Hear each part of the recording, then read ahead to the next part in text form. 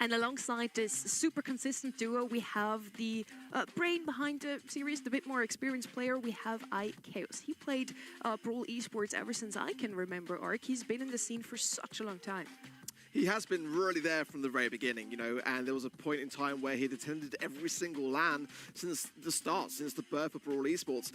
It hasn't necessarily been roses, I will say, though, going over the past few years. It does seem like he's rotating a lot of talent amongst the roster, and, you know, what the deeper meaning is behind that, I'm not too sure myself, but it just has been noted that those rosters do change on a yearly basis. And with a player this experience, we of course wanted to sit down once more again, hearing him and listening to what he has to say about this month, last month, what's going to happen with this roster this year. Your opening matches against Na'Vi, Drage and you go a long ways back in the BSC, whether as teammates or as ex-teammates as well in Rivals. Are there any additional emotions you feel when playing this squad? Yeah, I'm hyped to face them. We already play against them. In qualifiers, we beat them. So I hope the score go in the same way. On the other side, we have a roster that has already made a roster change after just 1 month of competition, and they're all the talk at the moment. It's a huge controversy. Ark, you explained it a little bit earlier already. What else do you have to say about this whole Drage-Lena duo? Just for me, like, I just don't see it as being the biggest of deals. I just feel like we've seen roster movements, we've seen players take it well, players take it badly. I think last year Drage was basically silent when he departed from Team Heretics, and it's kind of like everyone's entitled to their own reaction. I think for me, the core of that whole kind of controversy was more the way that Lena was finding out that situation. You'd prefer to hear it from your teammates direct. But obviously, for Na'Vi, they felt like they needed a change. Enraged was that answer. And the qualifiers looked really good. I mean, they took for esports to the 5th and final set. So I'm looking to see more of that kind of like qualifiers caliber leading into this monthly final. This isn't the first time Enraged has been, you know, joining a roster mid-season. Last year, for example, he ended up joining a squad that ended up doing super well in the World Finals, even getting a win over a tenured player like Shitampo. That's a pretty big deal. So I believe that he can fit really well. For me, when it comes down to this match, it's the first month. The amount of time that they've had to build up as a unit, not necessarily as much as some of these other squads who had an entire offseason to do so. So I still think Team Heretics are favored. Obviously, they're the upper bracket team as well, so I side with that. And on top of that, they did beat Na'Vi 3-0. They smoked them in the qualifiers last month. That was obviously with a different squad. Enraged gets a chance. They played really well in this month's qualifiers, but nonetheless, I think the safer choice, if you will, is going to be Team Heretics. And with picking up Enraged, they also pick apart Novo, who also has to now bring in a new player, Meow. We're going to see them later today. Let's see how well they are already adapted to the new situation. These are the global brawler bans for this series. For anybody who just joined in now, these 4 brawlers will be banned out for the next 5 sets if we go all the way. Chloe, Leon, Bull, and Mortis. And those 4 are a couple of those brawlers that we have seen banned out yesterday so many times. I'm not really too surprised to see them here once more. To be honest, though, like seeing Drage play ball in the qualifiers, I mean, it was really, really abysmal. So I'm glad that. So I'm really glad that Na'Vi. He's been practicing. He's been practicing on ladder with us, and it hasn't been much better. But regardless, I think that Bull is very much warranted as a global ban. I think it's one of the most dangerous brawlers in the game currently, and you just cannot afford to take that risk. We've also seen the maps. Double Swoosh is gonna kick things off here for the series. Pin Punt after that, out in the open business, and Layer Cake with the same maps for all of the quarterfinals. So the teams can also all scrim against each other. That's just super nice to have. But of course, we changed the order a little bit. So now Layer Cake is gonna wander all the way to the end. Double Swoosh, we already see this map with Jean and Stu in the mid. Why don't we see Janet, for example, as often anymore?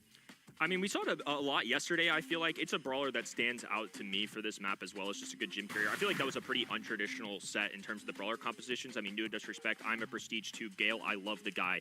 Even he was showing up there, and that was a bit unusual for me. So I would expect more a regression to the norm, I would say, and what we expect. One thing that stood out to me in the global bans, though, is Crow is somebody I fully expect in this map set to be banned. I believe he slipped through, so I don't expect him to get played. I just expect him to ban him every set now. So he'll still get banned, just slightly differently. I think some of these buffy brawlers now, Crow, BB, Bull, those are always banned out, or if not, picked up immediately. Let's see if that's going to continue in EMEA as well. One brawler that I always like to see on Double Swoosh, and I think we have him being banned out every single round so far, Sandy. Yeah, Sandy can have a great time on this map for sure, and I'm kind of curious to see how that draft will fare and whether it's kind of prioritized in the early stages. I think it's good, viable mid, so we'll see what it shows. Quarterfinal number 2, we are heading to Double Swoosh.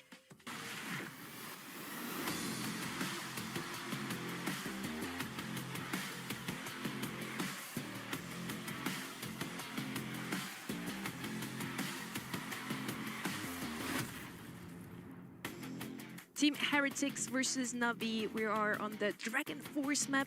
I don't believe we're going to see Drake on the map, though. Yeah, I wouldn't expect him either. The flyovers have been very sick this month. There's the Crow that I mentioned before. A double IMS ban as well. While she's not necessarily the tippy top like she was last month when her Buffy was introduced, since the nerfs, I would still say she's a borderline top 10-ish brawler, especially at the professional level. So expect to see her a lot either in the ban stage or the pick stage today.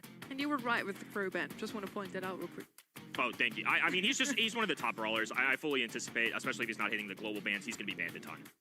Yeah, Sandy's still open here, so following from what Sandy said, first pick from Navi. Let's go. Love to see it. That's why we're here. Definitely high consideration towards a potential Tara here, actually, as well, for Team Heretics, as that's one that does tend to leave the ban stage quite open.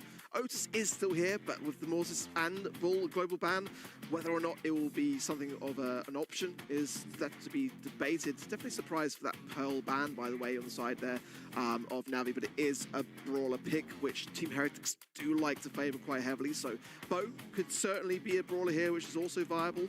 I wouldn't mind seeing it. Again, Otis is going to escape through, so it just allows a little bit more of that insurance policy. The fact Splatter, of course, can get some good value also on the gadget side.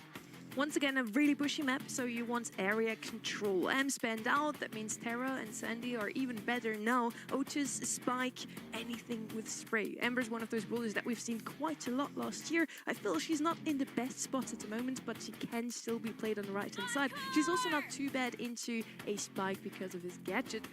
You can't really penetrate it with so many other brawlers. Janet is going to come in here in mid, a brawler that we have not seen last month whatsoever. We've seen her quite a lot yesterday, and she used to be, together with Sandy, the best gem carrier on the map previously, thanks to either just getting out of harm's way with one of her gadgets, the other gadget gives you more vision. She's just perfectly made for this map.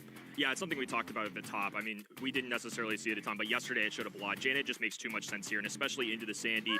Clearly, both of these teams are prioritizing vision. Now that we've seen this as well, Sandy makes a ton of sense as a first overall pick. With IMS out of the way in the ban stage and Pearl, when you see Pearl, traditionally it is going to be to outrange the Sandy. It's for that right side lane so you can gain the extra vision. Obviously, the burning shot can give you a little extra dose in the bushes as well. Max Sandy, long time synergy, no problem with this at all. I mean, Jean Max Sandy, possibly. I mean, Jean's kind of dropped off a little bit. Okay, Rosa Max Sandy was not on my bingo card.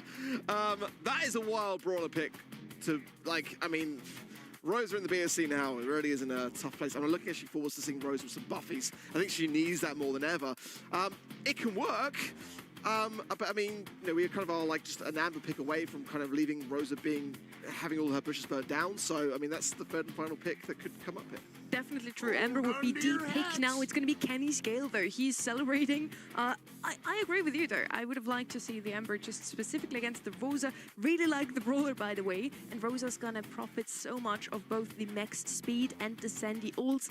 If they manage to cycle ults well on that red-hand side, they will do so well, and Rolls are just basically going to be in the opponent's spawn the whole time. Yeah, Gale is traditionally going to do well into Sandy just because of the outrange, and especially if they run the star power that allows you to slow down enemies, it can be solid into Rosa. Navi made some changes. Been a lot of drama in this region just in general with roster mania, even in rage switching sides. Simply must-watch television, folks. A long-time rivalry, iChaos versus Drage. Here we go, quarterfinals number 2. A lot of emotions, for sure. Two former teammates.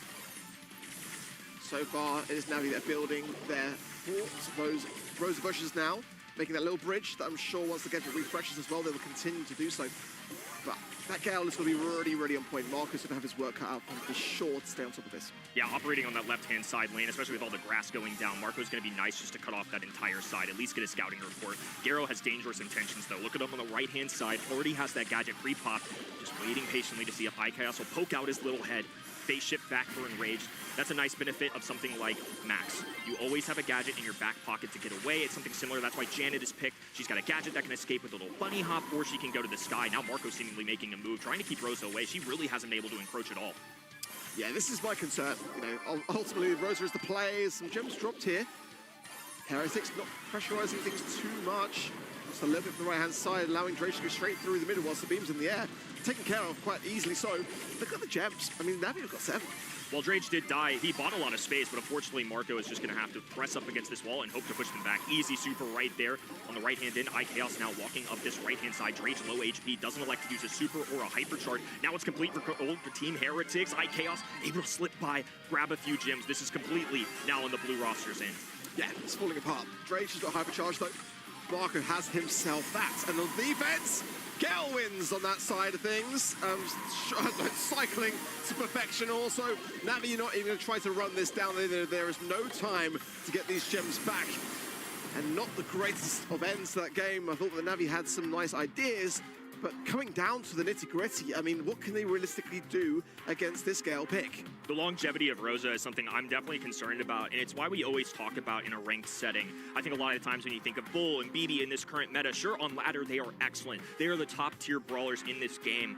But in a draft setting, you have time to react, especially if you don't pick it as a 6 overall selection. So I think getting this Gale pick at the very end works on multiple lanes, even if they try and mix it up here. Garo's not necessarily going to have an easy time into Marco, and sure, Drage occupied a lot of space, took a lot of time off the clock, but ultimately all it took was 1 kill, and Team Heretics had it in the bag.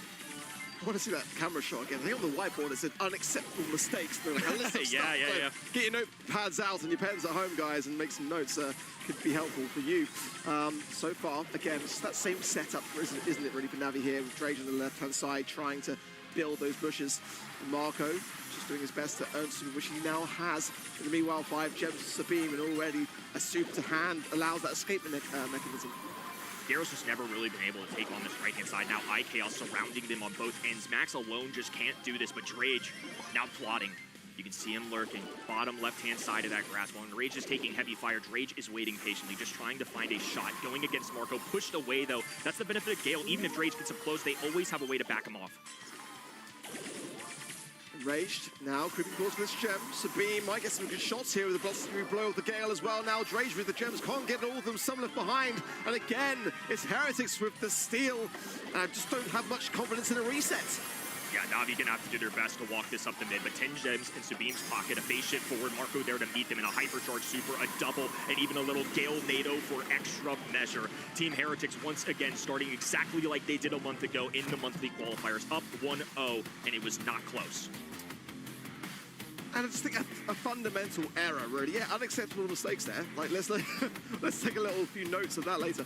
I think for me, Navi there, an unacceptable mistake is to draft Rosa prior to the third and final pick on their opposition side. I mean, obviously Team Heretics can see the big picture. They've got options. I mean, there was Amber, there was Gale, there was so many brawler picks and ideas, and maybe even Shelly, if it wasn't banned out, that they could have gone for there. I mean, Rosa is just not that brawler.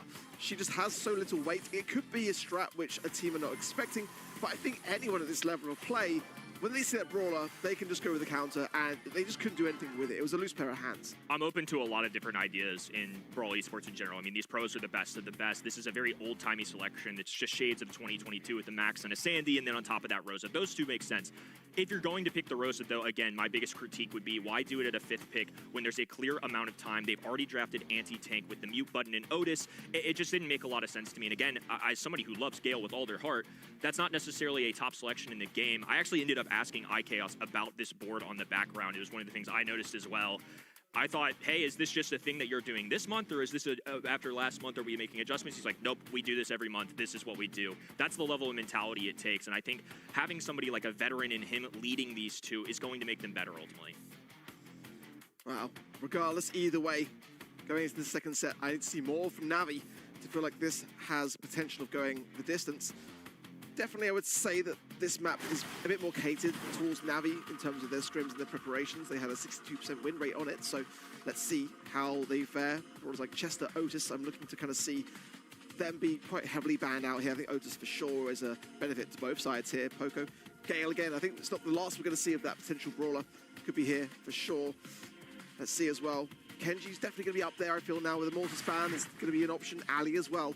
Those are the brawlers which, when Immortus is banned, as we're seeing already today, consecutive global bans of Mo, the Ali, the Ruffs banned out there on the side of Navi, the Ems, the Crow, and the Otis. Yeah, good Crow ban there as well from Team Heretics taking their chances. First pick of Chester. Nice. Yeah, in terms of the first overall pick, a lot of the times you'll see an anti-take come out just to prepare yourself. Right now, that feels to me on this map specifically, a lot of the times it is either Chester or Spike is another one I'll see. With Leon in the global bans, that would be another one I think teams would consider. And then you could clearly see, I mean, who has the first overall pick? Crowband on the left-hand side, Otis, who you mentioned before, M still a powerful brawler. This one's more of niche selections. Mo going to be a goal scorer going out of the way. Even though they have an anti-tank, it's still Team Heretics trusting in this BB, going ahead and locking it up, especially with Bull out of the way. These are typically your top two beefy options if you want to go at the other end. Yeah, and BB still could be paired nicely with the Poco as well as a final pick potentially here for Team Heretics. Now back over to Navi.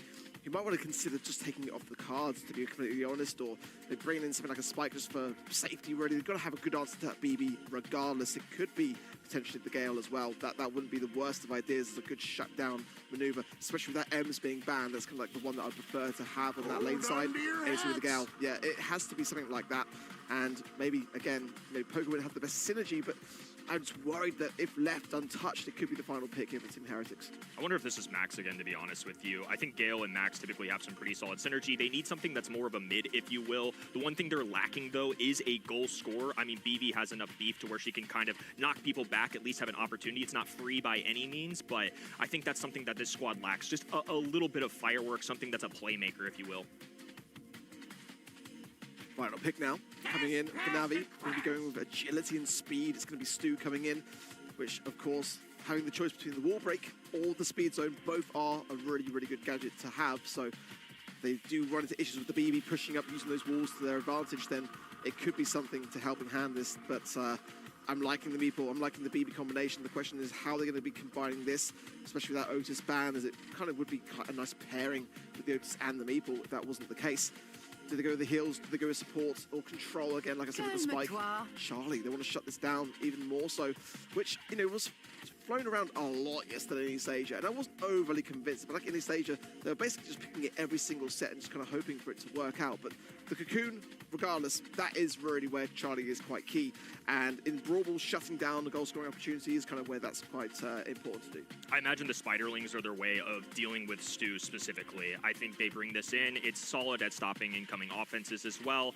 I think it's a fine pick, nothing wrong with it. Charlie in general, I think, is just a solid shout overall. Team Heretics starting out very well. A convincing set number one after what I would call a definite draft error coming out of Navi. This time round, an opportunity at redemption. Can Navi finally showcase what this enraged roster change can do? Okay, a little weak speed soak then for the Stu. So we're pushing the ball around to the right-hand side. Drage going to heal up here. Very low HP. Sabine taking that assertive role on the left-hand side, ensuring that no flank is left untouched by him. Spiderlings go out, which again will be something of a bit of a struggle for the Stu, but Gero can just keep this up. Boxed in now, though, and now Marco can surely go for big, heavy taps, but oh, yeah, he will seal it as well. Nice. Very good roster kill there. iKaos and Marco with a little tag team, while Sabine just hangs tight. Hasn't been able to move up this left-hand side lane. We're going to see something similarly. While BB is definitely a better brawler than Rosa, it can still be difficult. Drage can keep the distance, slow them down from the other end, and especially with that pushback, and just keep BB at an arm's length, which is very important when somebody has a baseball bat swinging at you. A nice hill there for the back of Trix from the Chester, keeping Enraged alive out of the Cocoon, but now down to 810 HP. One shot for Marco is all it takes. And now Gero and Drage on the defense is not going to be necessarily a good thing with the amount of damage going down, but a blustery blow from Drage will just about seal a defense. Insanely good stuff. Gale, one of the best goalkeepers in Brawl Stars, between the Twister and also the pushback. There is always an opportunity if you've got at least one of the utility in your pocket. Now occupation in the middle from Navi. Red roster just completely consuming this as iKaos is once again forced back on defense. Team Heretics, I think, had a real opportunity at scoring there, so the fact that they let one go, definitely a devastating blow. High charge from Marco now, and this is going to be potentially dangerous, but Gero is all over it. And the support of his teammates is there also. Enraged has got super. Is that a bomb? That's the question. Can they break some cover here? The ball to Drage. He's got super as well, but shut down, slowed. And the ball cleared up the line by Marco.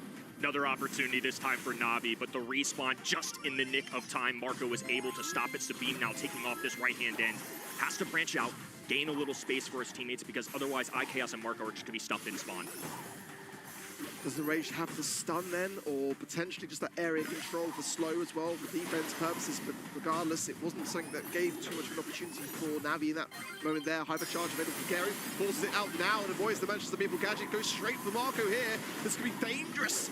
And Navi now with that right-hand side lane as well, clearing up Hypercharge Drage as well. This should be a goal realistically here. But Lava little juke there, the Cocoon with 8 seconds left of play. Navi should be able to get this game. Good as done. No supers available for Team Heretics, no super speed, none of the like. Just a nice knockdown there towards the end of game number 1. I talked about Gale on defense as a great goal scorer, or excuse me, as a great defender, but now on the goal scoring side as well, you can use the mechanic where you just push the enemies back. The only reason it didn't work that first time is because there was a respawn, invincible in that moment, but that was the right idea in general, especially with the hypercharge. Again, as somebody who plays Gale a lot, definitely not an S tier kind of brawler, but in a draft setting, clearly he's got some validity. We saw it in set number 1, and now we're seeing it sign even on Brawl Ball. And I kind of prefer the comp here, to be honest, to Team Heretics. I feel like it has a lot of weight, but it's just a map which they just didn't really kind of gel with in their scrims as well as Navi, who really thrived off the back of their results. So far, Navi giving some confidence, showing that they can really bring a fight to the table there, and a nice shutdown there of Enraged onto Sabine, who forced the hand with the BB. Blue looked like super was perfectly timed. Enraged was able to escape with a little HP. Garo trying to back away. Part of the influence, I'm sure, for this Stu pick is from a long-time counter into BB has been this Stu. Charges super so easily, can dash away, so Beam's gonna miss that baseball swing more time than not. Well, Marco just utilizing this moment of downtime here to try to land some shots. Recycling that gadget is going to be so crucial and important to be able to try to bring the ball forwards. There's a lot of pressure being applied here from Navi, opening up some space. It's a hypercharge from Marco there, going straight forwards. Ball push through from Chaos.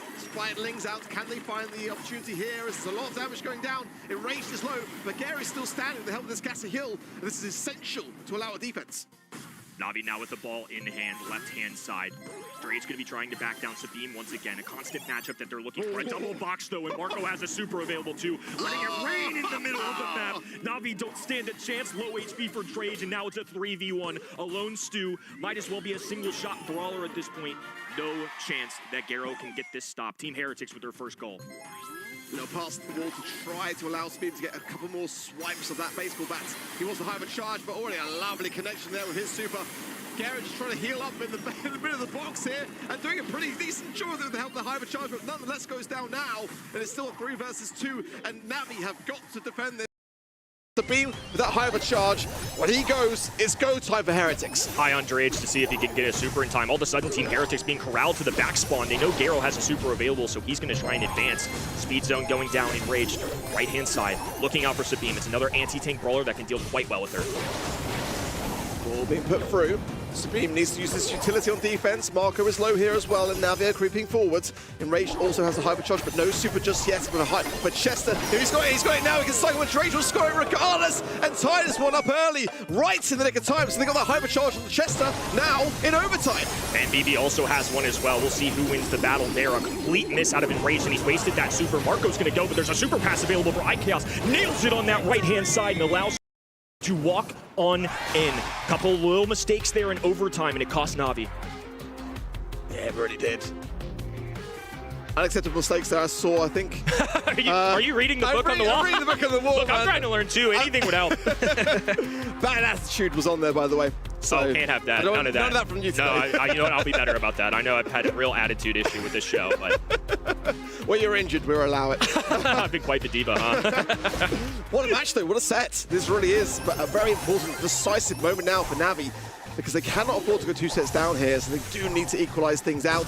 They've got a real prospect with this comp to do so. They just dropped the ball a little bit too much in that last instance. Now as Garo pushing his right-hand side. Sabine now low, running the damage gear as well, so a little heal from Enraged to bring this ball forwards would go a long way. Small change up from Navi as well. Chester kind of working alongside this Gale on the left-hand end against BB, while Garo encroaches on the right-hand side, in and out. That's Stu's main game. A passive-aggressive playstyle, drop the speed zone for a little bit of extra coverage, dips down, cocooned, and surrounded by the mansions of Meeple. Thankfully for them, Marco doesn't have a super, otherwise Garo would have been a goner. Yeah, Gary's had a rough game, hasn't he, really? He's always within that Manchester People box. Marco low, though. Gary survives with the gassing kill as well. Will stay in position and just feed off the back of Sabine, who's popping a vitamin pill himself now, so he'll be getting to a healthy amount of 10,000 HP plus with the help of that shield gear. Now his teammates back in the mix. Speed zone going down for Navi. They're pushing this forward slowly, as quickly as that. Heretics just dismantle it. Drage shimmies around the mansions of Meeple. Super goes down for Marco just to put some pressure on the enemy teams. It's not going to lead to much. It backs them down a little bit, but they're still maintaining in the midfield. Scarrow once again repositioned, left-hand side. Marco will get a couple chip shots in there, but that's a bit out of the super, so now they're going to substitute BB in on this left-hand did. Chaos trying to throw down as many Spiderlings as possible, even popping a hypercharge. Must have a super on the way. There it is. Garrow once again being captured. Nice timed Enrage super out of the hat. He pulls the poison. Marco hypercharge can walk through this wall. Enrage tried to grab the ball, but still went down. Excellent team play out of Team Heretics to knock one in. Na'Vi are running out of time, and they desperately need this set. Otherwise, they're down 0-2. This is a really dangerous moment now that Na'Vi have got to capitalize on and turn things around. 30 seconds now on the clock. Marco boxing Gary yet again. Puts down the speed zone, but again, in that box, Marco can really spend some time to target it. 20 seconds. Na'Vi have got to find some utility here. There's a hypercharge cycle potential here for Enrage now. Can Chaos be able to survive in this position? No! Ball goes in. There's still 10 seconds left, but that was so crucial for Na'Vi to get right. Clutch gameplay out of Na'Vi, and the walls will once again come down. This is where Na'Vi had issues in the previous game. A Mansions of Meeple, no contact. Rage is able to get by. Lots of supers available as Enrage puts one there. Ball suddenly on the bottom of the screen. Not even going to pretend like I understand how that happened, but somehow it's still in Team Heretics' pocket. Can Na'Vi bring something here with a bit of an opening door? It's going to be Gary with the hypercharge trying to bring things round. Bit of a super of desperation here from Marco, just to have that additional damage to these shots. Spiderlings out from Heretics, a hypercharge from Chaos does get the shot that gives them the super off the back of it and connects it. Oh, just short! Sabine now pushing forwards. He's got additional speed. He's got the heals going forwards as well. Dangerous times for Na'Vi. Can they defend this? It's missed by Marco. That should have been in. Off the crossbar, and Na'Vi will survive the onslaught. Enraged now up the middle of the map. Chaos forced all the way back. Perfectly timed respawns, and with 15 on the clock, Team Heretics on the back heels. Ball still off your screen. Speed zone coming in as Gale will grab the ball. Spiderlings going down a hypercharge. Ultimately leading to nothing, but they trap him in just the nick of time. Super shot available for Garrow. He's got one shot. Bang! Nails it down the left hand in. Na'Vi with the ice. Capitalizing down on that mistake was crucial, but to ensure the set win against that much pressure was really quite admirable for Na'Vi. Now we are all tied up. Now they stand a real chance. I remember before the show looking forwards at the actual map ball for things, and Na'Vi are looking really good in some of these maps still to come. So to balance and even out the playing field now, I mean, looking ahead to the next map, open it out in the open, they've got a 75% win rate. So now with that confidence to be able to do something with this could be a closer bet. Much more competitive second set. In the draft, I think, gave them a more fighting chance than what we saw in set number one. This is what I expect out of Na'Vi. I still pick Team Heretics, but by no means do I think they're heavy favorites. We just have yet to see how Enraged kind of meshes into this roster. He's obviously a talented player. He was obviously coveted by multiple teams, being with Nova before this, coming in later in the season last time. Just a lot of drama going down. It's made this match just that much better. It would feel wrong if this was anything less than several sets down the line. I mean, that was so close. There was one shot away from Gero not being able to even attempt to score that shot. So I really feel like it was just very close. I want to see back actually that shot as well from Marco, just to kind of see with a clean pair of eyes whether there was you know, a different place that ball could have potentially gone. But regardless, I mean, a really healthy amount of points above his name for the DPS and the takedown. So I think he had a good game regardless, but it's these little microcosms of mistakes that can prove costly. I will say the good news, unless I read it wrong, on the left-hand side of that whiteboard, what is the very top thing said? Acceptable mistakes, missed shots. We're fine. We're fine. We're fine.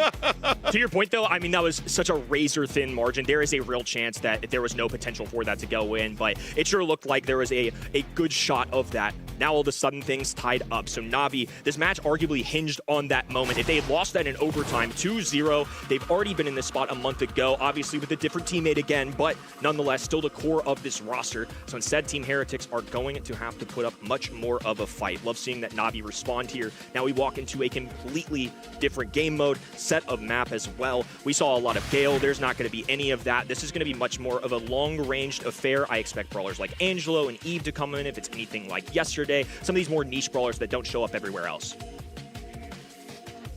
Well, since the patch, since the update, Na'Vi scripted this match 29 times and won it 22 of them.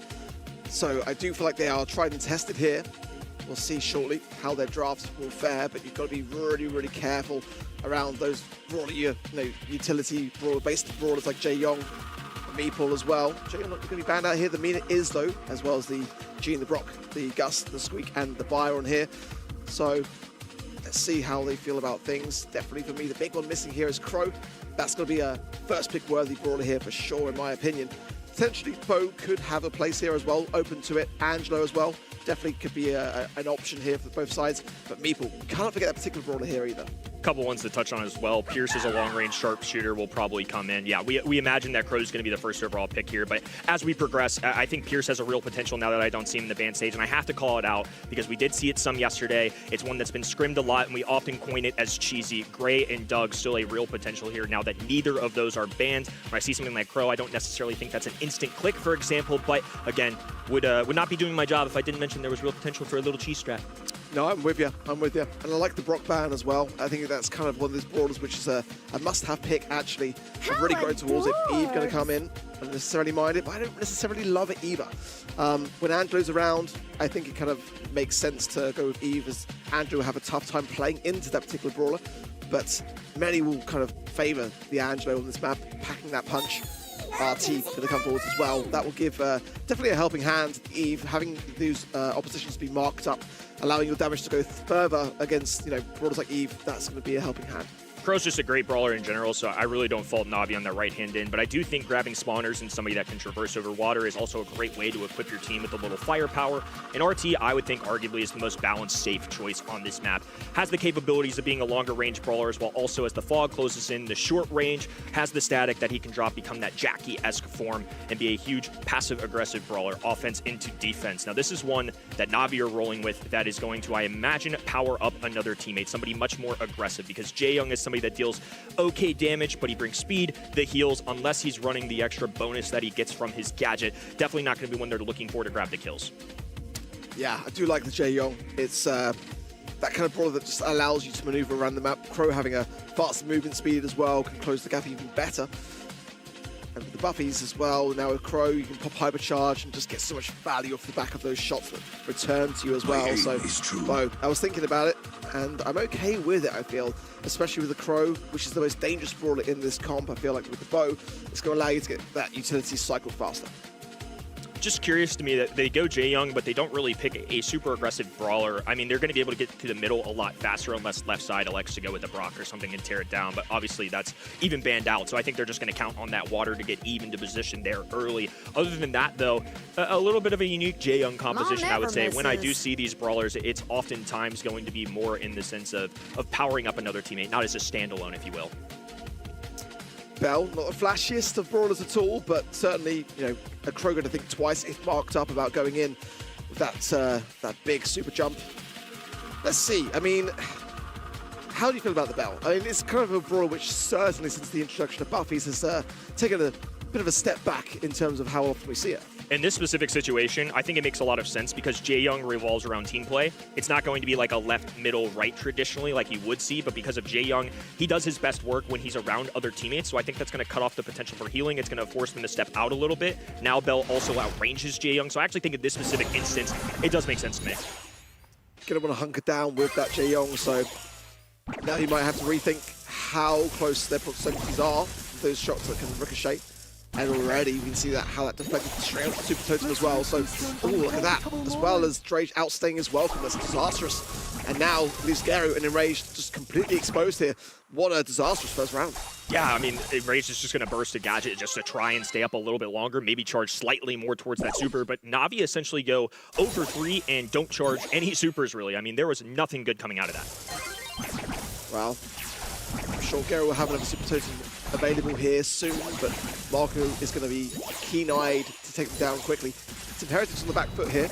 Obviously, Chaos can go over that left-hand side bridge. The helping hand of the quantum jump, which Eve comes with. Oh, Gary's marked up here as well and couldn't deflect it in time. Chaos just revolving around a little pond on that left-hand side. A little extra speed will get Garo into position. They have to watch out for these mines. We'll add a little extra vision. Garo, of course, will be triggering all of those due to Sabine stepping on them. The long range, Sabine already having that super too. The longer this drags out, I still think Team Heretics have a way to combat the enemy team. Oh, that's close from there from Sabine. Just about survived it on. He would have been stunned, surely. And again, Garo has to place down these totems, but it's really just deflected against the shots that he's marked up now. Oh, that heal just came in clutch. He was so low, and Drake now popping the speed, but it's really a dangerous time for Navi here. Yeah, it's full like cards. I mean, there's nothing they can do here as Heretics wrap this up quick. Yeah, just another one where I questioned the draft a little bit. I mean, the Jae shocked me in the sense that I didn't feel like it was going to synergize super well with this team. I think, once again, this is similar to me in the set number 1, where Team Heretics have the 6th pick. They can respond to this. It's not necessarily a cheeky or a bad brawler coming in from Navi's side. It's just one that I don't believe in as much as I used to. I mean, it still shows up a lot in Bounty and Knockout at a professional meta, but I just think into these individual matchups on paper, you know, 1v1 versus Bell, 1v1 versus RT, I really like Team Heretics odds in all of those. Yeah, I feel like Navi just are not making this comp work for themselves at all. Maybe they just weren't anticipating how Heretics were going to play into things, but there just doesn't seem to be much to say for it, really. There's not really many opportunities. Heretics are quite happy to sit back. They don't feel pressured by it. They're just waiting for the gasman, just making their moves to come forwards. Marco once again, long-range sharpshooter, operating on that right-hand side, Sabine taking the bid, and IKS, of course, uniquely can travel over that water. Nice little dodge there, could have been rather dangerous as well. Enraged, I think, the one thing I will say is Crow's a great brawler, but in this situation, he's more mid-range, the rest of them are long-range. He's going to have to work really hard and get in position if he wants a chance at charging that super. But now, Heretics are on the back foot. A reverse polarity from Marco again connects with Enraged. Really nice shot. An unusual angle. He capitalized down on 2 consecutive onto the bow, but a missed mark as well. So now a chance for Navi if they can just re-heal up, and with the help of Jae, we've got to expect that from Drake. Now coming in, popping the shield as well for Enraged. There's a takedown there of Sabine. The best chance that Navi have had so far, and they get around for their troubles. A squishier composition, but once they were in position, they could do much better work. Drage once again speeding up his allies. They're going to be able to rush to the middle of the map and make sure that Team Heretics can't take control. Distribute those bow mines early, so once again they're going to gain some visibility towards the spawn side entrance for Sabine. IKS, of course, clear as day when he travels over that water. This is perfect once again from Navi. I think making great adjustments. They're getting enraged in position early. Team Heretics have to fall back. The one thing I will say is these spawners can be a little pesky. They're going to have to waste some ammo on this for sure. Good jukes from Gary for the most part to push forwards, but then took a few there from Sabine and Marco. And Marco's got a hypercharge. Now, couldn't find the reverse polarity connection, but now will surely land this mark with the helping hand of that hypercharge. No doubt about it. Enraged has got his hypercharge as well. But look, keep an eye on Marco at the bottom right-hand side. He's got to land this. Marco has a way to defend himself as well. They have the marker. There goes another reverse polarity. The cheeky angle doesn't quite connect there, but Hypercharge will go down. Perfect contact on the bow, who has to fall back. Rage activating Hypercharge. Knows he has to take a stand right here, right now. Totem out. Trying to charge those supers a little bit easier, as Enraged has one in his back pocket as well. Can swoop in at a moment's notice. Nobody going down quite yet. A standstill as this fog closed in. Shots being rained in. Team Heretics falling low. Down goes the first. Navi, 3 members standing tall, but low HP. Drage doesn't have the heals up, but thankfully for them, they get the elimination. And the backup plan, of course, Crow diving in. Much better from Navi. Taking their time, ensuring to not feed over this utility to Team Heretics. That was the difference maker for me. It just felt like they were much playing more together. Like, they were moving as a unit.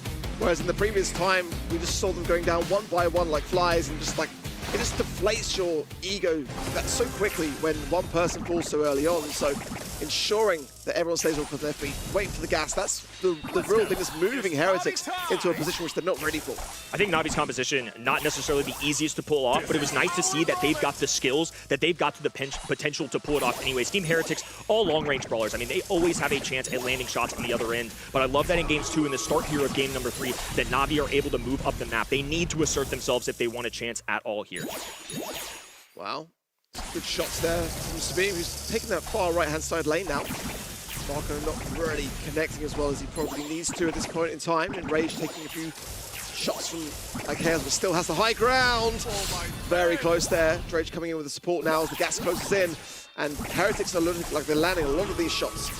Drage getting risky with it. Low HP has to rely on Drage here. Finally, Team Heretics have some possession, and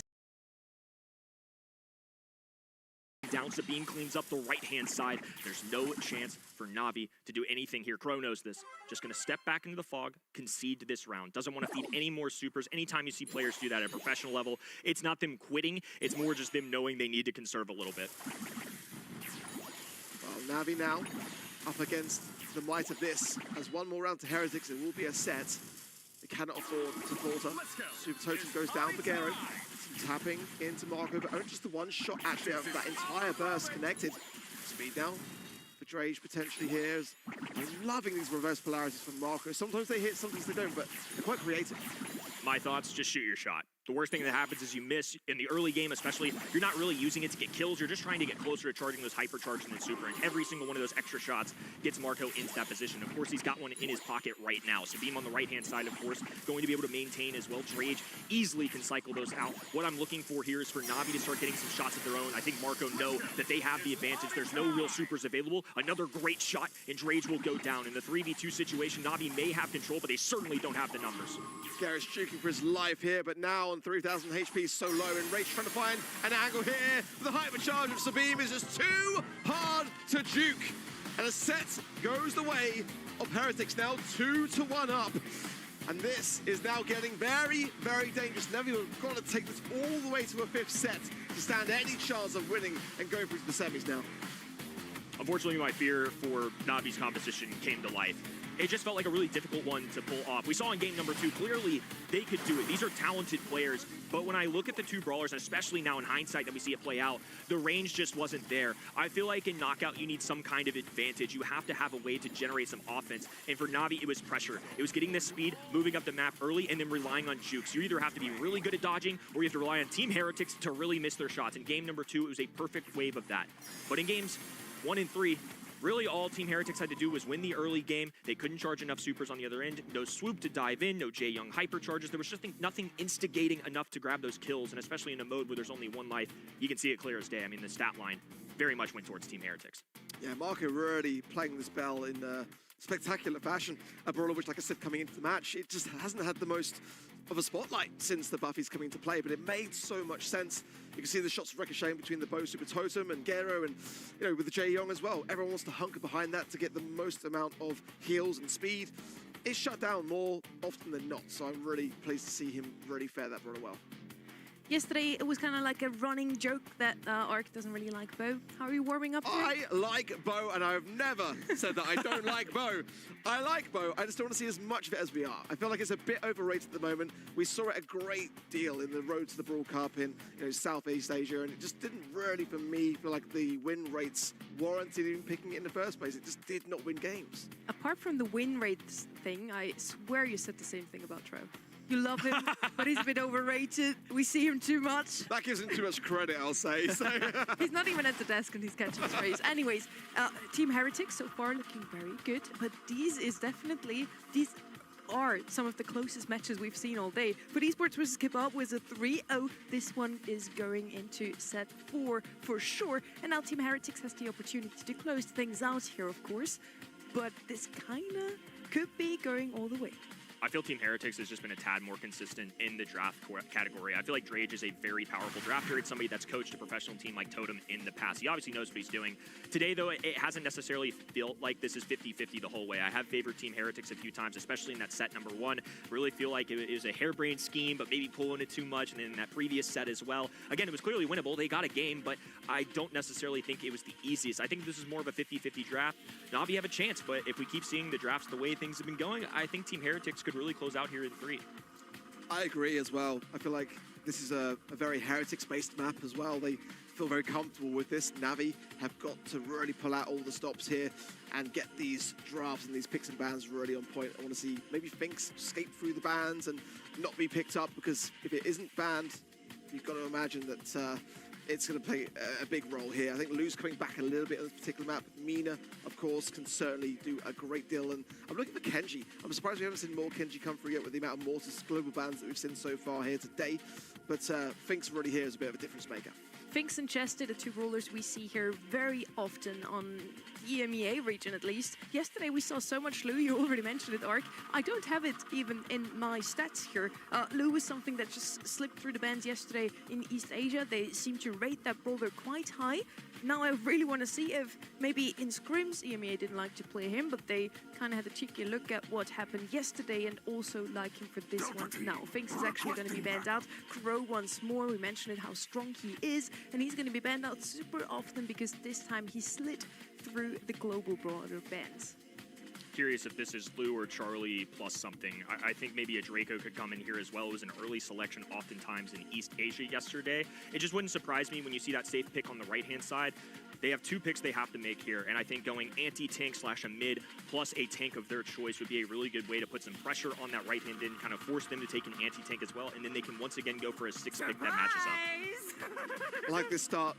Chester, Kenji potentially as well will be a nice pairing here, and it takes away the counter for sure. The Lu could be dangerous with the Ruffs, so it's about whether really Heretics are looking to use that hypercharge for themselves and feed over to Chester.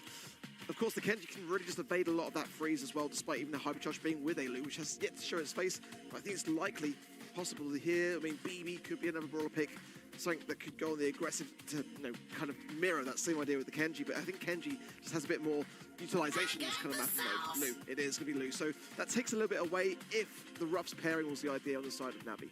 Again, Lu was barely picked in scrims in EMEA, but yesterday had some great showings on Hot Zone. And if you ever see this guy, it's only ever going to be on Hot Zone. With the ice rink, he's just going to take pressure away from the opponents immediately, gives yourself some time to set up again and get some valuable percentages in mid. So with Lu, they have some range on their side as well. On the right-hand side, we already have that support brawler in Ruffs, some range. They could go aggro now. I would still see a BB, even though into the Lu it might be a little bit too aggressive. Stu is kind of that mid option, kind of aggressive, can do a lot in the backlines, going into the opponent's spawn, but can also just hold control for your own side. Now next to the BB, Pierce could be another one that brings in some more range even for that right-hand side. And with the Stu, they can break open the map with the Ruffs as well if they choose the right star power. So maybe long range is the answer here, Kenny. They could triple down on that. The one thing that Navi does possess completely is going to be wall break potential, because now they've got the Colonel Ruffs and the Stu, so they can either wipe away wall control entirely, or they can double down on it. Gale coming in once again, and I'm a little surprised to see him this early, just because the left-hand end hasn't selected any form of tank. I feel like it's a game of chicken with both of these sides. You mentioned it, but Stu is kind of an in-between. He is an assassin, but he's not necessarily beefy. He's just going to be skating around trying to dodge all the ice ring shots, the freezes out of Lu, and then to somebody like Chester, I feel like that's a pretty neutral matchup. They kind of have to have something in the pocket in the way the coin toss has gone. Heretics now really should deviate away from tanks and kind of like take away what the Gale can obtain off the back of things. Mina, agility is going to be struggling. The Gale now would not necessarily be as strong.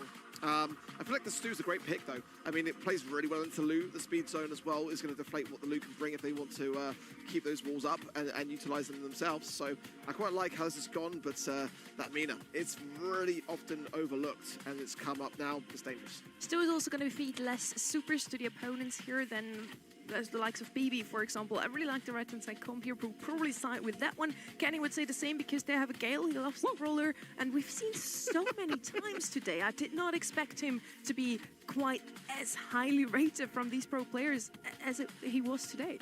Gale's one of my sleeper picks for EMEA specifically. We might see it some more in the future weekend, but this has definitely exceeded my expectations. It's nice to feel assurance that my favorite brawler is not completely buns. It's nice to see him at the top of the tier list here, but battling against Lu, a battle of ice and fire for sure on this map, as Mina's going to be charging her way up this left-hand side. The windmill, while it has been nerfed several times, still a very powerful asset. Garo is somebody that's going to have to just wait until that completely goes down. This is an early pickup, I would say, for Enraged, who's going for that wall break instantly, tearing things down. I think it's exactly what they want, especially when you're dealing with a Mina, and it just opens up more space for Stu. Marco goes down there despite the heal. Garo playing again on this Stu is a dangerous prospect. He's very accomplished with these brawlers, and they are running the speed zone as well on the side of Navi. So these loose shots can be harder to hit for sure. Rage there in the middle, souped up by the helping hand of that rough supply drop. Speaking of which, Range will fall on that right-hand side to Sabine. As now, oh, that was a great value there from Drake to get Chaos taken care of. And Sabine is going to have to fight for his life here against 3 members of Navi to stay alive in the mid. The slowdown from Drake has been super helpful just in making sure that they can land those extra spots, especially in team play. When you have multiple persons looking at the same enemy, it's really easy to line things up. Speed zone once again being distributed by Garo. Windmill up for Sabine. Hanson, left-hand side, just trying to do their best to find a frag. Will take one up into the sky, but Garo, of course, can keep his distance. This is still Navi with complete control. The extra sandbags there for assistance. Just feels like there's a lot in Navi's pocket that they can use to deal with this. Yeah, staying present on the zone. All the heal from Marco comes through. Does manage to get it off in time and not go down like previously so. And now the Rage falling on the top right-hand side. Heretics can start to take a defending role in this mid. Garo, though, not taking things lying down, finds Sabine and tries to heal off behind the enemy lines here, tries to get some shots to be able to pinch him in Rage on that top right-hand side, but it's not enough. Now Heretics are creeping forward towards 75%. iChaos with some Drake jukes just to maintain control, and now they've even taken the lead here. Drake's trying to match in the middle as well. iChaos backed away, but Marco is lurking.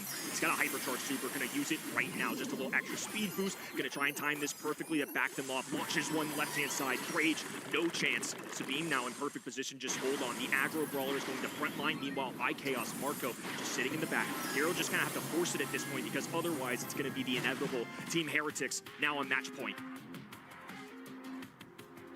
Navi played really well up until that point, but it just took one moment for Heretics to capitalize right towards the end. That cannot afford to happen again, or Navi will be failing to make the semi-finals yet again this month. I feel like this comp can work. I feel like there's definitely prospects on both sides of the coin here. But Navi definitely are going to be feeling this pressure now, as a bold roster movement might be leading to the same result. Team Heretics did a great job of just maintaining pressure. And I don't think this is the easiest game for Sabine, at least into Stu. I think Navi have their choice of matchup. This is the one they want. Once again, that windmill gadget will go down, so a protective shield going around Sabine, but it quickly goes away. Speed zone for Garo. Now he wants to get aggressive, trying to lurk and get a kill onto Sabine. This would be a nice advantage. It's allowing for Rage. Just kind of pinky toe his way in there. These sandbags keep going down, Rage rotating in. I think great heads-up plays out of Navi to just focus on the objective more than the kills. Marco playing with fire there, 92 HP. Sabine as well, only just above 1,500 here. The Heretics not bold enough to get into the zone. Look at this, falling like cars now. This is Chaos alone. And Navi dominate this mid, approaching now 40%. This is looking far, far better. This is the best we've seen out of Navi in this set for sure, but one of the better moments, I would say, of the day. Now they need to take advantage. Their tournament lives are on the line. They're facing a longtime rival. You heard it in the interview. iChaos wanted this matchup. He was hyped up. It would be quite the blunder if they couldn't get this match point taken care of and win it in this set. He's zoned down for Garo. Marco on 140 HP there, and Garo still staying patient because he knows that his team are creeping further forwards. Now with the ice stones depleting, it might be time for Navi to get back onto the mid. A nice blustery blow. Marco will fall. The windmills protecting Speed, but only Justin. He will fall now as well. All three members of Navi on the zone. Only 12% of objective power to Heretics. It's all falling apart. After a grudge match in game number 1, Navi in this game 2 have been unfazed, nearly perfect, flawless to get through this blue roster in Team Heretics, and once again, they will be forced to another match point. We talked about it before, but this one just feels right to go to a set 5. It's very personal. There's been a lot of drama revolving around this. A roster change coming into this month. Lana dropped, forced out of the roster. And just 1 year ago, Drage in the exact same position. Now he's trying to lead a new roster against a previous teammate, a long-time rival. Boy, it would be something if he could surge a comeback. I was looking through the matches and the maps on this matchup prior to things. It felt like it absolutely could go to a fit. This is essentially one of those maps and modes where both sides are 50-50, so it's really going to be a testament to both as to how they handle things. One thing's for sure, Heretics win this game, they are through the semis. If Navi can win this game, it goes to the 5th. So far, Heretics with a better start, but all crumbling down now, and Navi making up for lost time. One of the focuses on the early start is how quickly do Team Heretics feed Enrage. Not only did Enrage get a kill, instantly got a wall break on that top right-hand side. Now I think it's a full advantage. They're even mixing things up. Enrage just tapping, though. Lasers down that right-hand side, and the aggro brawler in EMEA doesn't stand a chance. Now they've already got a hypercharged super down as well. Enrage can either feed himself again or feed this off to Drage. Now they've got a full defensive mechanism that they can work with. Anytime Gale activates super, it's basically a free pushback on, and they can retake control. I feel like Navi are feeling very comfortable with this draft, and it is working so well so far. Garo trying to land these attempts on Sabine, doing pretty well, but somehow Sabine comes out on top. He's going to sit on that top left-hand side, but look at the objective. Navi now approaching 75%, looking so strong. Heretics have got to retake this. There's the pushback, and now Navi complete possession of the mid. Low HP on that top left-hand side. Drage with an easy elimination. Another one falls as well. iChaos just forced to run for the hills, and he'll have to take a reset. This one, most assuredly, going to a set 5. It's been dramatic off the field, and now on the field, we get maximum distance. We're going all the way. iChaos versus Drage. Long-time rivalry pushes us. No lag. That was literally what we saw. Heretics standing still, deflated, but not yet defeated, it must be said. But going to a 5th set now, They can't be feeling on top. And now they've got so much wind in their sails. And I feel like they could go all the way now.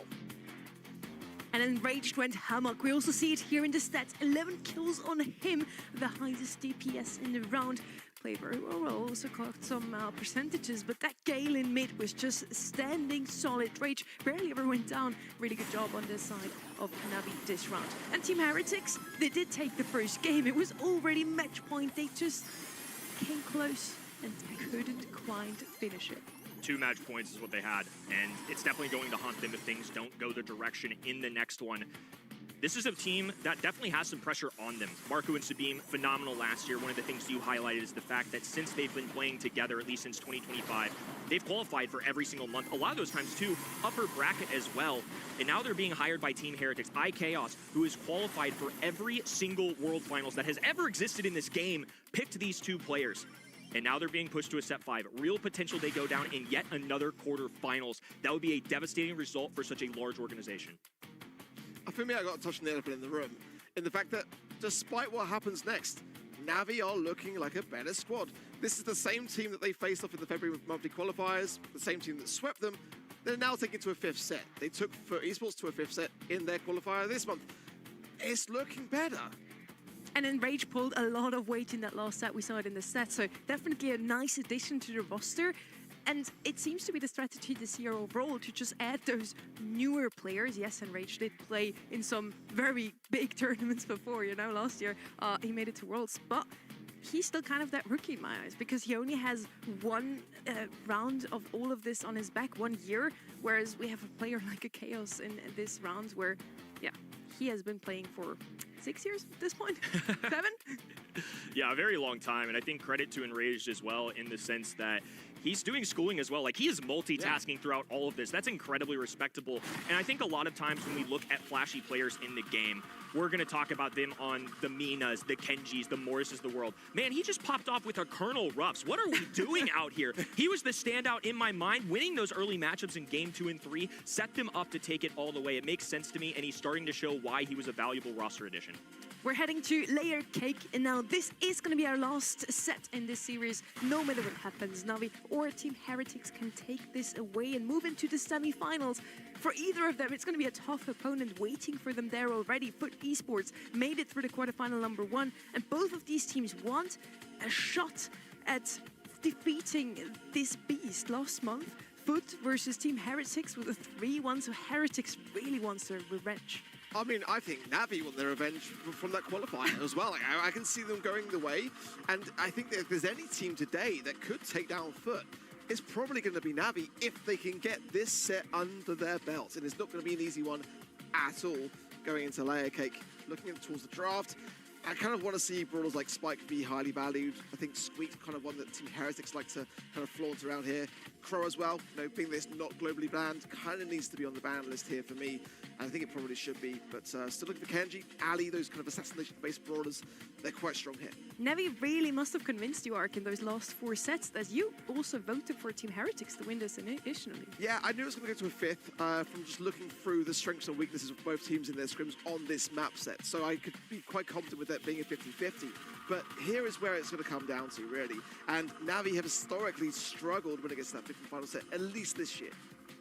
Well, we're going to see if they can finally close it out. Team Heretics already had a match point. Navi is now fighting for their own. We're in Layer Cake. I mentioned it before, Kenny. We don't see throwers as often. Ziggy is one of those that we do see quite often, but he's almost always banned out on a map like this one. This is one of my flares of EMEA, and we actually saw it come through on the ban stage a lot, so I think maybe part of the reason I didn't see it as much in practices as much is because it's hitting the ban stage so frequently. There it is right there. So double thrower being banned on that right-hand side. I wonder if they're going to take one of their own. They throw shade in this who can go through the walls, get through thrower. I wonder if this is a Juju on the onset. I think maybe this is what they want. Could well be, honestly. It's a fantastic product to make work here. You can also, of course, walk across the water as well. Definitely brawlers like Spike, still going to be an option here. Squeak, Crow band out, good to see, happy for it. Gene band as well, so Chester, going to be the first pick from Navi. It's a very safe brawler for sure. Kit could be a problem here as well, so I think that's a kind of good brawler to have in your back pocket for that eventuality. Chester is one of these brawlers that we haven't seen in quite some time. For anyone that's just tuned in this month, haven't last year or this last month in February, it's going to be a huge surprise. Jester is played so often this weekend because he deals out so much damage. He's a good brawler to pick up for area control. Brawlers like Otis often banned out, so Chester's just the next best brawler. And even though he doesn't have a Buffy, he's even preferred over a Shelly, for example, who basically does the same thing, dishes out a lot of damage up close. Spike, now picked up on the left-hand side, he does have a Buffy. He's the most big brawler on this map, so no surprises here. Jean would be the second. Banned out here. Crow comes next. Banned out. Ziggy banned out. We have Mortis in the global bans already. There's not that many options left, but they still want to go with some aggression here. BB technically open, but with Kaze, you're just a tad bit quicker to get the blue star. Curious to see if something like a Kenji comes in the stage as well. So 2-3 turn just went down for Spike and Kaze. I think that's good to grab your anti-tank, a little distance in there. I think it's a totally fine lane to something like Chester. And then you need something to have a little pressure onto the enemy team. They don't go for a hard tank. They go in the more assassin route. And I think Kaze just in general with having mechanics of invisibility with the gadget can stretch the medium range with the daggers. And there's the Kenji I was talking about. I think this is just going to be Navi's choice of trying to do the exact same thing. The Penny's one, though, that I didn't necessarily bank on. Yeah, I liked your shout there with the Juju, but I think that Kaze now maybe steering them slightly away.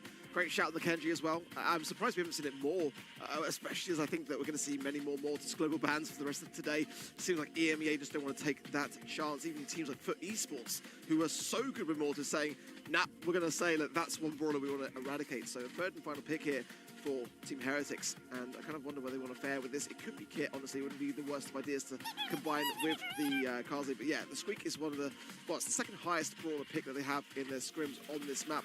It's got a pretty decent win rate for them as well at 63%. So I'm quite enjoying this Heretics comp, to be quite honest. They've got the aggression, they've got potential heals at the back of the Spike and control. They've also got further control with the Squeak. Kaze and Kenji are going to fight for the blue star at the beginning. Both of those rosters picked up one aggressive brawler, then two that just offer a lot of control. This is going to be super exciting bounty map simply because they have this aggressive pick. So Kenny, is it going to be Kaze or Kenji getting the blue star? Ooh, I think Kaze technically wins that one for Blue Star, but we'll find out here in just a moment. There's Marco swooping in, grabbing it just in the nick of time. Team Heretics just a month ago absolutely smoked Na'Vi, threw them down to the wayside lower bracket, and so much so that Na'Vi had to make a change.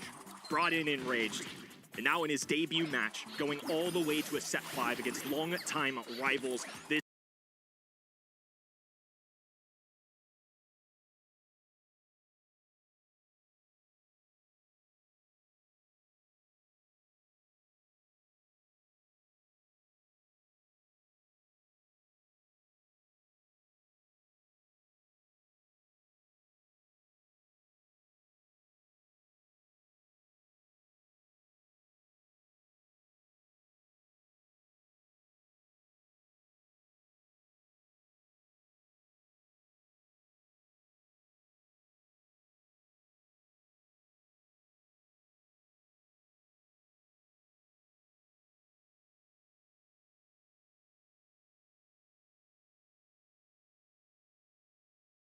oftentimes you're going to see that just be a giant meat shield for the team.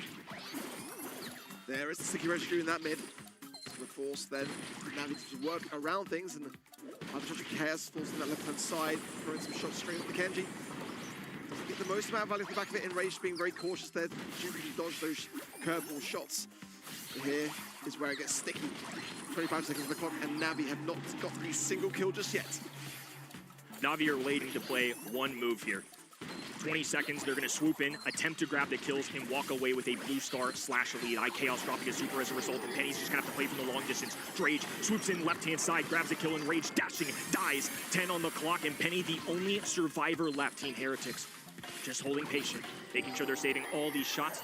A couple extra supers for insurance, but Na'Vi nowhere within striking distance. This is now match point number 3 for Team Heretics. This is it for Na'Vi. No more second chances. They have to be perfect the rest of the way. Yeah, tough spot here because Heretics just kind of sat back. They were just sitting behind the walls. They got the blue star. The move has to be made by Na'Vi, and it just took so long to really kind of brew up to it.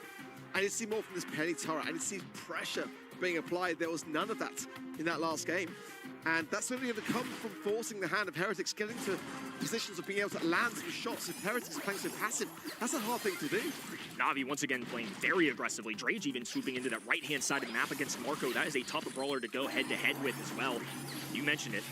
Penny turret needed, especially if they're going to try and take control of the middle of the map. It would be awesome if they could get behind these indestructibles and get those walls down. Now Garo under heavy fire has to retreat early on. Na'Vi not able to get any tags, no real supercharge. It's just Team Heretics with a couple now sitting with them, and they still are comfortable in their back spawn. It's something they did all of that first game. Yeah, good aggression of Heretics. Scary's landing some shots. Probably maybe 1 or 2 shots away from gaining a turret as well here. One more would seal it, so really cautious here for Heretics. Look at Gary, really looking for it here, but now stuck, slowed, and goes down. And Rage now has to make up for lost ground, takes 1 shot, 46 HP, has a super just in the nick of time as well, but goes down. It's a trade, but still 2 stars, and most importantly, Marco hasn't had to move a muscle. He's not been forced out of the positioning. He's the one with the blue star. Still no sign of this Penny Mortar. Gary needs to find this shot, finally gets it. That was the one that's been lingering for so long as Heretics been cautious. I don't think there's any time for a hypercharge. Realistically, he has got to go with it now, sure. But Enraged really struggling to close the gap with this Kenji pick. Interesting positioning for that as well, because it's an easy super toss from iChaos to go ahead and get that on there. Penny Barrel going down is a little extra protection. Curious to see what Drage's super is. I'm sure he's going to harbor that for a while. Oh, lovely snipe. But then a return of fire as Heretics now still in the lead with 2 stars. An aggressive turret there from Garo, but it is being targeted. The hypercharge down, Chaos should seal it. 10 seconds on the clock. Drage with a super in his pocket, needs to use it now, has to get aggressive, has done a lot of talking, made a roster change, and Enraged needs to make a big moment happen. It's a trade, 1 star being the separator, Enraged dashing in, out, but a swap as well. Team Heretics take care of business and will once again end Navi's tournament early. Disaster for Navi, who took it to the 5th, but composure for Team Heretics, who got it done. They are in the semi-finals today. It's going to be a tough match for them still to follow.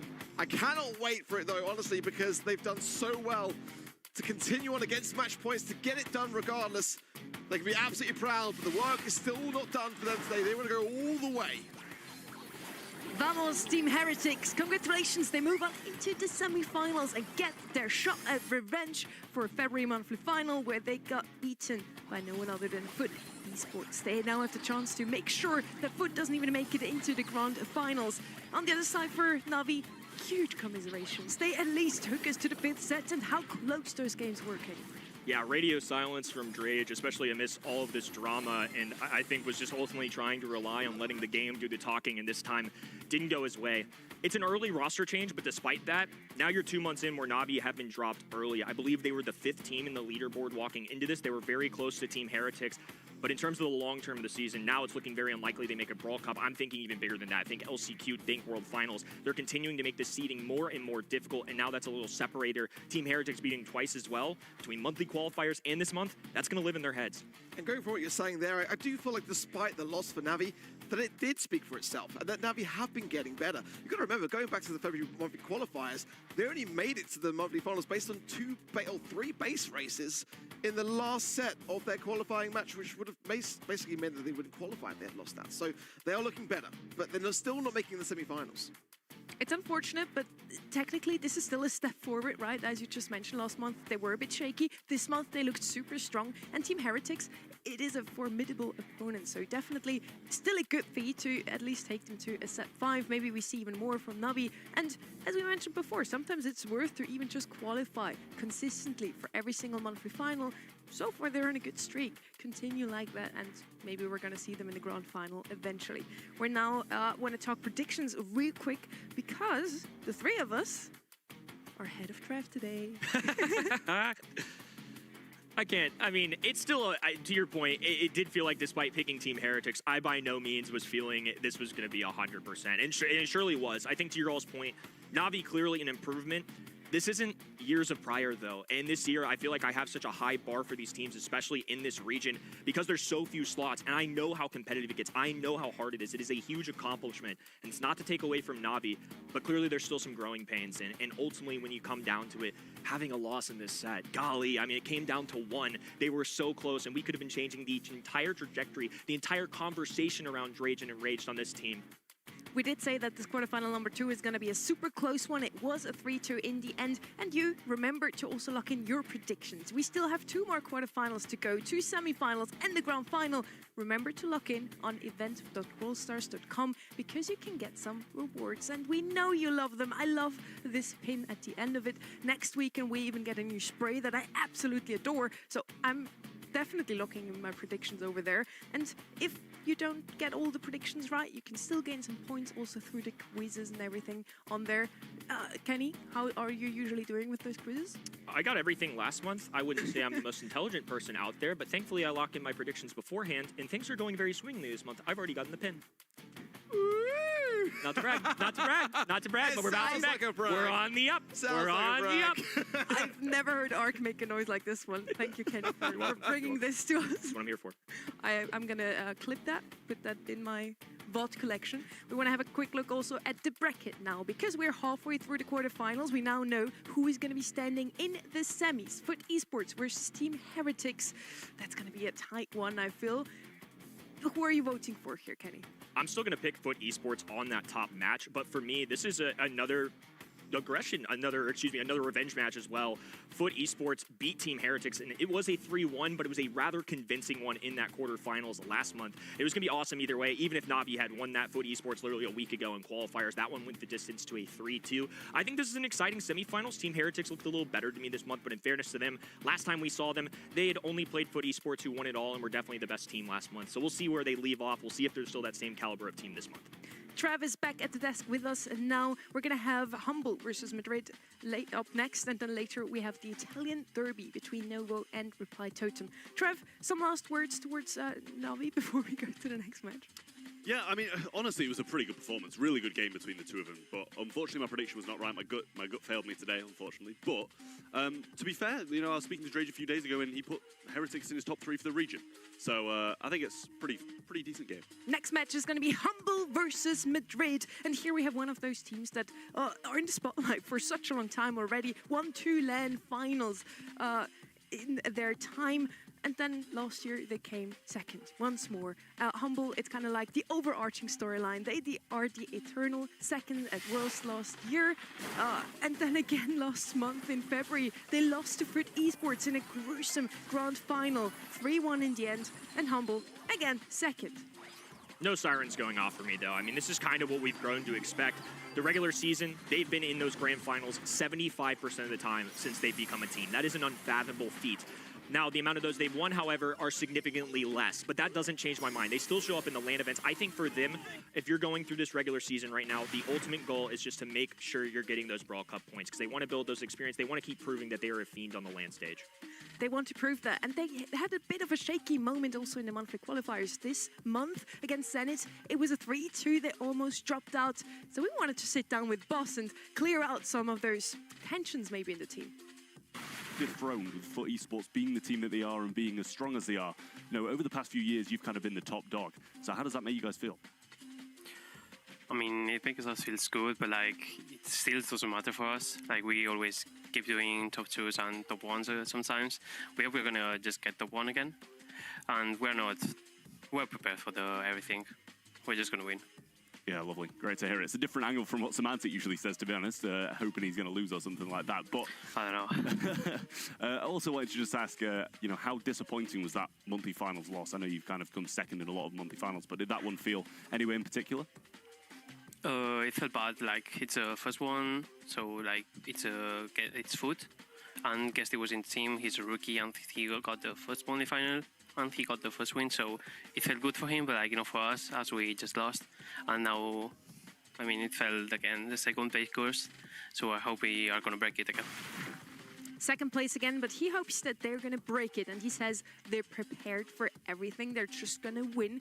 First step of that way, they need to beat Madrid, a roster that is fairly new still. We haven't seen a lot of them except from Rob in that roster. He plays alongside Yoko and Jus d'Orange, I assume. We just called him Joss for you two. Joss? How do you want to call him in English, you two? I'm going to go with Just, to be honest. I was going to say that was my gut, but when I heard you say it, it just definitely sounded way more right. Languages for English speakers aren't the best subject, to be honest with you. So we'll just sway away from that.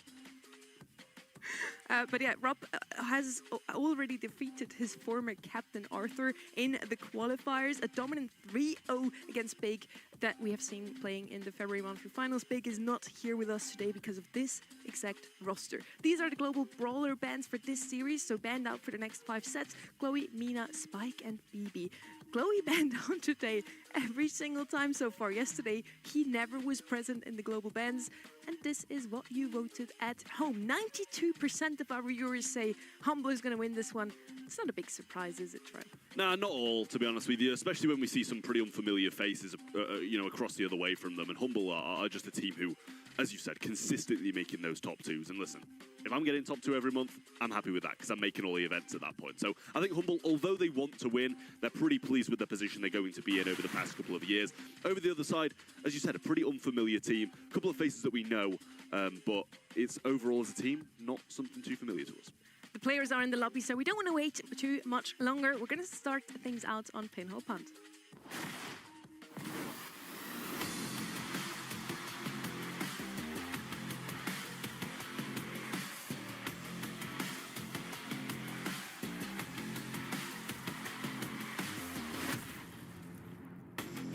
Another classic David versus Goliath situation here with Humble being the former world champion, coming second last year at the World Finals, and now for their second month in a row on their way potentially to the grand final of the monthly finals as well. One thing that sticks out to me immediately, since they escaped the global bans and the regular bans, Bull is available, and we do see the Chester coming in early here. So curious to see if they dare to pick the Brawler anyways, or if they're going to let it slide and kind of go for the anti-tank route and just play a little bit of a game of chicken with this. Yeah, I mean, I really like the Chester. They're not going to play the game of chicken, Kenny. They're going to go straight for the ball. And as obviously, it's not the first pick, right? It's coming in the 2-3, but it does leave a lot of possibility for that Brawl to still be counted out. It's, don't get me wrong, very hard to counter in general. But they've already got the Chester on the board, which is going to be decent against it with a decent amount of DPS. They add the Meeple to the side, and now they've got a lot of opportunities to just kind of try and eradicate that ball. That is already such a strong constellation on the left-hand side, who with Meeple, immediate mid-control thanks to Meeple's mention, and then Bull for the aggression and an easy, quick goal at the beginning if they play it right. On the right-hand side, yes, with the Chester, with a lot of DPS, I think we need a little bit more of that. Otis will be another shout here, but he's banned out.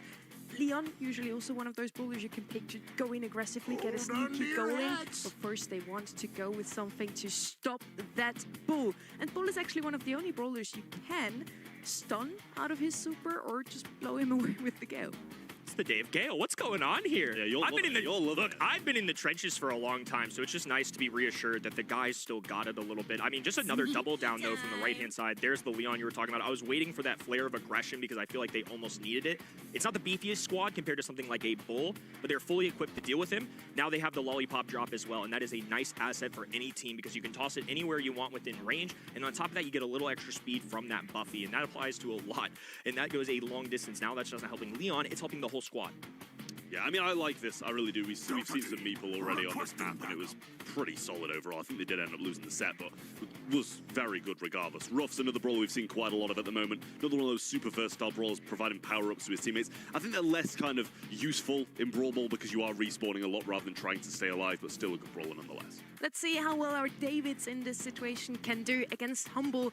They had a great run through the qualifiers, 3-0 against an pretty good team here against Big, and now they're here to prove that a team like them, the rookies, can also make it into the semi-finals. I say rookies, again, Rob did make it into LCQ last year, so he has some experience already. Certainly an interesting one. Unfortunately for them, Humble did the exact same thing. Both of these squads are the reason that Big are not here. And early, Mad taking off on this right-hand side. A little Madrid action as Yoko will follow up for a nice little tag. So off screen, clearly some stuff going down. I mean, it's not even 20 seconds and Madrid has a bucket. Yeah, I mean, that was a fast goal for them. They're going to be pretty pleased about that. Through comes the break, going to take down some of this grass because there's a lot of indestructible walls there. So can't break up too much of the home region of the map. But the mid is asking to be destroyed for this Humble side.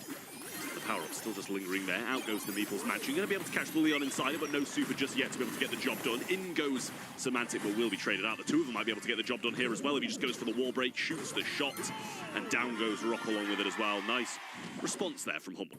Immediate answer from Humble. If there's one person that I'm fearful of, especially into these anti-tanks, it's Semantic playing this brawler. He's an excellent tank. This is something in scrims that he has been the man for this brawler a lot. I think the fact that it doesn't go banned or global banned was very shocking to me. That screams that Madrid were confident enough that even if the squad took it, they would be okay playing against it. We'll see if that bites them or not. Yeah, well, Boss just instantly going to go and grab this this hypercharged power-up and just cycle that one out. Through goes Semantic, though, and as easy as that. What a start it was for Madrid, but ever since then, we pretty much missed the entire build-up to the actual Madrid goal. But ever since then, it was all Humble, just constant attack and two very fast goals. Again, this is not an easy matchup. I mean, Gale and Chester are about as anti-tank as it gets. But nonetheless, I just believe that Bull is such a good brawler to the point where you can't deal with him. Don't get overconfident, especially in a player like Semantic that has used this brawler a ton. I think that's just maybe overthinking it, maybe trying to get too cute with it. If you're Madrid, you're definitely the underdog. You have to find ways to win. And once again, another opportunity, an early goal. Couldn't quite cut the corner in time. And additionally, Semantic was respawning. I don't know if they really had a chance at that one, but worth a go anyways. Yeah, real tough angle with Semantic respawning and Luki pretty much there. Yoko going to pick up a kill as well, though Semantic's just going to go for it. Might be able to get the breakaway here. Picks up the power-up, cycles the super, and I don't think Rupp's got the super in time to stop him. What a play from Semantic, and this is why we expect the Bull to be banned on every map.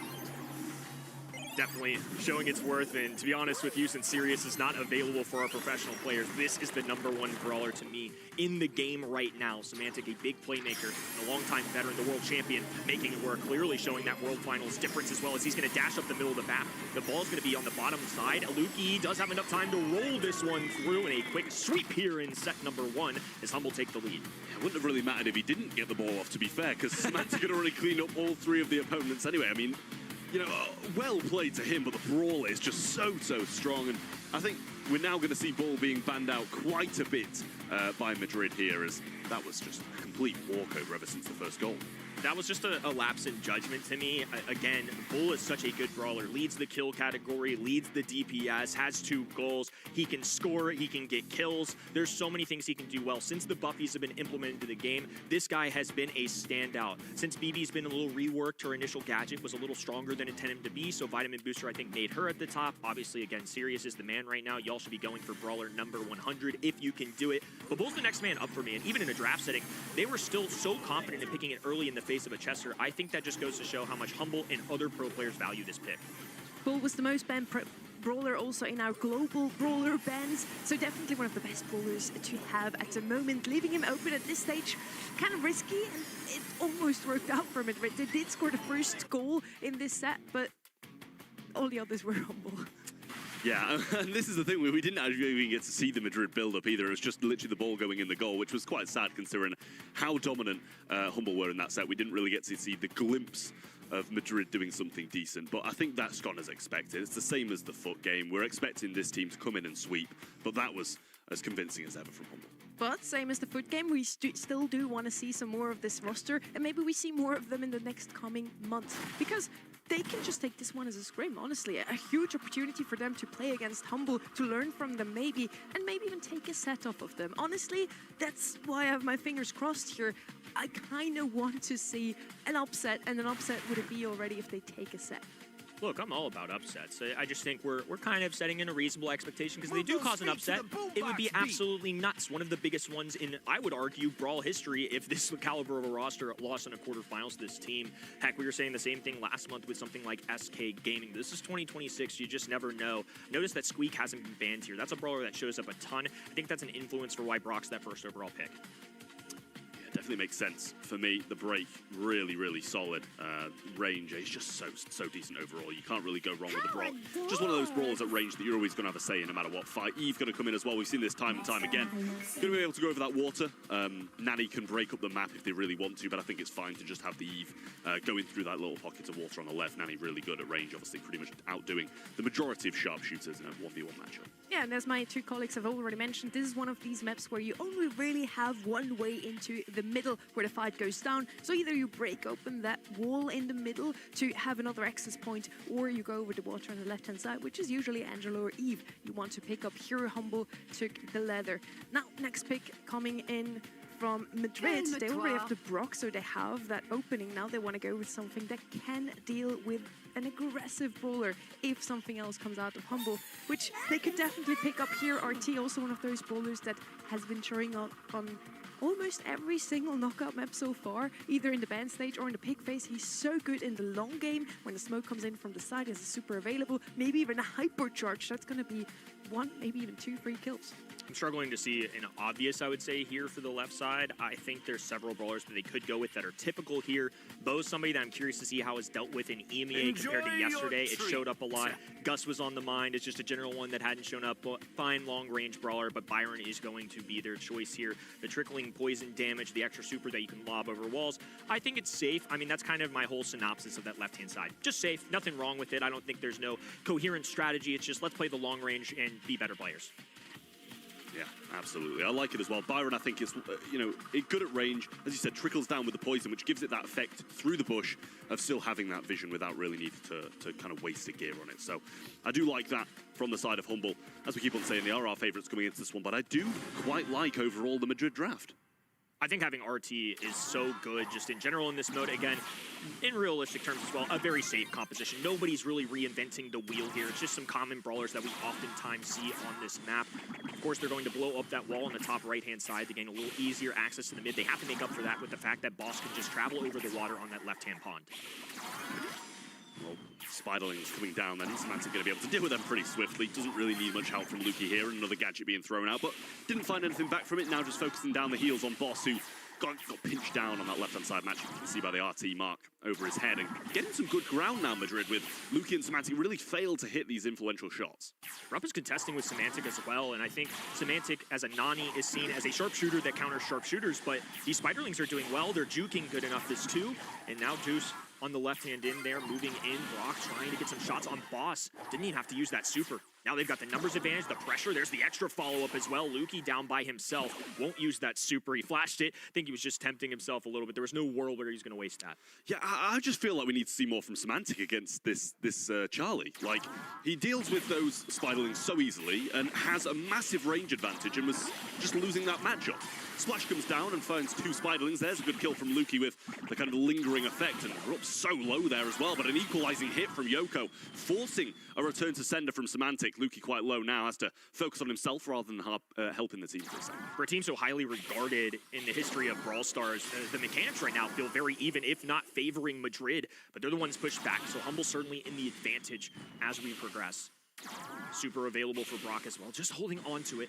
Semantic has the peep, but it's going to be really difficult to kind of implement that, especially as the fog starts to close in. You don't want to overcommit, and then you're also a sitting duck. And the fact there's only 2 brawlers, it's more focus that comes on him. Yoko getting pinched now, fanned by the Byron. He's going to be down to 1 shot, but a few returning fire from Just on Semantic on the left-hand side just backs them off enough. There's a hyper charge on the right-hand side for Yoko. It's a question of whether they've got the belief they're going to be able to win this match and want to use that. With Just pinned so far back, and he's using the peep just to tank a few shots, and the pinch should be there. Did save that hyper charge, though. Nice to see that he hasn't wasted that. I don't think they were too thrilled about that 2v2 with their positioning. Agreed. I think Humble just had enough early work. They're even switching things up entirely. So you mentioned it. Semantic definitely needs to do better. But on top of that, now they move Charlie back onto Semantic as well. They're rotating. It's clear that they want Semantic off of that lane. Completeness super there out of Rupp. Left-hand in, Yoko going to activate Hypercharge, has to get desperate, knowing that Semantic is revolving that peep. The Spiderlings will protect him, but Rupp so low, the poison barely holding on. Semantic with a follow-through shot, 3v1 situation, and Madrid in deep trouble. No real chance of taking us, and they know it. Off towards the fog, gonna wait in the back spawn lines and allow Humble to take this game. Yeah, great little find from right to left there, just right at the edge of his range for Semantic to be able to pick that kill up. Or as it could have turned, you still expect them to win a 3v2, especially when they're retreating all the way back into spawn, but it's good to be able to secure the kills when you can. Humble, yet again, just looking really solid. They did lose that first round, but I think it was quite quickly worked on. Semantic started hitting a few more shots and looked confident afterwards. Proper adjustments, and again, we expect bounce back of a player of his tenure, somebody who's been around the block more than a few times. Luki electing to use the gadget that will distribute shots, and I think a very important component of Luki to running that gadget is just landing those tags as early as possible. But once again, Madrid with an early round pickup, now a follow-through shot as well. Luki's not going to have a real chance to even get this super, especially with the numbers advantage. This is disastrous once again.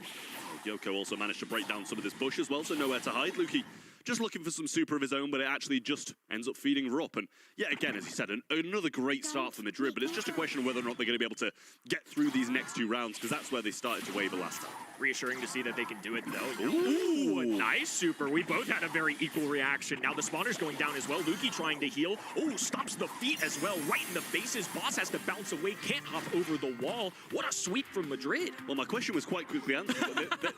They hurt your brother. They can get through this round and manage to get a game on the board, so that's really good signs from Madrid. Humble just didn't look great in that game, I won't lie to you. You know, ending the first game with two really convincing rounds with the majority of them staying standing. To be followed by that's really not what we expect. Now Madrid have a huge chance to get an entire set on the board, which we wouldn't expect against Humble. This is pretty much just a long distance affair. I mean, this kind of feels like old-timey Shooting Star in the sense that it's just three brawlers going against three brawlers individually. Who's winning their lanes? And now back-to-back games. Madrid has done that early, and the fact that they win the early one so quickly doesn't allow Humble to get those supercharges, so now they're at a disadvantage as well. That's why it's so important at a professional level to get the early victories. Love this little wall break going down as well. It's deceptive, but it makes a big difference. The more grass they're revealing, the easier it is to get vision and land those shots. Boss was getting bullied by the pinch for a minute there, but Luki eventually comes across and helps him out. Has to be quite cautious though with the mark over his head, and a good tag from both Semantic and Luki there, forcing the Charlie all the way back. Should be able to help out and pinch other lanes now, and that might be just going down. I think he burns to one shot, but still stays on his feet. But backed into spawn is not where Madrid want to be in this situation. Falling all the way back. Semantic trying to make sure that they get this kill. Flanks around the wall. Nice pinch there out of Boss 2. RT just going to have to run to the back spawn. No chance of getting this one. Humble once again sitting comfortably. Again, this set's not been easy for them, and I've been rather impressed. Love that Nani used the wall break there. What a creative way to ensure that they can walk up the middle of the map. It doesn't help Boss out too much, but it does allow for Luki and Semantic instant access if this did go to another game, but especially with 300 HP and Semantic now hungry, goes and pops that purple button, a little extra speed boost, and now charging in with a Nani peep. It's going to take some serious jukes to get away from this one. Rounds the corner. Can he make a contact? Yes, he does. Follow through from Luki, and not even moving a muscle. No attempt from Yoko. Oh, all of a sudden coming alive. A little bait and switch there. 3,300 HP. He's got a fighter's chance, but no. He was just playing games. There was no world. Humble, once again, take the set.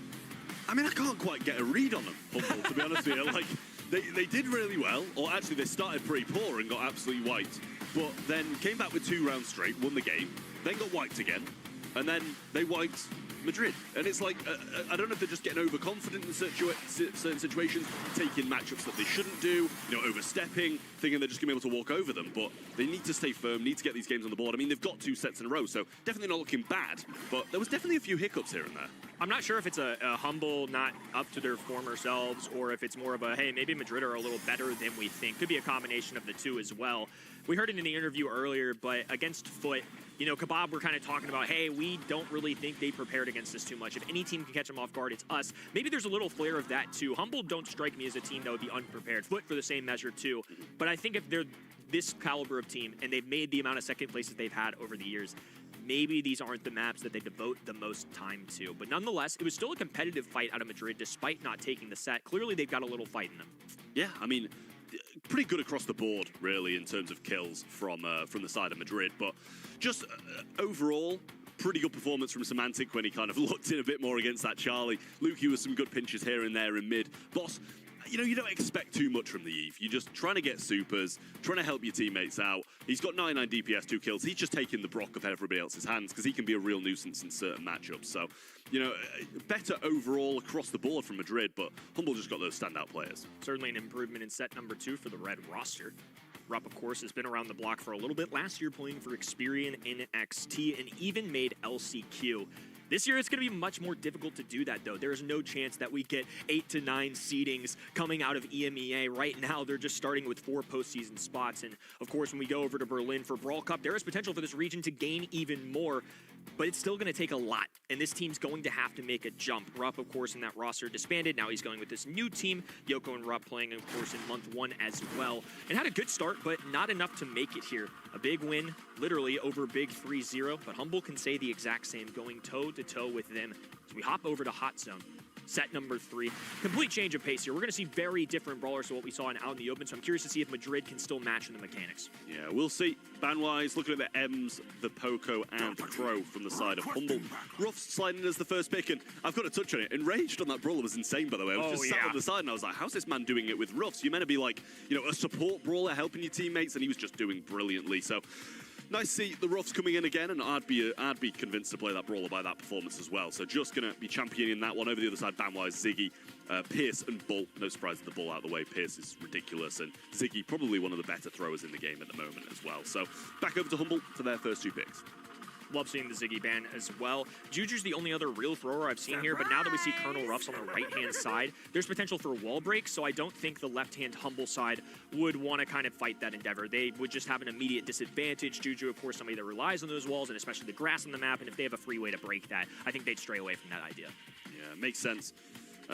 Jester going to be doubling down with some of the breaks as well. Obviously, you've got kind of a 1 in 4 chance of getting that break instead of any other super, and the Hypercharge will be breaking things up as well, which is just one of the reasons why Chester's so strong at the moment. How easy it is to cycle that Hypercharge. Literally, if you hit it on like 1.5 people, you're getting it back. And when you're so bunched up like you are on some of these maps as well, it really makes it that bit better. Leon comes in then as well for Humble's second pick. The lollipop drop with the Buffy has become really, really good with that extra speed, still obviously providing the invisibility. And most people opt in for smoke trails, but I think we saw a little bit of Invisi-Heal yesterday occasionally. I felt like Smoke Trails also paired really well with the new Hypercharge specifically, or at least that Buffy, if you will. I think a reason why we see Leon so much in our pro meta on this map in particular is the Lollipop drop, though. It's just extra speed, especially if you're falling back early. One of the key components to this game mode is making sure that you can rush back to the middle to get those percentage points as quickly as possible, and Leon can grant that for sure. There's a mid that I was looking out for. Finks, of course, not in the ban stage, but is such a frequent pick on this map as a mid. Another one that's standard is Lou, but since I'm not seeing any real, you know, hard tanks, I definitely don't expect the right side to do that, but even for somebody like Humble, unless we saw something like a big BB or something, that's even in the global bans as well. So I think they're just kind of running out of options. I think they're going to stray away completely from another standard brawler. Yeah, would make sense. I like the Finks a lot, to be honest with you, I really do. Stu's going to come in, and we've seen that already today as well. Another good brawler that seems to be slotting into this European meta quite heavily on quite a few different maps. So unsure if that's just because it's being picked into something in particular, or it's just, you know, quite heavily regarded by the EMEA region. Humble still get this last pick now. I feel like we're kind of missing something that sits on the mid, and then we're going to see the Penny picked up, turret available as well, so should help splash through the sandbags if Ruff does choose to go for those, so might see him opt for that kind of meteor shower instead. Tank we saw a ton yesterday was Draco, but just didn't expect to see it at that point. The only other one I really could have thought of was Kenji, but when you see Finks on the ground, you are such a slow to see me slash, and it's just completely useless at that point, so I think it's a smart call just to go for more of an area control composition. Lots of anti-tank on this map, but it's just going to be that kind of battle. Definitely straying away from the norm that we see. Humble, just another day in the office. Currently up 2-0 against Madrid, who are trying to cause an upset. They're now backs against the wall, down 0-2. They desperately need a comeback here. We're going to have to see a serious improvement if they want to take down the 2024 champs. Yeah, I mean, you can see the extra speed that these guys get. Semantic absolutely flying and gets that little boost afterwards as well. Rupp going to be able to beat Boss on the right-hand side here. Really nice from him. And Semantic getting beaten down by Yoko too. Already 20%, and some of the walls coming down as well. What a start from Madrid. Yeah, Rupp feeling a little inspiration from our earlier performance on this map from Colonel Ruffs as well. Boss low HP. Now Rocket Rain going down, so they'll force them away. It's a great area denial. Now Rupp can maintain positioning, is continuing to land shots. Boss is just having a hard time healing. Really difficult here. Lollipop drop helping out a lot now, though, as he doesn't know whether he's coming out left or right. It does linger a tiny bit more. What a TP. Turns back time, and Just will find that kill. Lollipop drop down as well, and Madrid, honestly, just running away with this so far. That was one of the more insane kills, especially with that low of HP. Slowed down the daggers coming out of Leon. Perfectly put himself on the left-hand side. And despite all that hard work, guess what? It's Humble taking over the mid completely. They're down a lot of percentage points, but now that the walls have come down too, I want to see how this interaction goes down because the penny turret placed very far back, the lollipop drop that they placed in the middle could be easily taken out, and now you're seeing it. Finks with the super going down, Yoko with a little wall break here too. This is great execution coming out of Madrid. Good way to get back in the middle. Yeah, that penny shots take a bit of a while coming through the Finks super as well, and down goes Boss, leaving just Lukey alive in the zone. Semantic back up, ready to fight now, but he's in a 2v1 situation, doesn't really have time to wait for his teammates either. So Madrid should be running away with this one. Boss coming back in again. Little breakthrough to get that penny turret down, and the other guys sliding onto the zone. I'm not sure if that Chester bomb's even going to hit by the time the timer hits 0. And there's the 100%. And Madrid coming out swinging yet again. That was the slowest speed I've ever seen from that. The Chester thing just lingered and lingered and lingered and never quite made the ground. Really impressive, and again, I talked about it when Rage was playing this brawler just a match ago. But early on, if Colonel Ruffs has his way, they instantly get that wall break. Of course, with Stu on top of that, there's just so many opportunities for them to shape the map how they wish. This time it's Semantic taking that right-hand side, so Colonel Ruffs immediately dropping a gadget of his own. Oh, has to be careful though. Semantic completely invisible, had no idea he was there. This time it's Madrid with a tough start. Yoko left all alone, no chance. Now I'm scared for Madrid. Yeah. Humble have possession of the map, no wall breakdown, and a penny turret up. Literally just this start is going to change the entire game, surely. Finks still waiting for the supers to be able to stop these shots in their tracks, but hasn't really managed to find one just yet. And he's getting beaten down again. Rupp on the right-hand side, re-establishing himself, getting some good shots from Semantic. Doing quite a big flank here, and actually, he will just back off. Nice prediction, but he still goes down. Nice trade coming in from Joss, and Yoko will assume his spot on the zone, trying to get the penny turret down, but I don't even know if he's going to be able to do it in time, and he sacrificed his life for it. Small, big brain thing, I think I saw it at Boss too. He dropped a salty barrel, not to shield for himself, but so that they would have other incoming shots to tank for that. That was actually a really good bit there, and now he's doing it once again. He's trying to draw some absorbed shots from that rocket rain, and just using that instead of his own body. Well, Semantic doing a good job of cycling supers, but honestly not getting too much back from them. Good shots once more from Yoko, and finds him around the side of the wall. Wonderful splash though from Boss, and a good kill yet again from Rupp. Walls coming down, and penny turret spots quickly dwindling. Now it's wide open. It's going to become more and more difficult for Lollipop drop and the turret to go down, so that's one of the benefits of running this wall break. Now 30+% climbing for the red roster. They need to grab a set. It's a very tough roster to do so. I think it'd be devastating to them if they drop this, but right now it is smooth sailing. Well, a little bit of a compromised hypercharge turret here, but just is going to go down. It will be taken out by that meteor shower coming in from Rob, but Semantic going over to the left-hand side, trying to get the kill, giving them a chance to stay in this one, but just 11% needed for Madrid. Yoko still powered up on the right-hand side, but there's a hypercharge ready to go for Lukey. Semantic gets one too, and this is getting a little bit out of hand for Madrid now. Definitely getting scary. They were having such a good shout on this set, but all of a sudden, Humble have come to life. They're finding kill after kill. No supers available. Now Chester Hypercharge plaguing the middle of the map. All even in percentages, the blue squad still holds. Now one goes down. Yoko barely dodging out a shot there. Colonel Ruffs just has to dive in. What a comeback from Humble, and it'll push them to match point. I mean, how quickly things can change. They were about 40% up at one point, I think, and Humble still managed to drag this one back. Yes, breaking the wall seems to hurt where they can place the turrets, but it makes them come alive when it forces them to make the plays. So lovely stuff from Humble. It is a match point, but honestly, Madrid were in control and have been in control for the majority of this set. On top of that, they had a terrible start. Humble were able to just excel with that, and they still, despite that, made it a close call, but the fact that Humble were able to remain there, I mean, absolutely incredible plays. Madrid is showing that they've got a fight, though. Now just one game away. An early start once again for Humble. Going invisible right off the rip. The mind games begin. Semantic, though, just staying in the mid. It's a tough pop there. I think was trying to exhaust some shots from the enemy teams, but didn't really get much out of that. Yeah, a lot of the time it's quite nice to just pop a super or don't pop a super and bait everybody's shots out. Just going to fall here as well, and Humble just running away with this one now. Boss thought about placing a really aggressive turret here, and still is, I think, and does play it a little bit higher up than it has been previously. Yeah, they could go for Rocket Rain to try and take this down, but otherwise it's just going to be really difficult. Ruff just has to force this. Force a super in the middle as well for Finks will allow them to march in, but they're already down so much. Those walls still have not gone down either, and that's something that doesn't play to Madrid's advantage. Humble just having every ounce of strength in them. Madrid were doing so well, but it's gotten out of hand completely. Yeah, I mean, Humble are always going to be here. You can't give them any chance of getting back into the game, or this is exactly what they'll do, almost at 75% now. Semantic hypercharge and super being used, just really being the one he's targeting at the moment. Yoko moving forward. Boss just trying to work for another super, but the Finks super of his own, keeping him at bay for now. Madrid trying to claw their way back in this. But it might be too little too late. They let Humble get an early lead, and well over 25% hypercharge going down for Luki. He's patiently waiting to lob up this shot. Hasn't done it yet, and actually mistimes it a little bit. Just drops the ice on that right hand in. It will allow Yoko to move forward, but they're just using a penny barrel just to absorb this. Great taps again from Boss. Yoko trying to get around the right side, but is low and doesn't have anything at the moment, and you don't want to be tanking either with the penny. Semantic super around the back, going for the pinch. Rook doesn't see it coming. They clean up shop, and a hyper turret to tank will be the nail in the coffin for Madrid in the March monthly finals. Humble onto the semis as expected, but a bit more pushback than we thought from Madrid. Certainly more impressed with Madrid on that one. Not in the sense that Humble were bad by any means, but just a better fight than I expected out of that. I think Madrid are one of those teams that are borderline on our top 8. This is a very competitive region, so even just saying they're in that top 10 right now, or whatever you want to call it, is still rather impressive. But Humble aren't interested in top 8s. They are interested in grand final after grand final, something they consistently have done since this team's foundation. And now once again, moving on to the semifinals.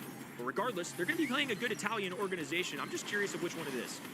And Humble is another one of those teams that is not underestimating anyone. Even though Madrid is a fairly unwritten page in our book, they still played out of their minds. I feel we saw some really good Brawl stars right here, and for that, Madrid were holding on quite well, I feel. Honestly, I really like what we've seen from this squad today, and I wouldn't be too surprised to see them again next month.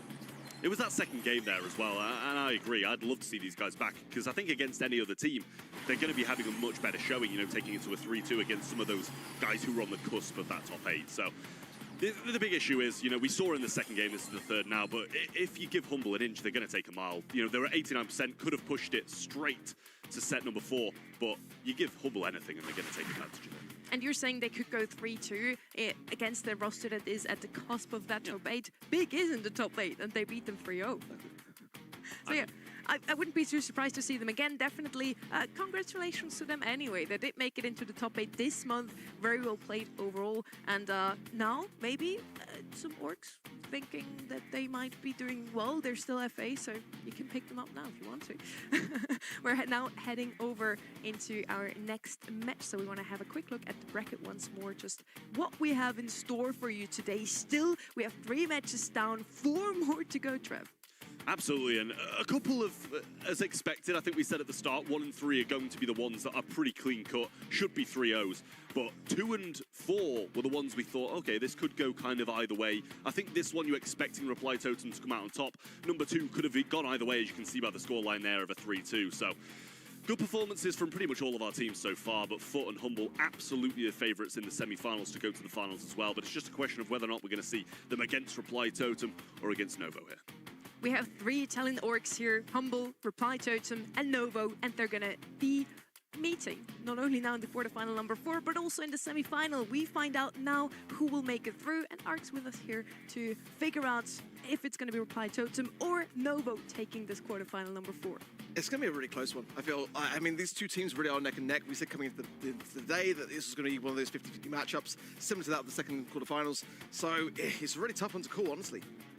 I think so too. This is going to be the other one that is going to be super, super close. We already had a 3-2 in quarterfinal number 2. Now it's Reply Totem versus Novo that could take us all the way once more. And both of those teams have proven themselves already this month in the qualifiers, where who would have thought?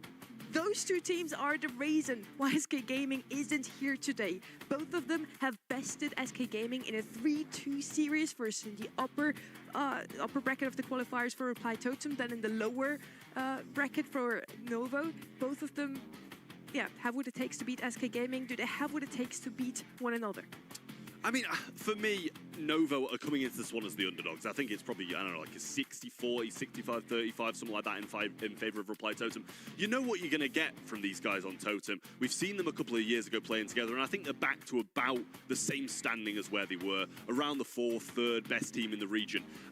So you know what you're going to get from them. But Novo, I think, are a bit of an unknown for us at the moment. Terry coming into the region at the start of the year, they started pretty slow, had the roster change, Meow comes in and they qualify. So they could be really, really good, and they're beating SK Gaming, so they can't be bad by any means, no matter what form they're on. So I think it's just a question of whether or not Novo are going to be able to compete against Reply Totem, or if they're just going to fall on the face. on the side of Nova, we have 3 players that are playing with each other for the first time this year. On the other side, we have Maori and Maru, one of the oldest duos in the Brawl Stars history. Yeah, I mean, they go back probably longer than any other duo. Honestly, we've got like OG and Bobby in the North American region, but that has not necessarily continued forwards. You know, I feel like I kind of disagree with Trav, though. I don't feel like the Reply to them are back on top at all yet. I feel like we've yet to see their best towards the end of that year that they really popped off. They were undefeatable in this region, and we're not really seeing that at all. I want to see them make the semis. I want to see them make the grand finals, and they've got a lot more to show for me to be convinced. And alongside this duo, Maori and Maru playing alongside each other for such a long time, we now have a new and old addition in Joker. We asked him what he feels he adds to roster. How does it feel being back with your former teammates, and you know, what do you feel you bring to the team in 2026? Being back with Madu feels really great. We have a lot of passion. We know each other. We've been friends for a long time. So yeah, just being back where you belong helps to gain momentum. You have been scrimming a lot against FUT Esports, so you know, do you think that gives you an advantage to really kind of like hone in on that top team in the region to kind of further your skills? Yeah, I mean, scrimming against other top teams always helps to see strategies. But I mean, overall, I think scrim win rates don't really determine what will happen in the match. Also, now with the addition of global bans, it was strange to scrim because maybe some teams are going to global ban the brawlers you're picking in scrims all the time, or you're playing with global bans that you're not going to have in the match. So I think we still need to get used to those. But yeah, copying strats from other teams obviously helps. What a heartwarming moment there. He says he's back where he belongs. That's so beautiful. Very cute, but I think Trevor's very happy to hear him talk about scrims. He's a smart man. He's a smart man, He's a smart man. I mean, I don't know, we'll see. I mean, the proof's in the pudding, right? Absolutely. If we just go by scrims, FUT Esports has already won this month. They have been doing super, super well. Reply Totem scrims don't look too bad either, though, Trev. Yeah, I mean, as I said, I think they're a team who are just so consistent. I know you said you disagree with the fact that I said like, the back on top. I was like saying it's around the third, fourth kind of. They should be. This is a team who I think in this region belongs in the semi-finals. Like, I don't know if they're going to get further than that too often. I don't think they're going to be out in the quarters too often. But I think this is a team that can definitely rival, you know, the top 2 humble FUT in this region. But I don't know if they're going to get much further than that because they've just been apart for a couple of years, and I think that's definitely going to have hurt how good of a team and how that synergy works together. Well, I guess we're going to see today on the other side of that big roster shuffle that we talked about at the beginning of the show was Novo. They had to give away Enraged and now picked up Meow. Super interesting how this team is going to do this month. And you got to remember, in that qualifier, the main match that allowed them to qualify against SK Gaming, Meow had to face up against his former teammate, his former world champion teammate of Naui. And that was a match that had a lot of emotions. And meanwhile, we also had a match happening at the exact same time between Big and Madrid. And it was just kind of this amazing moment in the qualifiers. But there is so much expectation now around Novo Esports, a team that didn't qualify for the February monthly finals. So they've got to make today count. Many call Novo the victims of this roster shuffle. I sat down with Filippo to ask how they experienced this whole thing. Filippo, you've been at the other side of this whole roster shuffle with Lana. You had to let go of Enraged. Now you're with Meow. How has the team synergy been so far? I think we kind of improved because we managed to do more scrims daily and we switched the roles. So now, before it was Enraged who was playing Assassin, and now I'm the one who is playing, and now it's just like the person who just feels and like he plays really good with it. How's the team communication overall? Because you now have Terry, you have yourself, and Meow. They all speak different languages, right? Yeah. We are good. Like we speak English obviously, and we communicate well. We do calls during the game, so I think our communication is fine, and I think everything is fine. So yeah. Great job, Sunny, by the way. Yeah, they seem to be pretty confident. They have integrated Meow fairly well so far, and their scrims as well are pretty good. I mean, we saw Meow smile for the first time that I've ever seen. I mean, qualifying with Novo Esports was an experience because, I mean, that man showed more emotion in that qualifier than he did claiming the trophy in 2023. So it was a great thing to see as we have global bans coming in. Terry was sitting in the background in that interview, by the way. He was doing the 6-7. I'm glad they didn't cut that one in. Those were the global bans for this series. Whoever just tuned in now, we now have global bans. So for the next 5 sets, all these 4 brawlers are not going to be playable. Wow. These are what you voted at home over at event.brawlstars.com, and 94% Trev think that Reply Totem is going to take this one. I didn't expect this. I mean, to be fair, I think it is pretty expected from the community. If you're asked to pick one or the other, the majority of us are going to pick Reply Totem. The names on the team, how big of an organization they are, and how much support they get as well. Novo just really can't match that in terms of pure support from the crowd. I mean, I said it was more like a 60-40, and I think that's pretty fair in terms of percentage of winning. Yeah, same for me. It's a pretty close one, so we hope for a long series. It's the Italian Derby.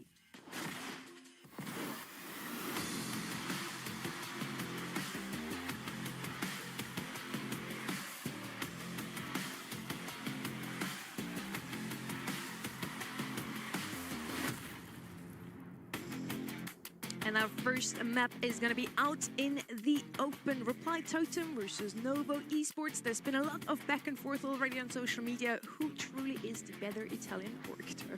I mean, from history, I mean, it's Reply Totem 100%, but it's just a question of whether or not who's going to win this game. Novo desperately needing to get some more points on the board. Yes, Totem are going to want them, but they already have some from the previous month where Novo did not manage to qualify. Looking at the first pick, though, we've got Leon coming in. No real kind of surprise there. I'd say Brock from the other side is another thing we've seen a few times. Ban-wise, I mean, it's pretty solid. Eve, Meeple, and the Squeak there, and Angelo, Jean, and Mina over the other side. Potential for Bo certainly to come through here as well. Gus could make a good pairing with a tankier brawler.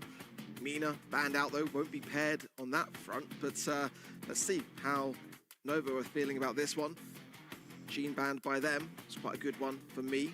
Squeak as well is quite an oddball one to be banned out by Reply Totem, but I quite like it. Jae Young, they want maneuverability. I don't blame them too much for it either. Quite good in that respect.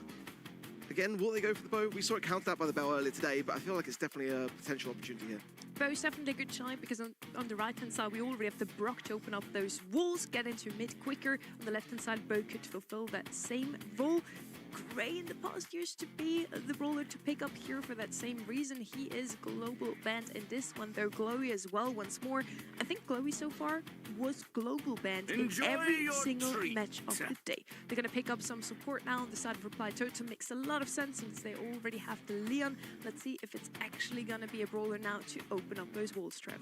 Yeah, we'll see if that's going to be the case. I mean, you kind of expect it to be, always they're going to be pinned in spawn quite heavily, especially with Eve and Angelo banned, two of the brawlers that are mostly used on this app to kind of go across that water quite easily, and it makes it so you don't really need the break. They're going to go with the Nanny, so not going to have the instant break by any means, but once they've worked for that peep, they're going to be able to get through in, you know, the second or third round.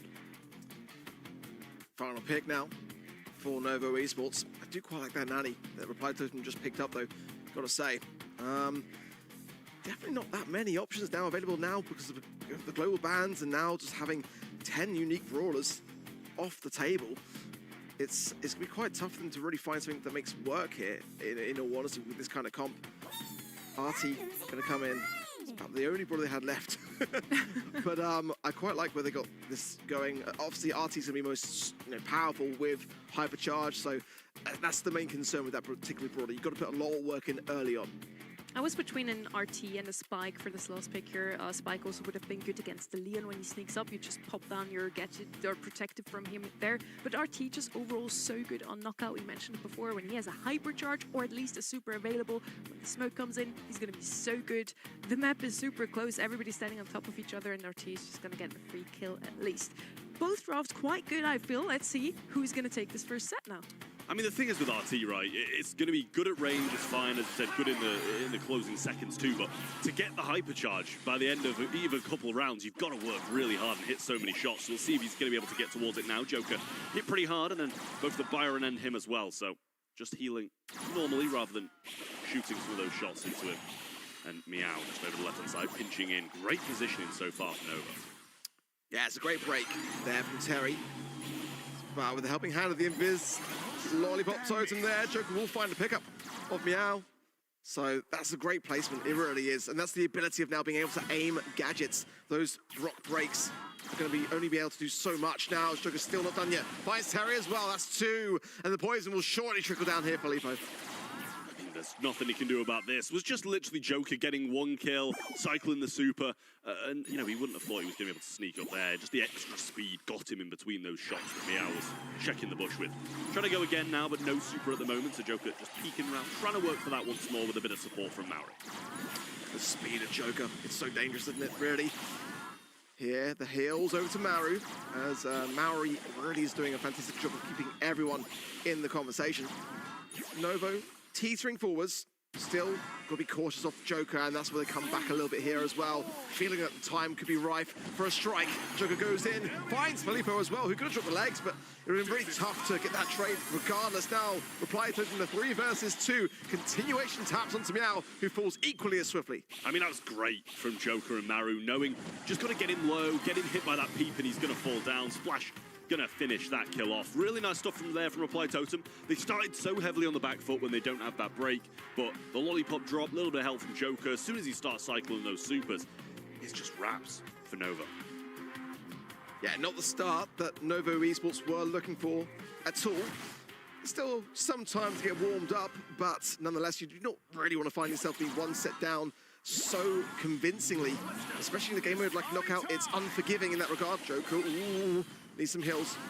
Didn't get tapped up nearly as much as he actually could have done, though.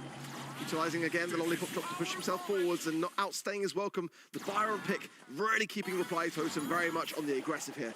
Just non-stop heals and a good break coming in from Terry as well. Need that grass down to stop Joker from being able to just go from side to side unseen. Here comes the peep, and he's just going to go for damage instead of breaking these walls open again. Terry going to be the target, but loops round, coming back for more damage because I think he missed it. RT going to be missed as well, and Terry is eventually found. I genuinely think he missed it twice rather than just ramping it up, but it gets the kill in the end with a nice pinch coming in from Maori. Feels like Reply Totem, though, are playing with their food here somewhat. Let's see whether there's anything that Novo Esports can do here under the pressure of a 3 versus 2. Meow pops the gadget, so even if they can do anything coming back into the round, he won't have it. This is looking like child's play, quite honestly. I mean, I want to say like any of Totem even died yet. I don't think we've seen a kill in 3 rounds for Totem, or a death, should I say, sorry. And they got the supers ready to go now as well. Super being used by Maru, trying to get around the back. I think it made a connection. The Joker now going invis, trying to find a kill, and Meow was the one it did hit. But Brock going to be the prime target. I don't know how you don't know he's invis when you haven't seen him all round long. You've got to expect someone coming in. It's a 2v2. Filippo trying to get the job done, but a nice hypercharge use from Maru and a return to sender kept him alive. And I mean, they got 1 kill, I think it was. We'll see by the stats to confirm it, but what a convincing first set that is for Totem. Again, it's supposed to be a 50-50 matchup for me, and it's looking like the most convincing one of the day thus far. I mean, I still agree with Joker that scrims don't necessarily dictate the outcome, but I do think there is something to be said about who Reply Totem has spent their time scrimming against. It's been all this week long against FUT Esports. They've really been honing in on that very squad, and they just look so confident by doing so. I'm worried for these stats at the end of this, quite honestly. Well, there you go. You don't have to worry for much longer because there they are, 2 zeros and a 1. And not a lot of DPS. I said at the start, I was like, listen, if Filippo wants a hypercharge within a couple of rounds, he's going to have to hit shots. And he had 49 DPS, so that clearly wasn't what he was doing. 4-6-2 for the other side. So 12-1. It speaks for itself, so. I think it was 92% of the viewers at home voting for Reply Totem to win this one, and they seem to be right. They're looking super strong in this one. Kind of also feel like they had a really good comp here. I really liked the Brock on the other side. Novo had that easy access into mid, but Totem just shut down every single lane every time.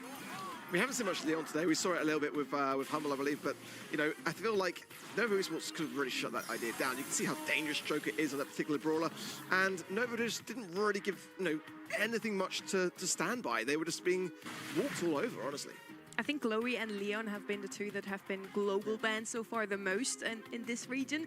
So yeah, leaving him open, definitely a risk here that they shouldn't have taken. Yeah, I mean, looking back on it, they definitely shouldn't have taken the risk. I think it's hard to say, instantly. It's not, it's not a brawler that you'd, in the past at least, kind of resonate with this map. But it's just so solid now. The Buffy's incredible. You see how much speed he gets coming out of those lollipop drops, and he can just take so many brawlers by surprise. I will say at the same time, though, Leon was very good, but they weren't preempting his super coming in, all grouping up. Like, they were just getting picked off 1 by 1. Let's see what's going to happen on the next map. We're going to head over to Hot Zone Open Business. And Ark's going to say Draker is a super good brawler here. Yesterday he was picked up quite often, and Ark was right with that. He's actually not banned out, so let's see if he's going to be picked up in EMEA as well.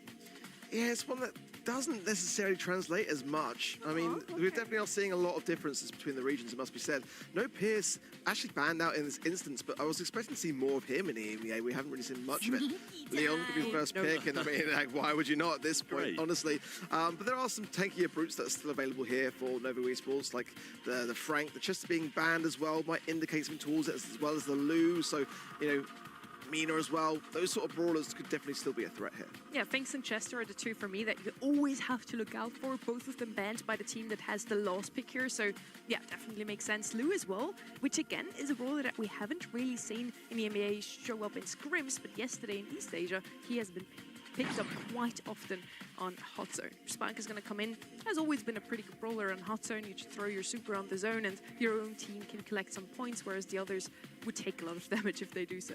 Yeah, and I mean, that's speaking on brawlers who have been picked up a lot as well. Spike is one of the most picked over the last couple of days. Just so solid, so versatile. Can pretty much be used on any map at the moment. So we'll see what they add to that. As you said, the Chester and Finks, two brawlers that are going to be very, very good on this map. Ruffs, no surprise to see that banned out after the past couple of performances that we've seen on that brawler, both very good. Meg comes in to go along with the Spike, then you're going to have a lot of HP obviously in that mech, and dropping out of as well to stay in the zone for a little bit longer. Still a lot of answers to the Meg though still. When Cordelius is there, they could go Griffin, open up the map completely and just really hone in and target this this Meg pick. Still, brawlers like BB could be a player here, could be able to really enforce their way forwards. So I just generally feel like brawlers like Charlie as well could just shut down the Meg quite happily. They've tried to double down with the Spike to take something away from Reply Totem. Hold on to your Gal gonna come through here. Could spell a tank, honestly, to follow up. It's a great counter to things like BB, things like Frank. So let's see how they feel. Meg is such an interesting one to me. I feel like she has so many counters at this point that we barely ever see her. Definitely needs a healer on her side. So let's see if that's going to be the last pick for Novo. On the left-hand side, we have Gale, already quite good against the Meg. I like the Frank shot from Ark here as well. Super good against Meg. There's BB left open. Bull is global banned, so he's not going to be an option. But she is the brawler, the talk at the moment. Leaving her open, and then also Leon, I don't really know what they're doing, Trev. I feel like it's fair to say they've got a couple of good brawlers here. Yeah, I'd say so, yeah. Quite good. I think we can say that. Kenji, but into a Gale, do you really want to do that? Yeah, I don't think anybody does, to be honest with you. I definitely would want to be playing that brawler. I'd still go with a healer here. They've covered themselves well. They're going to go with the Barley. I mean, it's going to be able to take down a lot of those lollipop drops unless he plays them super defensively. Probably going to get ran down by the BB. Will be good against the Gale, but a question of whether or not he's going to be running that slow. You said they need a healer, so it might force that herbal tonic, but against the BB, it's just going to be run down. I mean, the most Barley we've seen was the cosplay yesterday in East Asia. And it was a great cosplay. I mean, it was a great cosplay, but I just don't really feel thoroughly convinced on it, to be honest, at the moment. It's, you know, it's not the shiniest of brawlers. It's not really going to be benefiting. There's no buffies attached to it. It's just going to be there. It is a good mode for it in that regard. I don't mind it too much, but it's just not great, is it? It's nothing exciting. It's nothing that's really going to champion against what Reply Totem have got now. Well, in we go, and looks like he is running that slow down. Joker going to get taken out quite quickly, and Maru not having the best time on the right-hand side. Percentage-wise, Reply Totem are looking good, but in terms of control, they're nowhere to be seen. Yeah, a bit of a tough spot, a bit of a slow start, sure, for Reply Totem here. Joker going to be trying to utilize his speed, be closely advanced on Terry, but that life plant is there. Well, one swipe of his bat would knock him back as well, and can't really afford to do it. The sticky cigarette mixer of Filippo. Joker's in a bit of a tough spot as to where he goes. He goes for the middle, which is not really where you expect the BB to be. Bold move, I will say. He wasn't the healthiest going in there either, and Spike will get Gale on the left-hand side too. Just full control here for Novo. Maru clutching at straws, trying to get around the back with a nice flank in. Gale will jump up, so nice little Malab move there. But Meow gets the hypercharge connection, actually. I thought it was going to be behind the wall. Joker coming around the back, trying to survive. Gadget pops and just about will. Bubble being thrown out, and Terry should fall here as well. Meow out of that mech, but they've got a decent lead, and Filippo will get Maru down here. Yeah, and got a few little clicks onto Joker as well, who went into the zone there preemptively and gave him some more hypercharge down for Terry to ensure this left-hand side lane is taken care of. Last call here from Filippo as well. Maru forced then to go into the invis, going straight to the middle there with the hypercharge as well, but Meow still is in mech, now forced out, slowed there by the Gale as well, and Maori capitalizes. I mean, he tried to get Terry hit with that super as well, and it would have been good if he did, but didn't manage to get him on the edge of it. They do still have control, but it's 84%, and with that Meg, they're going to have enough HP to surely just walk walk and walk and walk. Maru coming around the back, trying to get Filippo. Joker coming in with the hypercharge pinch, bouncing those bubbles back and forward. But the other two have got to do with Terry, and he gets clipped by a bubble as well. He's looking very low, and Joker's still in a super aggro position, and all control in Totem's hands. Now a chance for Reply Totem to slow the advance here of Novo. Maru cautious here not to be scouted out by this Meg. Now coming in for the jugular, gets some good taps, but it's not really anything to write home about just yet. He actually will fall down as well at a prime moment in time for Noah to capitalize. Some good slows by Maru. He's going to have to pop his hypercharge here and try and get something done with this hyper super. They get them off in time. Joker needs to stay alive. Maru's so low. Hypercharge super from the Barley, and they're just about going to get the job done. Backed off, and I thought that Totem might have a chance, but Novo got it done in the end. I definitely feel like Reply Totem can turn the set around, though. The comp is a scary one. I've got to hand praise over to Novo Esports, really, the way that they handled this draft, because they have been able to give it a fighting chance, and the Barley's not working out as bad as I expected coming in. It's giving themselves at least the opportunity with the sticky syrup mixer on that gadget side, both to deter the Leon and the BB. So if Filippo can keep this up and keep the aggression on there, Joker goes down again, pops the gadget of the vitamin booster, and it's not going to be there for coming back off the spawn either. So Reply Totem looking like a bit shaky at best. Yeah, it's the same start as last time. Totem get on the zone well off the start, get about 20%, then Novo start to establish themselves. It's just a question of whether or not Totem are going to be able to restart this move a bit faster, because they did bring it back in the previous one, but then they just fell off again. Maru now, 900 HP, can't really aggress too heavily on this right-hand side, and Filippo knows it. Tapping into the middle then is Maori, but Terry finds the angle on the left-hand side to push himself forward, and Joker just goes down again, really struggling on this BB pick. Gadget used there as well, bear in mind. Gadget thrown into the mid with the Spike in there. Will provide some heals for the Meg and keep him in that mech form. Joker trying to run down Spike, and will get the kill, actually. And he did waste a super in there as well. And this is about the same spot as Totem started to come back last time, but it was cut short. This time, I think looking a lot better. Yeah, hypercharge now for Joker. About to secure his spot on that right-hand side. Lollipop drop down there for Maru. Here comes the push from Novo. Hypercharge for Filippo. Forces everyone out of that mid. And Terry, as quickly as that secures himself on the left, Joker goes in again. Look at the amount of shots he's running himself into. Hypercharge just keeping him alive here, but now he goes down. Really, a lot of this utility being wasted by Reply Totem. I would like to say he hit a lot of people with those bubbles. I don't think he was aiming for them to bounce back and hit them, but he definitely still worked.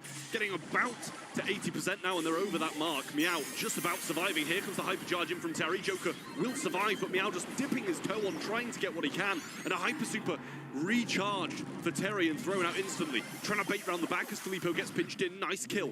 And a hypercharge from Maori. As Joker jumps back in, he'll use that straight away. Nice there from Maori to allow that cushioning for Joker to get onto the mid, but he will fall as quickly as that. And now they've got to continue these strikes, and they are good strikes. 4% is all that Nova needs. Oh, takedown there from Maru. A double. Now can Reply Totem bring this back? They've got to 90%. They've got 10 more to go, but Nova going to push through. A last call from Filippo, but no to be towing onto the zone. Reply Totem bring it back in style. I mean, what a comeback that is from Reply Totem.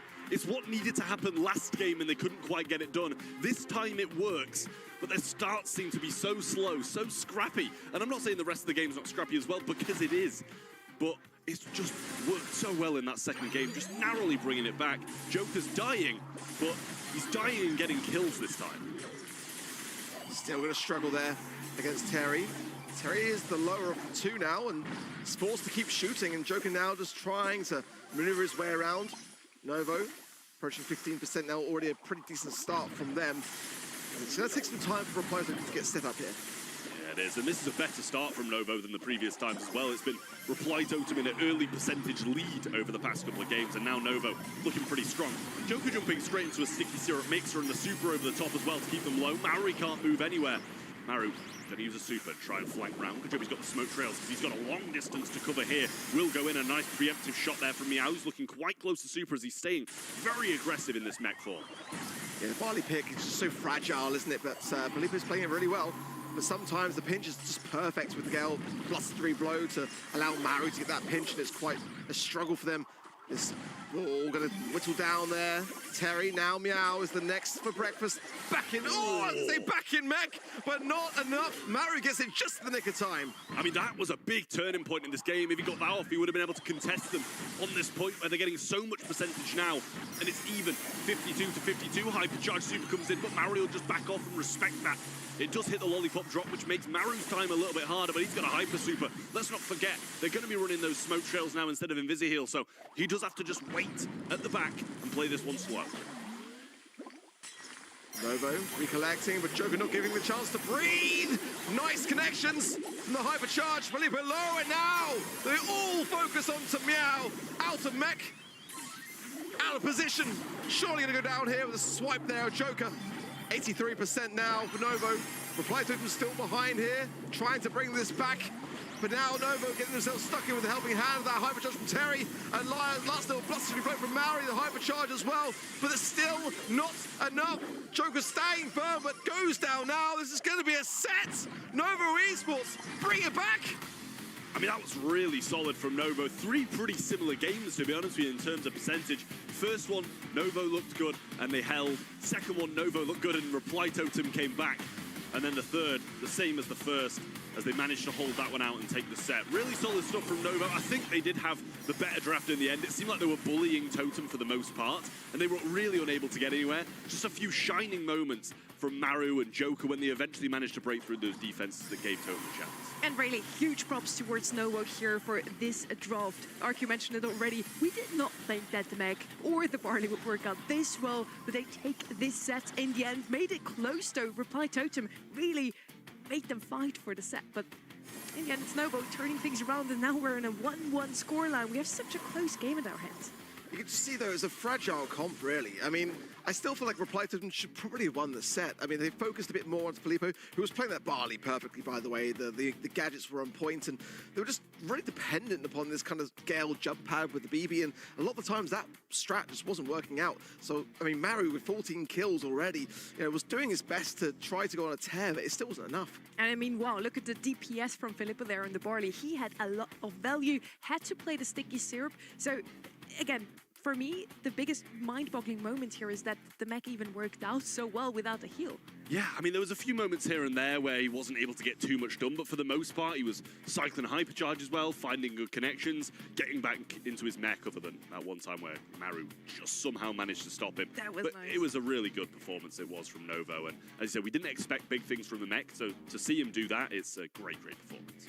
Really good Brawl Stars that we're witnessing today here overall. Again, both of those teams have beaten SK Gaming in the qualifiers, which was one of the biggest upsets this month to not see them. Both of them had to face against their former teammates, Joker versus Open Yoshi on SK Gaming, and then Novo versus Novi. Meow picked up now in that roster. Those two were former teammates. So overall, just both teams got their revenge. Both teams proved themselves. For Novo, this is the first monthly final they're playing. Super exciting stuff here. Wow, Novo really impressing me so far today, certainly so, as Kazi picked up very early on, bans being the Kenji, the Shade, the Ali, the Mortis, as well as the Gene and the Meeple there on the side of Reply Totem. Back over then, does leave Crow, obviously globally banned as well, so Squeak could be an option here. Ziggy, we haven't really seen Ziggy escape through, could be the time when they actually get the chance to do so here, could be an option. Chester as well, maybe on the cards here for Reply Totem. Mina is definitely a one that you could be scared about too. Yeah, well, Squeak going to come in for Reply Totem. Very solid. We saw it played out, I think it was by Heretics, and they just kind of sat in spawn and waited. People had to go across those shots and take the damage.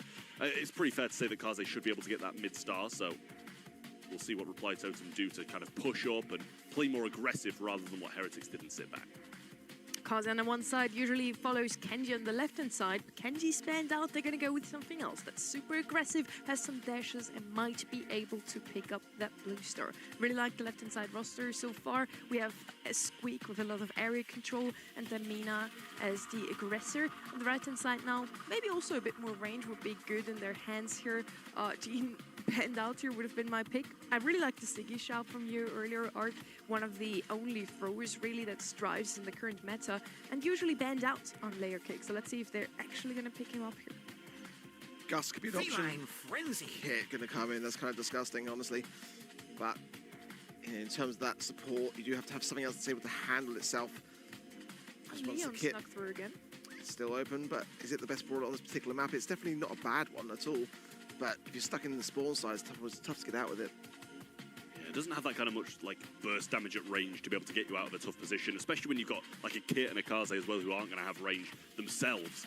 I feel like you kind of need something with a little bit of that here. You've got the aggression to pair with the Kit already. We'll see what they take. They take a Gus.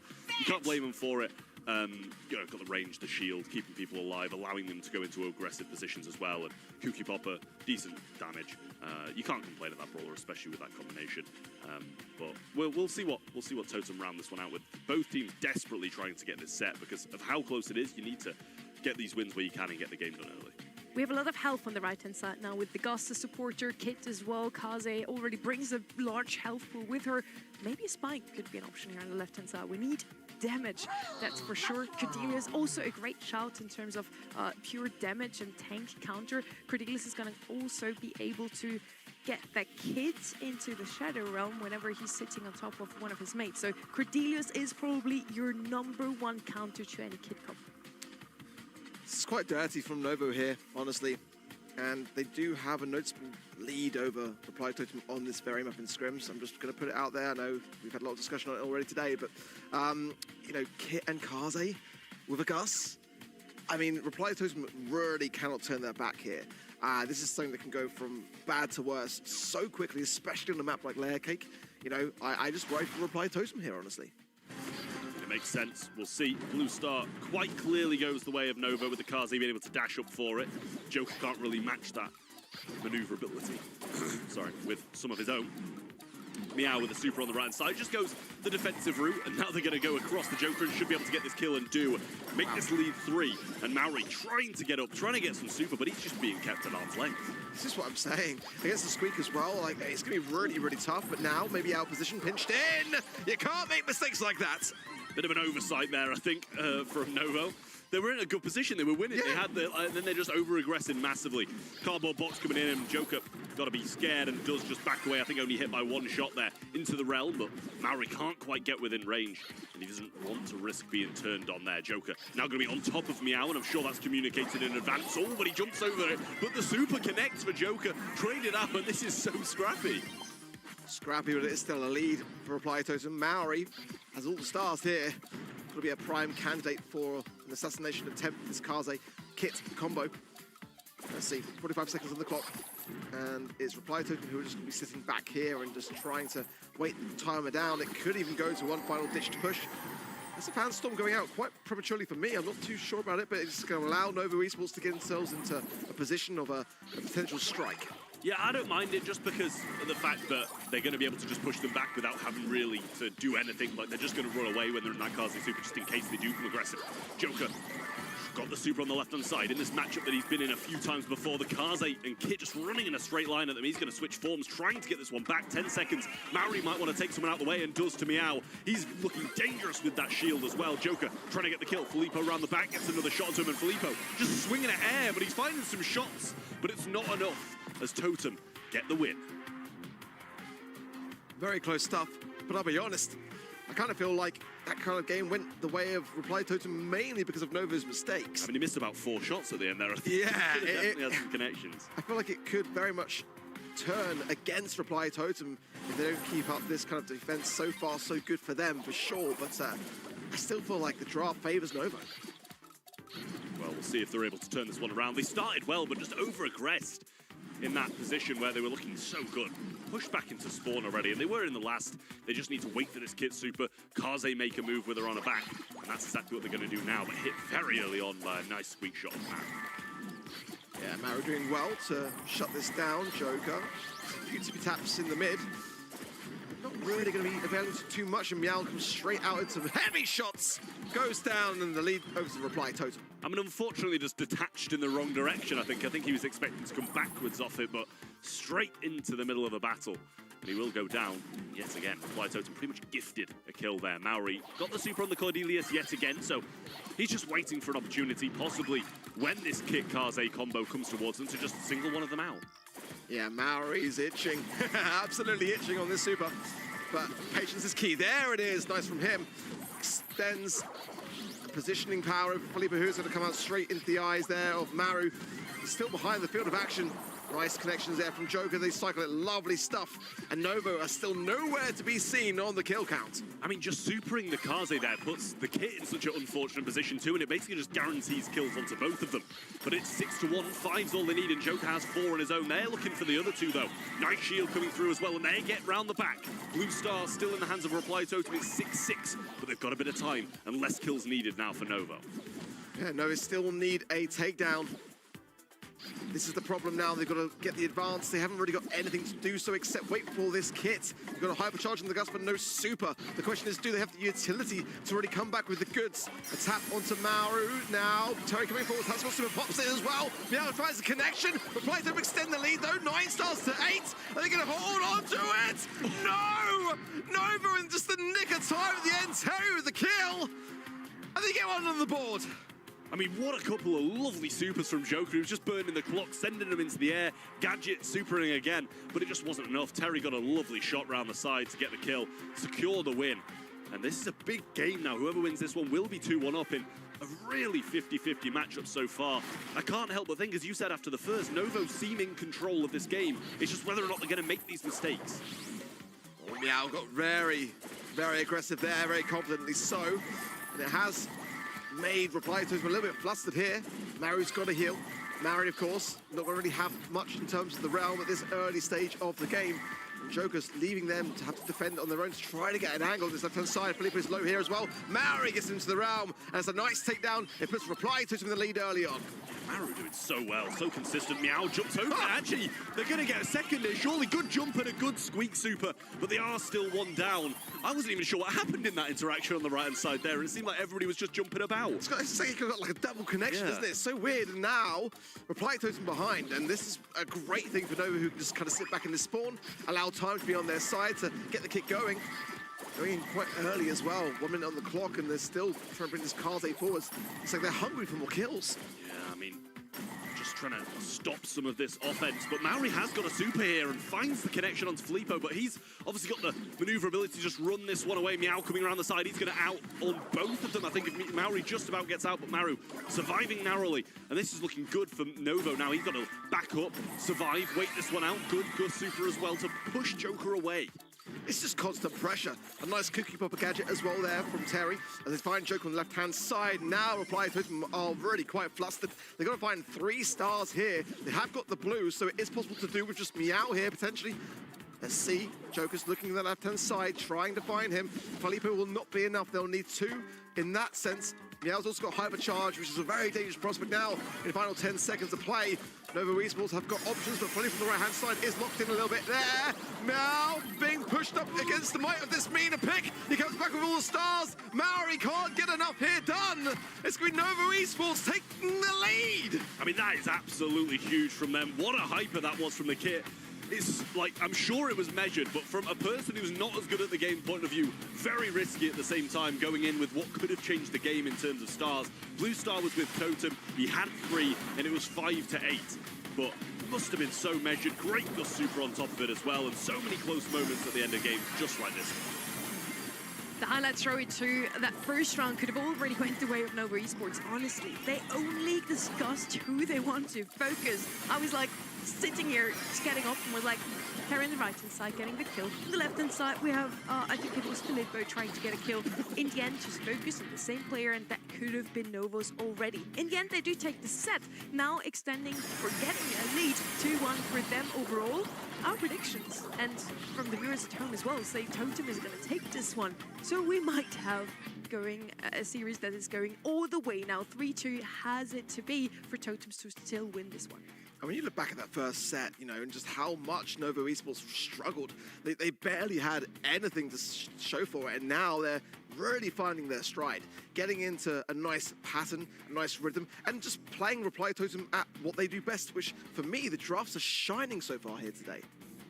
Yeah, they do look really good. I mean, Novo playing really, really well. Drafts looking good. I mean, I don't dislike the draft of Reply Totem by any means. I think it's pretty decent, but like, I think the game they won was gifted to them by Novo, and other than that, it has just been all Novo. I think the big difference in this one was really that they had the kid that kind of turns into a thrower, and then the other side, we just don't really have anything to deal with the kid once he's on the back of someone else. The Cordelius, yes, if you can get him into Shadow Realm, but for that you first need to have a super available. Yeah, and I like the way that Nova played it. They were just not afraid to go on the aggressive. I think that really does speak volumes in a comp like this, and certainly you're very dependent upon the kit being able to make the plays, touch the Kaze, that Gus. You know, there's just a lot of synergy with this kind of comp, which they displayed really well. They relied on Kit, but Meow honestly delivered on that brawler. We head over now to set number 3, where Novo can close things out. If they win this one, it's a 3-1, and they move on into the semifinals against Humble. Double Swoosh is going to be the map. Joker here looking a bit stressed. Reply to it, of course, want to prolong this one. As I said, they need a 3-2 now to still make it into the semifinals. Bans are already in. Chester usually would be my first pick. Is banned out here. Sandy, a brawler that I always like to mention on Double Swoosh as well, also banned out by Novo. Ems is going to be the first pick. Yeah, I mean, M's slipping through. That, for me, it's a great brawler to have on Double Swoosh. You can play it on the defensive side, on the offensive side. Really good for scouting, catching people off guard with the supers, knockback if you want to use that, or the spray through the wall can also be really solid. Just all around really good brawler. Play against the mid-rangers and the tanks and the assassins as well. Novo plays some weird stuff here. That's what the Rosa ban is, by the way, on the side of Reply Totem. It's like their top pick on this map, and it didn't work out for Navi. We ain't going to see it here because it's banned out here by Reply Totem. Janet going to come in. You know, we've seen it get some good results. I'm okay with it. It's not, once again, one of the shiniest of brawlers. Lily going to be open here as well. That's quite a dangerous brawler in the hands of Filippo. So, brawler like Ems, you know, has the knockback, but can be quite sort of exposed to it. Tara, Trav's happy with that one. Again, this is another high brawler pick by Novo Esports, and one that can work quite well here. We see Tara, Nita, and even Mortis pop up in this region from time to time. I do like a Tara on this map. You have that comeback mechanic, just get a super onto the gem carrier, and you win. But there's the Ems on the other side. That's just really good against Tara. Has a bit more range, can get easily rid of the Tara shadows, so usually don't want to play that into Ems. We have Spike still left open. We talked about him before, one of the best brawlers overall in the meta at the moment, and there's the Mortis that I mentioned. Is going to have such a good matchup into Janet. If she doesn't have super, of course. Janet is going to be that gem carry that you want to have on a map like this one, because you can always get out of harm's way, either with the gadget or if you have a super available. Yeah, it's super nice to be able to just have that ability to get away, especially when you're playing against something like a Mortis who can get close to you so fast. It's just a question of whether or not Mari's going to be able to get up the maps, get rid of those gadgets, make sure he doesn't have super, and find that one moment. Because the one moment's all you need with that comp, really. Nita's going to come in as well. It's going to be so easy yet again to take out those Tara pets. So I think we're expecting to see Psychic Enhancer at this point, just looking through the bushes on a very bushy map. There's no surprise nonetheless. And yeah, really, really nice comp from the Reply Totem, I will say. Who's the gem carrier on the left-hand side? Honestly, we've been seeing some questionable gem carriers end off, to be honest with you. So I couldn't even guess. I'm gonna guess not Mortis, but you never know. Probably Ems, yeah. Lily gonna come in as that last pick on the right-hand side. The comeback mechanic to the double now with Terra and with Lily. They can easily just let the opponents have the gems and then snack them away in the end. This could be our last set if Novo takes this one. Yeah, it's looking really scary here for Reply Totem. The Mortis is kind of one that you kind of almost forget currently, because it's just globally banned so frequently, and now coming through at the final hour, potentially here for Reply Totem. It's got to work. It really does. And already, it's explosive in the mid, so scrappy, so messy, but Terry picks up the 3 gems into the hands of the Tara. Pinched in between Maori there on that right-hand side, though, and let's see how Filippo fares and what Joker can get up to on this Mortis pick. I mean, the thing is, Joker's going to be able to bully Terry until he gets his super, and then he'll actually have a bit of a leg of that matchup. Nice super and gadget there from Filippo, trying to end out under the radar, fly away from Meow again, and this is the issue with the Mortis. They've got so much they can just get away with, but lucky for him, Terry's won the 3 gems. Filippo finds Maru, but Rooster Bear will have the final say, and Joker comes in with some nice bats there on the gadget side to finalize that left-hand side. Pushes now into a more aggressive position. Enhancer then on the Tara. Bat's not really going to cycle too well there, and Joker shut down. Novo still doing pretty well. They've got some utility now as well, the Hypercharger, Filippo and Terry to hand, but it's neck and neck in terms of gems. Yeah, I mean, this is exactly what Terry needs to do, just get the supers and save them for when the Mortis is going to come in and try and take them down. Janet should have a jump away here, goes for a gem as well. Cycles the super, doesn't get very far, luckily enough. He just about got that super for him. And a hypercharged super available for Filippo now. Going to come in. Actually didn't hyper there at all, just used the super, hoping to end out on someone and actually get some more good shots in. Meow is so good at knowing exactly how many shots he is away from super every single time to ensure the backstage pass gadget there. And then the escape maneuvering afterwards. Nice connection there from Terry. That's 2 gems dropped. And Nova in the perfect position to go for the jugular here as well. All the gems spilled. Regardless of that, they've been able to get the ones from the mid as well. And Novo now really are in a dangerous spot, close to match points. Totem have got to find an answer in the final seconds. Bruce Bear out. I don't think there's going to be enough time for Maori to close this gap. 3 seconds, maybe with the help of Joker. Super Terry! Oh, just about survives. Is that 900 HP? I mean, that's crazy. It was so good of the Lily getting down Mortis before he could get up, because then he was panicking, dashing up the map, no ammo left, throwing out his hypercharge. He got him down just as that countdown started, which put Totem in such a tough position. Novo looking so good at the moment. They were so consistent throughout that. Tara doing a great job. Janet not dying. Well, after the start not dying. But I think we expect off the start to not do too well. Crazy stuff so far. Reply Totem with their backs up against the wall. They've got to deprive this match point and the next and take it to the 4th set to survive on here. And Novo have got to be feeling so good about this. You've got to remember, coming into the monthly final, they had to be SK Gaming. That was already setting them up for success. Joker throws out a super, hits one and gets traded out. Filippo with a super in hand, Meow with a super in hand as well, so going to have this capability of getting away with the gems. Tara still working on hers, but Nita coming up the left-hand side. Good gadget from Filippo to waste a bit of Joker's ammo, but he's going to be heading straight up now. Psychic Enhancer coming in, and Joker should be traded, and is. Terry now dangerous, and has got the gravity to hand. 5 gems now. Look at the position here of Maru. Should be able to get a bear, but I don't think the best of connections. Scary going to be coming down now, and hopefully into the hands of his teammates to support Joker, who's lurking here in this mid. Bats to nowhere, but nonetheless, Filippo actually, as a result, is able to claim that kill. Yeah, I mean, he completely missed the super. That seems like a little bit of a waste of super from Filippo as well, but actually Meow's going to pick it up in turn. That's going to be 8 if he gets them from mid. Just about gets away. He's got the shovel to get the kill, but Terry's there to back him up and keep those gems. He seems to be the saving grace at the moment. This Tara doing a great job of staying alive. Just coming in now, hypercharged up and a healthy shield as well for that. Joker will find Filippo here, and also, again, these bats, though, they're just not being lined up correctly, really. Joker able to go for the gravity, though, find some gems. Can he get out of this? Filippo's out on his tails, and will shut it down fast. Filippo staying and going in as well, trying to get another super back whilst he was still in hypercharge. More gems in the back. I can't actually see how many they've got back there, but they are staying in the mid. Maybe they've got the one there. That's going to start the count, and I don't think Totem can get it from the mid. Going to be such a tough thing now for Reply Totem to be able to reset the count, not go for the mid. Joker trying to make some plays here. Pops the gadget, Filippo into the realm as well. Comes out, gets Joker secured. I don't see a way Reply Totem can do this. Novo now safe and sound. And it's the boys in green that fall. Novo Esports continue their assault on the EMEA region. I mean, after not qualifying first month, you come in with a roster change that's been forced upon you, bear in mind. It's not of your choice.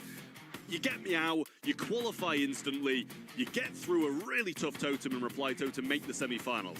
What a change that's been. Really solid stuff from Novo, and what a performance. Great drafts. It really, really was. I'm really quite scared now, having seen Novo just flourish. It's like Meow was like the missing piece of this roster, and now it's in such a fantastic spot where, hey, maybe scrims do matter, you know? Just saying. Reply Totem had the worst scrim rate coming into today. And Novo Esports, you know, just capitalized on that, had confidence, had the qualifying results to come into today looking really strong, and they made it count. Both of those teams arrived with momentum after kicking out SK Gaming in the qualifiers, now arriving in the monthly finals in an Italian derby. And Novo comes out on top of this one. As we already mentioned, they were forced to find a replacement for Enraged. Meow is that missing piece, and he seems to fit in like a hand into a glove. How do you say it in English, actually? That works for me.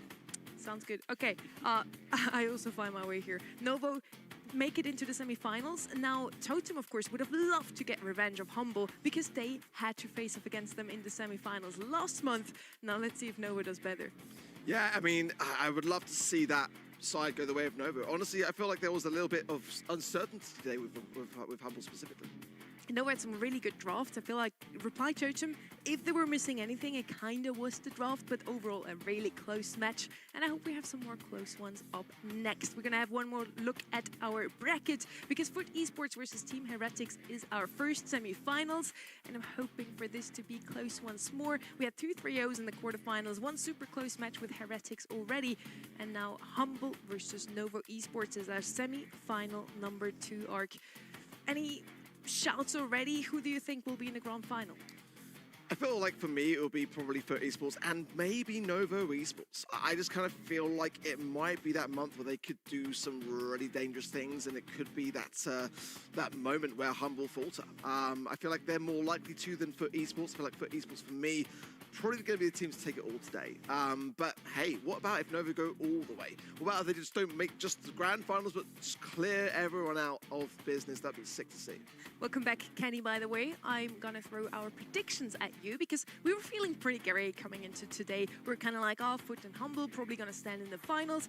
We did not expect Nova to come through. We did say maybe Navi will make it through, like those quarterfinals number 2 and 4 did throw some curveballs at us. Coming into the month, just from the world as a whole, these were 2 of the probably, I'll call it top 5 favorite matches I was looking out for, just because there's so much drama, and it's awesome to see Novo Esports live up to the potential we all know they have. Now as we move into these semifinals, look, even before these got locked down, even before Totem and Novo made a play, I still picked Humble. I'm going to side with that.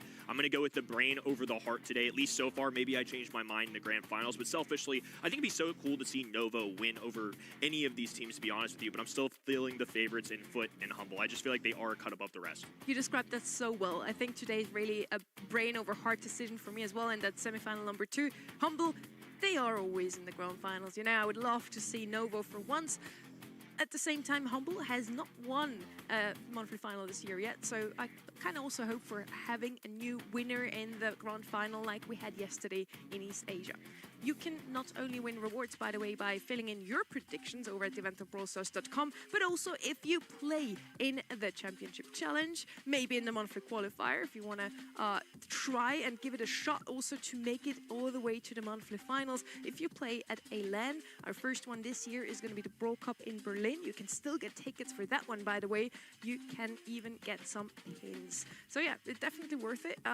Ark, did you get your Chaos Drops from the Championship Challenge? Do you know what? I've been focusing on work and not logging into the game. And I was doing interviews. I barely had time to even eat. So no, I have not checked. That is unfortunate. But hey, for anyone that they play in the Championship Challenge and will maybe make it through all the way to Brawl Cup, this is what you can expect.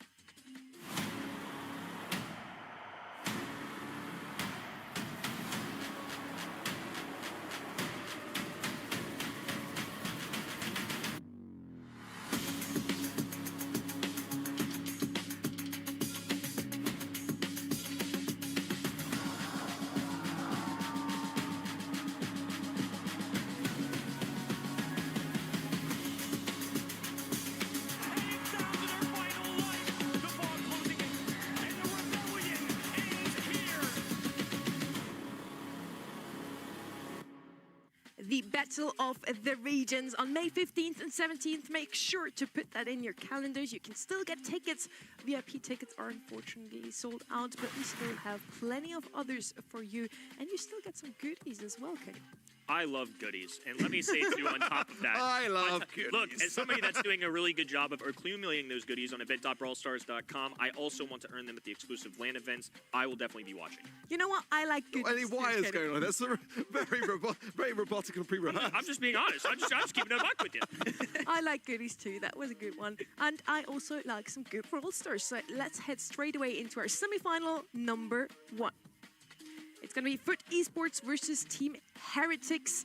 And this is a battle that Team Heretics was hoping for. They were defeated last month, 3-1 against Humble in the semi-finals, in the quarterfinals. Now in the semi-finals, they get their revenge. Let's see if they can make it through today all the way to the grand finals. Yeah, I'm really excited for this one. I think Team Heretics are, even off the eye test just in the first one, in a better spot than they were a month ago. I think it's easy to write off that month number one, the bad performance, if you will, at least in my personal opinion. I thought that they got smoked by Foot. But you could just write it off as, hey, Foot were just a cut above the rest last month. They were just better. iChaos, Marco, Sabim, obviously a very solid roster, one that I expect to be borderline top 4, I would say, coming out of the preseason. Throw those out the window a little bit because I thought SK Gaming were going to be more towards the top as well. But I thought this was a team that was going to compete with the Humbles of the world, and Foot, somebody that certainly caught me off guard coming into this. I mean, they came out swinging in month number 1. Team Heretics, certainly one of the most consistent rosters we've seen. We talked about it before. Marco and Sabim have actually made it into every single monthly final last year already. Now this year is looking just the same, and they have beaten Navi. We know someone who has watched that match, and this guy has actually been posting quite a bit now today. Lena watching Navi losing, of course, for him that's a good outcome, and he's actually been seen scrimming with SK Gaming. Yeah, I mean, I've noticed that they've been rotating each current member of SK Gaming around the kind of practice trials, I guess. I mean, it would make a lot of sense. I said even in the qualifiers in Spin LC's chat that something has to change with SK Gaming. It just has to change. It cannot continue this way. So he would make the ideal pickup, in my opinion. So on the one side, we have this team Heretics, super consistent. On the other side, we have the current EMEA front runners. The team to beat this month is Foot Esports. Let's see what they drafted in the quarterfinals, Kenny. Really curious to see how these go, too. I think today the global match bans, you're going to see Mortis and Glowy. Expect those a lot, especially in this second map pool as well. I'm going to be looking out for 2 different ones, Bull and Crow at the top of the list, too. Kit, somebody you saw them play on Layer Cake. They love these really quick assassin brawlers, ones with mobility and visibility. Mortis, Kit come to mind as kind of the play style of this roster. And then on the other side, Team Heretics, they had a bit of a longer series, so we see 5 drafts of them. Yeah, but some very varied brawlers, some good, interesting ideas. I feel like, the reservation has they've been put through their paces a lot already. Today, Humble made things look a lot more straightforward in that regard. But, certainly the heavy hitters aren't always getting shut down. We are seeing some Crow kind of escape through sometimes. We saw a bit of Mortis as well.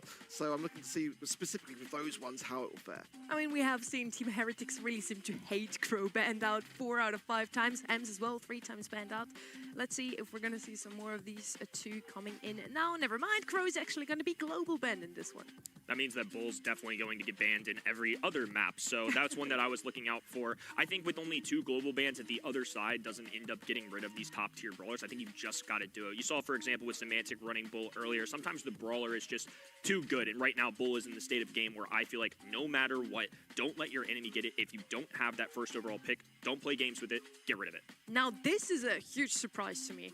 Heretics actually with 82% of the votes at home. Okay, there it is. okay, Less of a surprise now. That makes a lot more sense. Foot Esports, the winners of the February monthly finals, of course, get the most votes from the people at home. With the global bans, I'm not surprised about the Glowy, the Crow, and the Ems.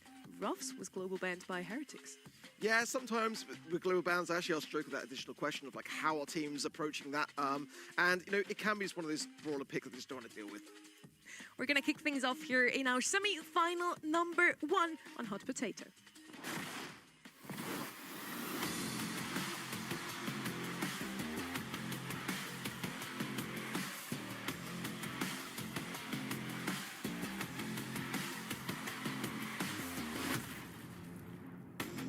We are on Heist. Let's see who can run away here with the gems and go all the way to the grand final this month. Is it Foot Esports once more, or is it Team Heretics? Bull, brawler that we already mentioned, immediately picked up here on the right-hand side. Colt as well, you can open up the map. Left-hand side is going to be Chester, and Ark is a bit surprised about one of these bans, I feel. I was just going to talk about Bull being relevant in pretty much every map in this series, and Kenny's reiterating that it should be banned everywhere, and it's not banned, and picked up immediately. Colt as well to break. I mean, you can't leave Bull open. Of all the game modes on Heist. This is a different game mode than what we saw earlier, but the exact same situation of what we saw in that quarterfinal number 3. Chester first overall, a team daring to let Bull slide by, and now they take Colt alongside it. I entrust Bull no matter what. Even if the walls are broken down, if he's cycling enough supers, it's going to be fine. Foot even willing to double down on this. The only issue is, if they want to break down these walls, great. They're still facing down a Colt who is the best brawler in that situation of all 4 of the ones picked so far. Yeah, I really don't get that Griff pick either. They want to break open the map. It's already getting broken open by the Colt, and Colt has a bit more range outside of Griff's range. At the same time, though, they have two brawlers now that are pretty good against Bull, so maybe that was the plan all along. Leave Bull open, don't picking up as first pick, and then pick two counters against him. Lily is going to be the last pick here. Also a brawler we see many times on Double Swoosh, for example, on Gem Grab, but not really on Heist. For me, I just feel confident that if Foot Esports are not banning Bull, they are preparing to face Bull.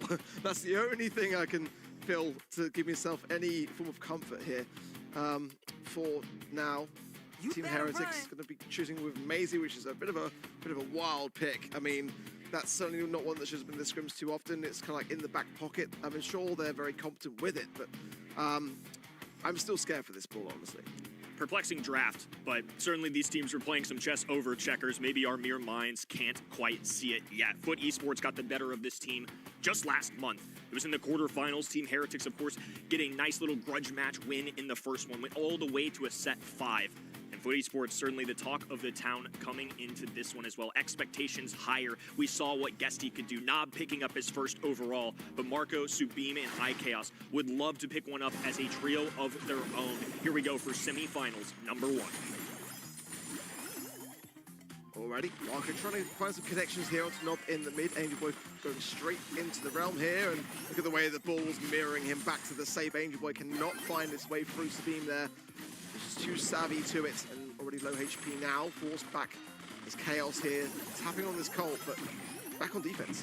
Not doing a great job on offense as well. I mean, double members there going down, and now Sabine just hiding in this grass, going to be going one-on-one versus Angel Boy, will disappear into the Shadow Realm. iChaos and Marco know this, though. Marco positioning himself just so they can align with where Angel Boy was going to be. Guesty with a few remaining shots. iChaos, though, doesn't quite complete the clip, and now on the bottom of the map, they're able to burst Revere, get a little damage. Well, Nob finds a nice connection there onto iChaos with the bomb. Now securing himself on the left-hand side. Sabine with a struggle here against the Chester for sure. Nob now has the hypercharge as well. Guesty moving forwards, gets to the crack of the safe. And it's so far, so good here for Esports, who are the healthier of safes. Foot completely content with just opening up this map. Another piggy bank going down, and now some rapid fire shots going down. On the left hand in from iChaos, a hypercharge. Oh, and a nice tag there too with 711 HP. Can creep by this left hand side. A few extra shots. Angel Boy with a super pierces, makes the connection, but it will be a Team Heretics by a smidge. The fact that they get through this next little layer is a big deal. Oh, the ball on the right-hand side. I'm not sure what happened. He goes to the wall. He was just completely outnumbered, but I'm sure the hypercharge there was absolutely wasted there of Sabine.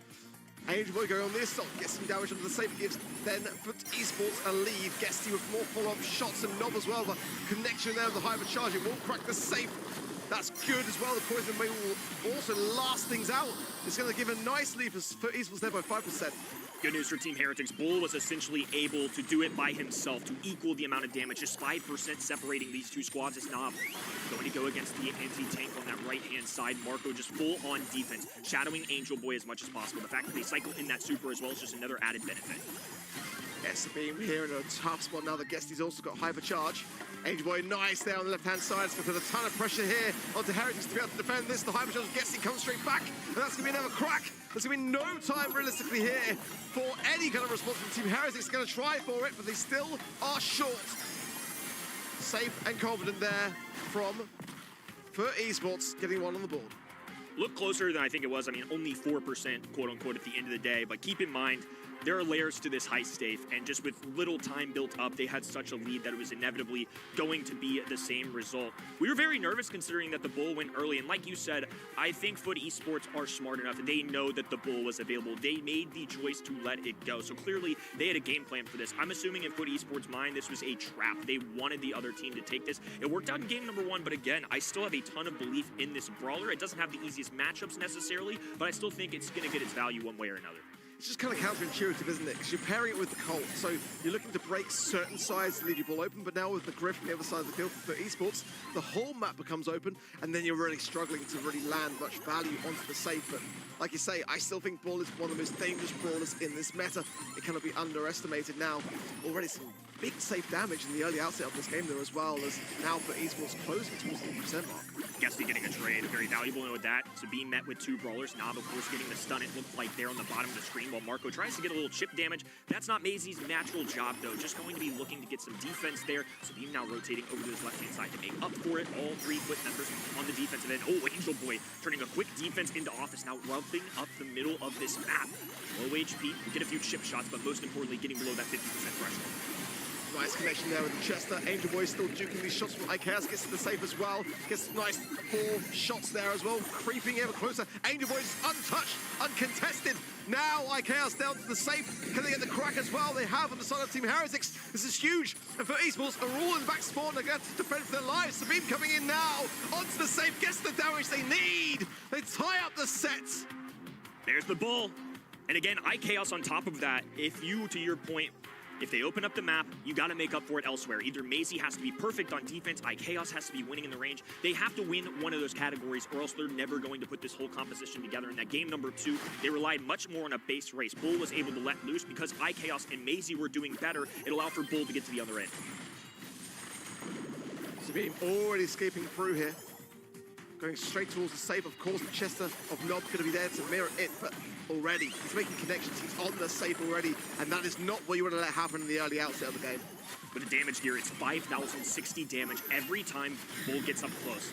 Marco once again on defense. Angel Boy taking him head on, dashes in, makes the connection with the super and the shotgun to meet Angel Boy on the other side. Oh, goes for the dash. I think a bold play, maybe thinking that they could cycle that super a little quicker, trying to get a little additional value, but I don't think it was worth costing his life. Steve down to 80 HP. IKS actually uses super to finish him off there. I think overextending somewhat a bit too much. That could have been better served elsewhere, maybe. Nice taps there from Marco. 2 consecutive there will seal Angel Boy's fate. He's now Nob sitting on this hypercharge. Knows that Sabine has got to be going in very cautiously into the win. But with a hypercharge of his own now, he's got to reserve this surely. Yeah, wait for it to come around, try and get some taps. And both sides playing chicken. No one doing anything about it. He's just still getting damage. Sabine used the gadget to get some heals off too, and it provided a ton of value. Now below 21%. A lot of makeup ground for Foot Esports, who are trying to still get to that marker. Hypercharge going down, looking for any kills they can get as well. Marco in trouble. Somehow Foot Esports have clawed their way back into this. They can't lose position now. Sabine knows he's going to go forwards, but at the same time, Guesty on the safe. It's actually being shredded, 4% left, and it's actually going to be for esports to get it done. It was just a little bit too close to the wire. They forced the decision of Heretics to go on the aggressive, and it cost Team Heretics. I feel like that should have been their set. I do too. I think that game number 3 could have swung their way. That forced decision at the end that you talked about, they either elect to get the kills or they just send Bull on his merry way, and Bull couldn't get there quickly enough. Sabine played this brawler pretty well, especially in game number 2, I thought, using that gadget, trying to get heals anytime he could. I mean, moments like this where you're so close to dying, healing back up, stepping away, and then just finding moments to crack through that ice save. You see it here, 23 to 28%. It's moments like this that got Team Heretics the win when it was more of that base race. It went their way, but I think a very calculated approach. Despite how unorthodox it was, I think the fact that Foot win that set speaks volumes about them as how well they've been doing in this region. Yeah, you see that was the key decision-making moment where it's allowed Guesty and Nob to land on the safe. You know, Griff's already got a hypercharge there as well. I think maybe Sabine was concerned that he may have fed a super as well and just got shut down if he'd gone towards that Griff, which I think would have been likely in all honesty. I feel like he just had no other option. I still feel like it was a bit of an error in judgment by Foot Esports to leave that ball. They were clearly confident enough to be able to handle it with their strategy. I think the Chester was a great thing to have on that defense for that reason, but I feel like in this meta, I don't care if you're Foot Esports, whoever you are, you just need to get rid of Bull. I mean, especially on this kind of map rotation, it's just too dangerous to leave open, in my opinion, despite them getting the set.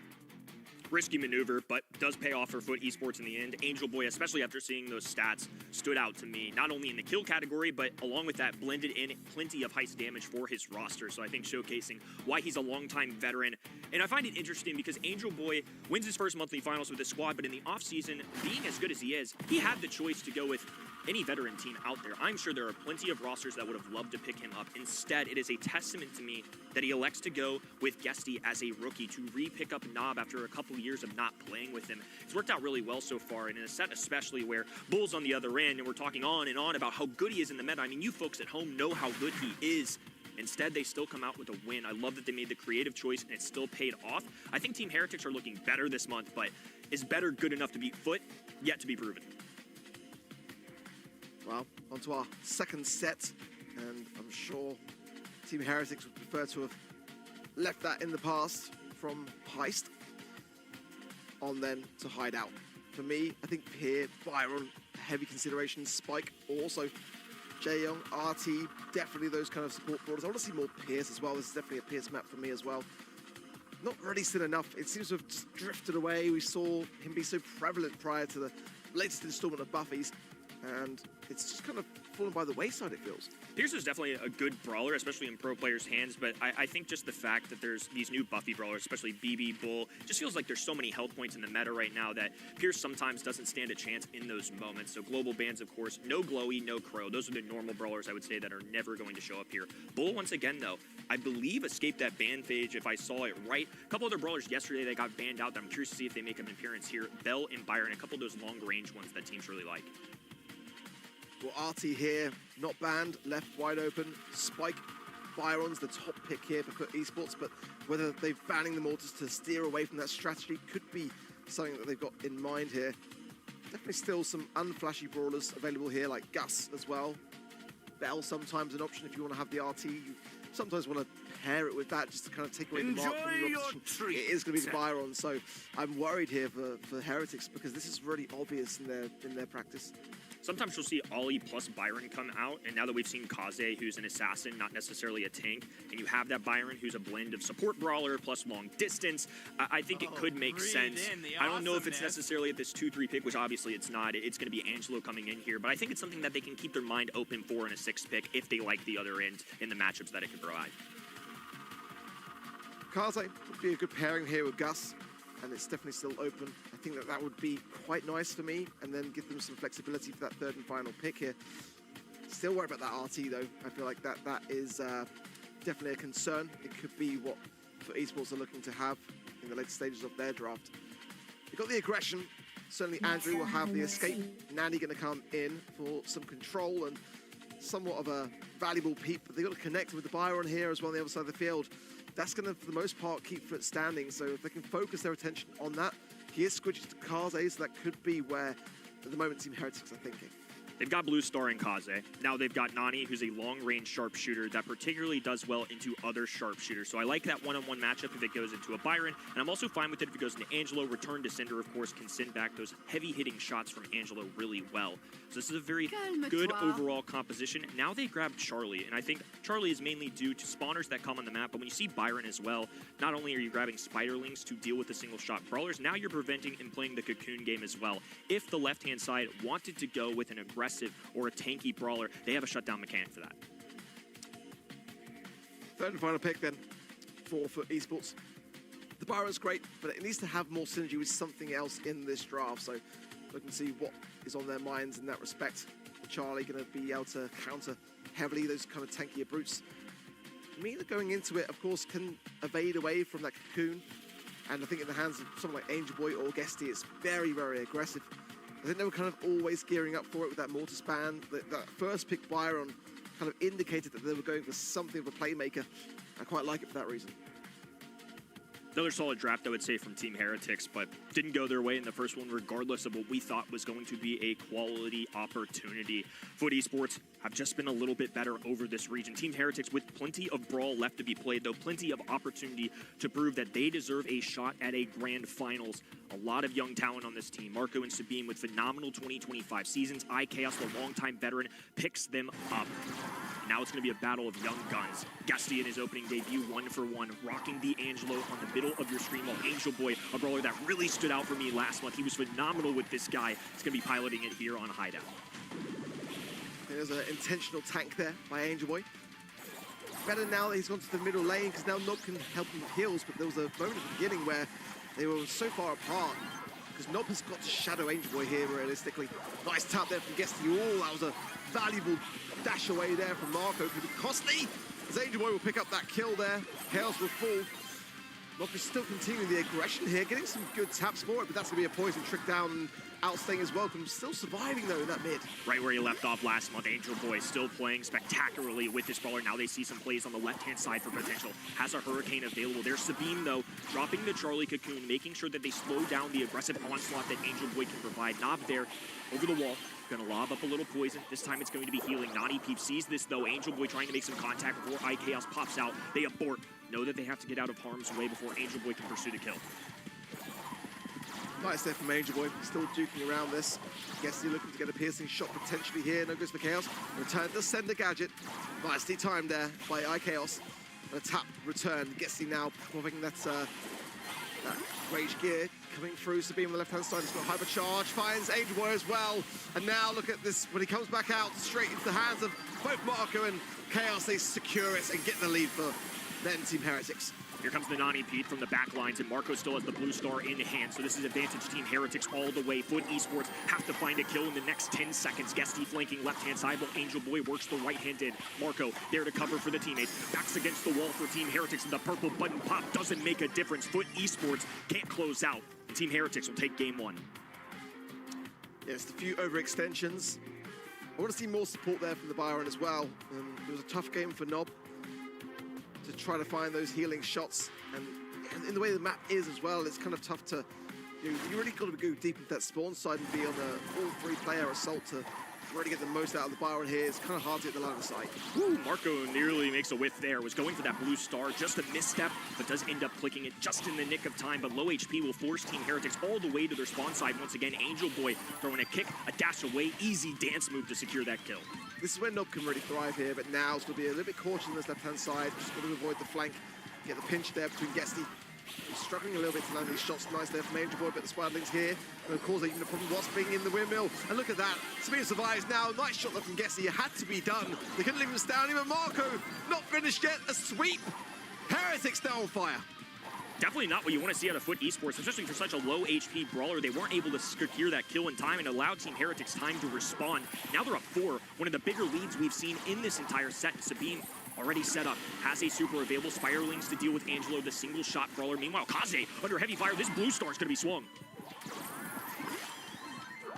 Chaos still arriving the right-hand side. And now Marco going straight in for Nob for the jugular as well, getting back out, using it as well in the defense. Lovely stuff. Now Angel Boy can't really even aggress, can't even help his teammate there. He's got to wait for the Byron Hills to come through, and at the moment, Foot Esports looking very shaky, although in terms of stars, not far behind. Nob and Angel Boy pairing on this right-hand side. Nob takes one to the face. Nani peeps straight to the dome. Will stay alive. Windmill going up for Angel Boy. They're going to play alongside him. They want the support brawler with Angel Boy, but he's not making enough contact. Has that super in the back pocket. Needs to use it, though. Gusty jumping right on him. What was that? Not great. Angel Boy trying to make up for lost time now. Marco down to 1,000 HP, but has got the hypercharge as well. Nob there, a nice gadget there. Does find Chaos. That's still going to put Foot behind by 3 stars, though. They need to find something. Marco here going to go on the aggressive, can afford to do so as well. The blue star still with Team Heretics, and they extend the lead even more. So it's going to be a comfortable set of that, as Team Heretics will equalize things out. Foot Esports can bleed. Really impressive showing from Team Heretics, demonstrating growth from last month. The exact same matchup in the quarterfinals. And outside of the set that Team Heretics won, it never really felt like they were in it. This is the first time I've truly believed that Foot Esports are beatable. To be honest, though, I did feel like in the qualifiers that Navi might have been able to do it there, but you've got to remember, this is a team that have already beat that very team here today, Heretics, knocking out Navi in the quarterfinals. Maybe for Esports, just like a little bit lacking compared to last month, but we saw some 3-1s, not the end of the world. I think for Esports, we've got plenty of time to work out where this one went wrong. For me, it's tough to make Angelo work at the moment. I'm finding that Brawl has kind of just dropped off a little bit. It's still being trialed, it can get some great results. But it's just an assassination meta, it's a tanky meta, it's just really hard to make that one shot really pack the punch. Guess he's still leading his team in kills, but to your point, it just never really felt like it was an even fight. I felt like Team Heretics had a tinge more success throughout that, especially in game number 2. It really started to be a runaway. I think, once again, a really solid draft. They didn't have the 6th overall pick, so they had to make sure whatever the left-hand side went with, they were well equipped for. This is such a balanced roster. Nani can deal well with a long range from Angelo and Byron. In 1v1 situations, you favored that. That was a great Kaze game as well, and then Charlie, Spiderlings plus Cocoon brought them a ton of value. Even though Team Heretics lost that first set, again, we were kind of talking about the fact that Foot leave the bull available, Team Heretics making the no-brainer decision to go that very competitive one as well. I think the talk of the town all weekend has been these rosters of Zeta Division, the Foot Esports. Just because they won last month does not mean March is going to be copy and paste. And I think that's a lesson I'm certainly going to take away from yesterday. Despite that, I still pick Foot. But I just want to make that point out there. This isn't last month. These teams learn and grow. Let's see. Going into Hard Rock Mine then. A fresh draft. I'm looking for Heretics to maybe try and catch the Rico here. As we know, Chaos probably the best in this region, if not the world, on this very brawler, on this very map. Chester definitely going to have a very solid game here, no doubt about it. Brawl as well, one that was not globally banned, that would absolutely thrive under these circumstances. I kind of want to see that brawler be valued higher here, and it's not banned out still. The Rico ban is there, however. Chester going to be left open. That could be what for esports are feeling like. Again, if they don't pick Bull here themselves, they're planning to defend against it. It's probably either Bull or very likely could be something like a Chester. This could be the exact same math that we've seen earlier today. You go anti-tank, anti-aggro early with that first overall, or you just lock in the best brawler in the game. My hands are on Chester already fun for esports. They clearly are not too worried about Bull, but in this particular map, it's definitely a bit more risky, I would say. Chester, yeah, it is going to be exactly that still. For esports to spend a lot of time looking to counter these big scary brawlers, and the question now is, are Team Heretics going to feed into it? Are they going to steer away from it? There's definitely still plenty of options here. They do kind of like the kind of 8-bit mid, which is a bit of an interesting choice. Ali here as well is a great map for her. I'm looking for those kind of like specific brawlers. We're on the same page. I was thinking 8-bit off the top of the dome too. It's been a popular brawler in East Asia and EMEA, and on top of that, I think if you went something like an 8-bit Bull, now you've got the range game, and you've just got so many health points. It almost forced this left-hand side to go hyper defense. And that's something that you want to be in Team Heretics. You want to be in control. Instead, they're going to go with Charlie. No qualms with this, really. I mean, again, we talked about it a lot, but Spiderlings are such a powerful tool. Cocoon, especially into an enemy gym carrier, can kind of spill those out as well. So having that mechanic in this game mode is very important. Yeah, Charlie, one of the highest win rates in scrims across the teams that are competing here today is 77%. So it is definitely tried and tested for the most part, and more often than not comes out with those goods. Could also potentially see a Lily here. Again, it's a very Filippo pick. Bull going to come through for Heretics. Yeah, it's scary, but I still feel like for esports have got the strategy to defend against it. Let's see how they feel. The Chester are going to have to mirror it, absolutely for sure. Still some other brawlers that could be a problematic thing to see here. It could be a kit coming through. There's a potential, but esports do like to cause problems with it. Rough's banned out, the global bans definitely would make a lot of sense in this particular instance as well. But things like Cordelius, they're not out the question. They could deviate away from this. I think they could use even more beef into something like a Bull, and I think Sandy's a blend of both. Using the Sweet Dreams gadget to put Bull to sleep, so if it's charging at you, that is a mechanic you can use to kind of feature that. The invisibility is also very powerful on Hard Rock Mine, but I think they need something of a mid here because I don't necessarily love a Chester into Charlie. I'm sure it's manageable, more neutral than I would say a benefit, but I would also like to see them grab a more traditional gym carrier that can work. BB here still available. I mean, it's like, going to be tough to make work with the ball so prevalent, but just want to point it out. Not globally banned, not banned. There's a map for it. Tara now coming through for esports. Again, it's a very Tara-friendly map. I think that the Psychic Enhancer gadget can get a ton of value here, but also support from beyond. I think it's very versatile. You can just have options open, have a heal behind you as well, and break some of the bush here as well, which obviously the ball is looking to depend upon to remain hidden. 3 mid-range brawlers for the left-hand end. I think Sandy or Tara could technically work into a Charlie. It's going to require some good mechanics to dodge things out, but just 2 brawlers that do really well in gym grab in general, and again, are closer to neutral. Ooh, a penny pick, though. I think this could be a pretty solid stout into something like the Tara spawners that can go down. This gives them also another option at mid, so I think this is going to be a little flexible for the right-hand side. Penny's somebody that shows up every once in a while. I don't hate it here. I'm just kind of curious to see how it fares. Penny can be one of these brawlers that I'm just not thrilled to see. It's like one that can have some great synergy, though we saw yesterday in East Asia with that Charlie. It's really quite a new thing that I've not really seen many people experiment with, but it does make a lot of sense to consider here. I'm just not overly thrilled by it. It's going to be Chester playing the mid. Something that's become more common. We've seen the Leons and Chesters of this world kind of go into these heavier tanky brawlers, but instead, though, they're going to have to deal with a Charlie. So Knob left-hand side, Angel Boy battling against Subin, but the better brawler gets the best of them early. Let's see. Marco does need to get that turret as quickly as possible, realistically here. Gets to with the 3 gems, Angel Boy lurking, and get a nice, easy takedown there with the gravity and assert his position as well. Spirit's going to be quite problematic here, not opting to have the healing shade as well, so they'll be gunning their way towards Heretics throughout the entire game. Keep my eye on Marco as well. I think Penny is going to have a tough time, especially now that Angel Boy already has a hypercharge super. That is a free frag for him. Chaos in the long range, left all alone. Guesty encircling him. It's a Foot Esports onslaught early. They're not running either the trusty Spyglass with Penny, which is the gadget which allows you to lock on with that cocoon, with the charge, the synergy at the back of it. They're running Salty Barrel. I'm just kind of surprised. It worked out so well yesterday for Crazy Raccoon, and they really championed it. They won the entire monthly final off the back of it.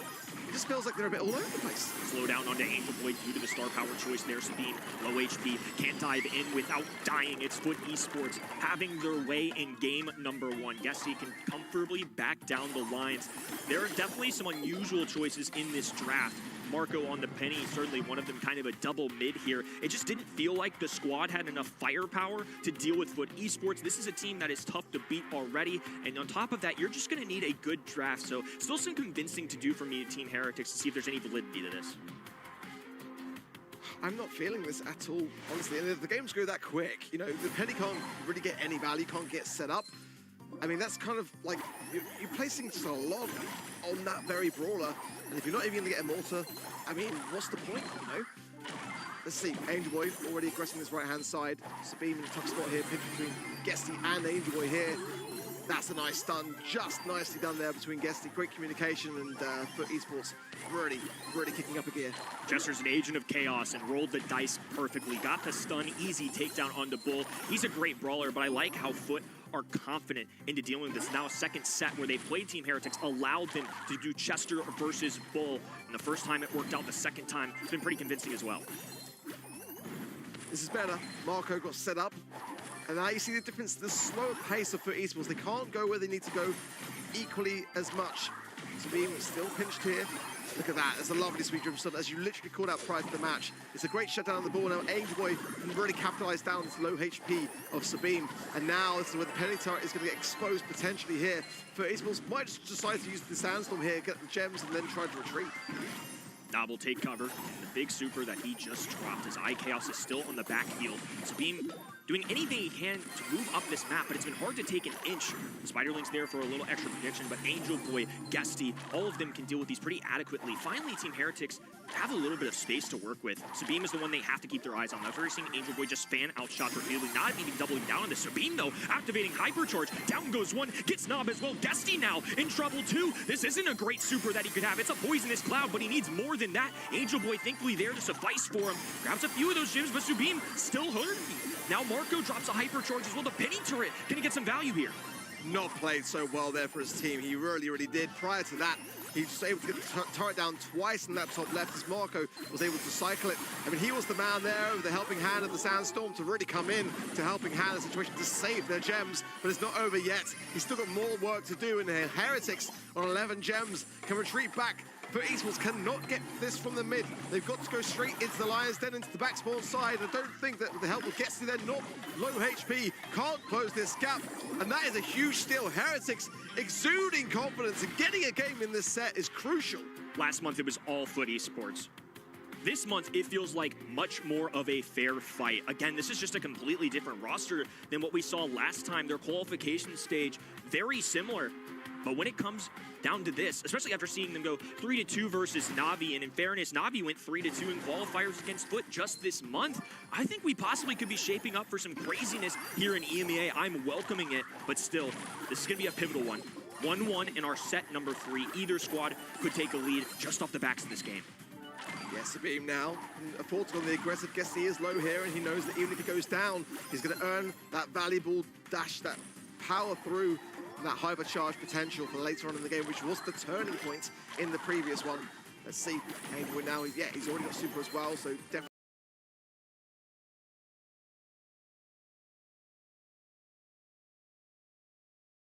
a threat here. Guesty on 4 gems. Look at this. Shut down, very nicely done there by Foot Esports, and despite the gems being dropped, I'm not overly worried for it, as Guesty now back on the field. Still bought them a little time, but to your point, no, it didn't grab them any extra gems, nor positioning really. I mean, Marco's able to climb up a little bit down this left-hand side, but Nob just got to play this matchup pretty patiently in general. A fresh mid for Guesty there, popping that super as well. Nob now able to go up to Sweet Dreams, making contact. Chaos in trouble, gets one. Guesty trying to go around this. Oh, a purple button just to try and get the extra damage and a little extra speed, but didn't equate to much. Guesty swoops in, grabs a few gems, and now the middle is going to be all theirs too. They're almost to 10. They fed Sabine there again. He hit the hypercharge at the back of that last run. Now he's got a super 2. Angel Boy has hypercharge himself, but does need to find a super running the Black Portal star power as well, so that is a problem for Sabine. And I stun there from Nob behind him, but look at this. This is what I'm saying. Ball is just undefeatable. He literally says you cannot beat the ball. It's looking that way. Beautiful tag out of iChaos. Still need to gain some possession of the mid. Gesty dropping a hypercharge on the right-hand side. Pop rock floor. Cole lands the cocoon, though. Now this could get interesting as Angel Boy and Gesty fall. The low HP hypercharge for Marco doesn't do much, though. Turret's going to be out of distance as Foot work their way backwards. Still a defensive stance, though. Only one of them can die. Nob now with a hypercharge gives them a little extra boost. Sabine diving in despite being one of the best, if not the best brawler in this game. The mechanics of Foot Esports prevail. They're going to be up 2-1 in this heavy-hitting match. A crucial set. Really was fantastic to see Foot iron out the creases. It could have gone either way, genuinely, both sides giving it their all. Sabine with that ball, dangerous, scary. But despite it, you see how Nob was there to support more in those right-hand side lanes and just be there for those pushes there. Exactly, the Sweet Dream stun every time. Some shaky moments there for Foot, no doubt about it, but more often than not, they were communicating better. Shaky moments, and Team Heretics came close to actually winning this set again. They already take set 1 off the hands of Foot Esports. Now, the huge question is it going to be a 3-1 again, just like it was last month, okay? I think there's real potential for it still, but to me, this feels much closer. Last month, despite the scoreline, it really felt like Foot Esports were in full control. And now we're seeing Team Heretics come alive. I'm a little reassured because they felt flat-footed last month, but this month they've shown up with a fight. Even if they somehow drop this match, I'm much more confident as the year progresses in them now because I wasn't in month 1. I love that there from Gesty as well. You see there, just Angel Boy was there for the support. That cycling the hypercharge, absolutely devastating. Yeah, 10 kills above his head there. 42 gems also, but Sabine want to draw attention to him despite low DPS in all intents and purposes for a bull. You know, you're still getting 10 kills, you're still making plays for your team. That Bull and Chester, definitely the 2 MVPs for either of these sides. Gesty, for me, it just was not hittable. Even that game number 2 that Team Heretics wins in the end. At the beginning, Gesty is just Gesty because he plays Chester. Gesty just ran across the map and played super aggressive despite him being the champ carrier. That was super impressive. What is actually funny to me is that Novo last year with Marco Sabine and Piso back then won the March monthly finals, and nobody really saw them coming. Nobody thought they would actually have what it takes to win a grand final. March might be their month, maybe even this year. Team Heretics looking a lot stronger this month than they did last month. Still a lot of work to be done, though. I mean, down 2-1 here. I think the one thing, I feel like Team Heretics have been notable just because this is a significant improvement from what we saw last month. But credit to Foot as well. They've let Bull go down twice. Both those sets they've ended up winning. I would say that was a rather, different kind of set too. 3 medium-range brawlers. Some of them have been really good in in Gym Grab in the past, heading over to Hot Zone. But Gym Grab in the past, and despite that, they've still found these interesting ways to win. I feel like Foot are just comfortable in these chaotic, scrappy situations.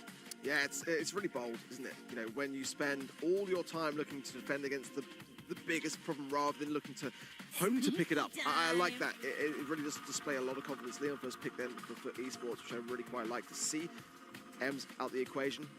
Amber could be an option then for them also here. They do like to bring it in, but Chester Ban definitely smells a tank brewing maybe on the side there of Team Heretics. The Lou pick is a very, very good one here as well. Mina, I think, would be a very Foot Esports kind of brawler pick, but also Heretics too. Options available for sure. Lou and Spike would be those 2 brawlers that have their own circle to throw over the hot zone circle and get control with that immediately, and those 2 are immediately picked up here by the right hand side here. One side is Heretics picking up the Lou as first pick. On the left hand side we have now Leon and Spike, with Foot Esports going very aggressive here. A lot of damage, and the Leon once more to just wreak havoc in the backlines. Last month, teams would have loved to grab Ali here, so I'm curious if anybody pulls the trigger on it. I don't necessarily love those odds into something like a Spike and a Leon right now, but the map just fits her so well. Leon, of course, going to be the most popular, I would say, aggressive option that can slide through. Yeah, they're just going to slide differently, but 2 very aggressive options, I might add. I mean, 2 assassins coming through in Mina that can drop the shield. I think they'll play around that. I think more than likely you're going to see Mina and Lou kind of march up this mid, try and take as much control as possible, then drop that gadget at the final moment so they can maintain a little bit of control. Wouldn't be surprised, too, if they ran something like the Ice Block gadget for Lou, just so they can gain even more percentage points. This feels like a good squad that could rotate time in that hot zone. Quite an important final pick now here for esports. Wouldn't mind necessarily to see something with some range. I mean, they've got to have, Meg come through. And the survivability kept in check. Meg gonna probably feed a lot into the Lou though. That is a concern, so I'm looking for this Leon pick to really go on a tear. Meg surprised us before today. Once again, she has no healer at her side, but she did do pretty well before. Might as well do well for Foot now too. Let's see if Foot Esports can actually close things out here, or if we're gonna get to see another set. I would love it, honestly. Set 5 feels right. Team Heretics have been very competitive against EMEA's top dogs of 2026. I would argue this is probably the first time that Guesty in his career in the BSC has really had any pushback, any real potential of dropping a match, yet they are still ahead of the curve. 2-1 to Foot Esports. Jumping into the match, it's going to be Team Heretics early on. You see Mina in the middle, I'm assuming, yeah, there it is. Windmill going to go down rather soon. Low HP for Foot, though, not able to quite fight for this entirely. That's part of the influence with Meg. It's a beefy brawler with 2 extra lives that's perfect for a mode like this. Boy going on the aggressive, finds all 3 members of Heretics. You're not going to come out of that one. I can tell you that for free. Sabine continuing the assault here on Guesty. Looking to get back in mech, but wasting a lot of time now. Finally getting back into the swing of things here. Sabine dancing around this, but surely going to be pinched out here and just go down. Guesty already out of mech. Couple times now too. It's just a real tough, especially in Nakaze. Doesn't have a chance. Just gonna throw up a few pistol shots, but can't do much more than that. Angel Boy swept away as well. Nob left all alone. Light plant on the ground. Hurricane meets him though. It's gonna be a close call. Drops a super too. It feels like a little bit of a waste. They're gonna have to tiptoe around this. Oh, but following up from a baseball bat from Guesty. What a big swing. A response immediately from Lou though. Both of these sides just constantly going back and forth. Guesty staying on the zone there as well, despite the freeze, which I really value. On the side of Foot Esports, every percent matters. Marco low on the right-hand side. Nope, should be able to find it, but actually struggles to get connections. And now it's left to Guesty. Marco is a thorn in that right-hand side. Chaos drops the temperature in the middle of the map. It's a winter wonderland, so they can take a little bit of time, gain those percentage points. Now well over 30%. Blooming Season available for Nob. Won't quite click the hypercharge. Sabine dancing around this, steps in, out, but Guesty now in prime position. This is not a favorable matchup for them into something like the Lou. There's Marco doing their best to contest. They just need a few more points, and now Sabine sweeping in for more. A Windmill going down to stay indestructible. Angel Boy cleans up with only a couple percentage points. A hypercharge from Chaos. All he has to do is get on there for a couple seconds, and that'll do it. Another great demonstration from Team Heretics that they might have what it takes to go the distance. Good stuff from Heretics.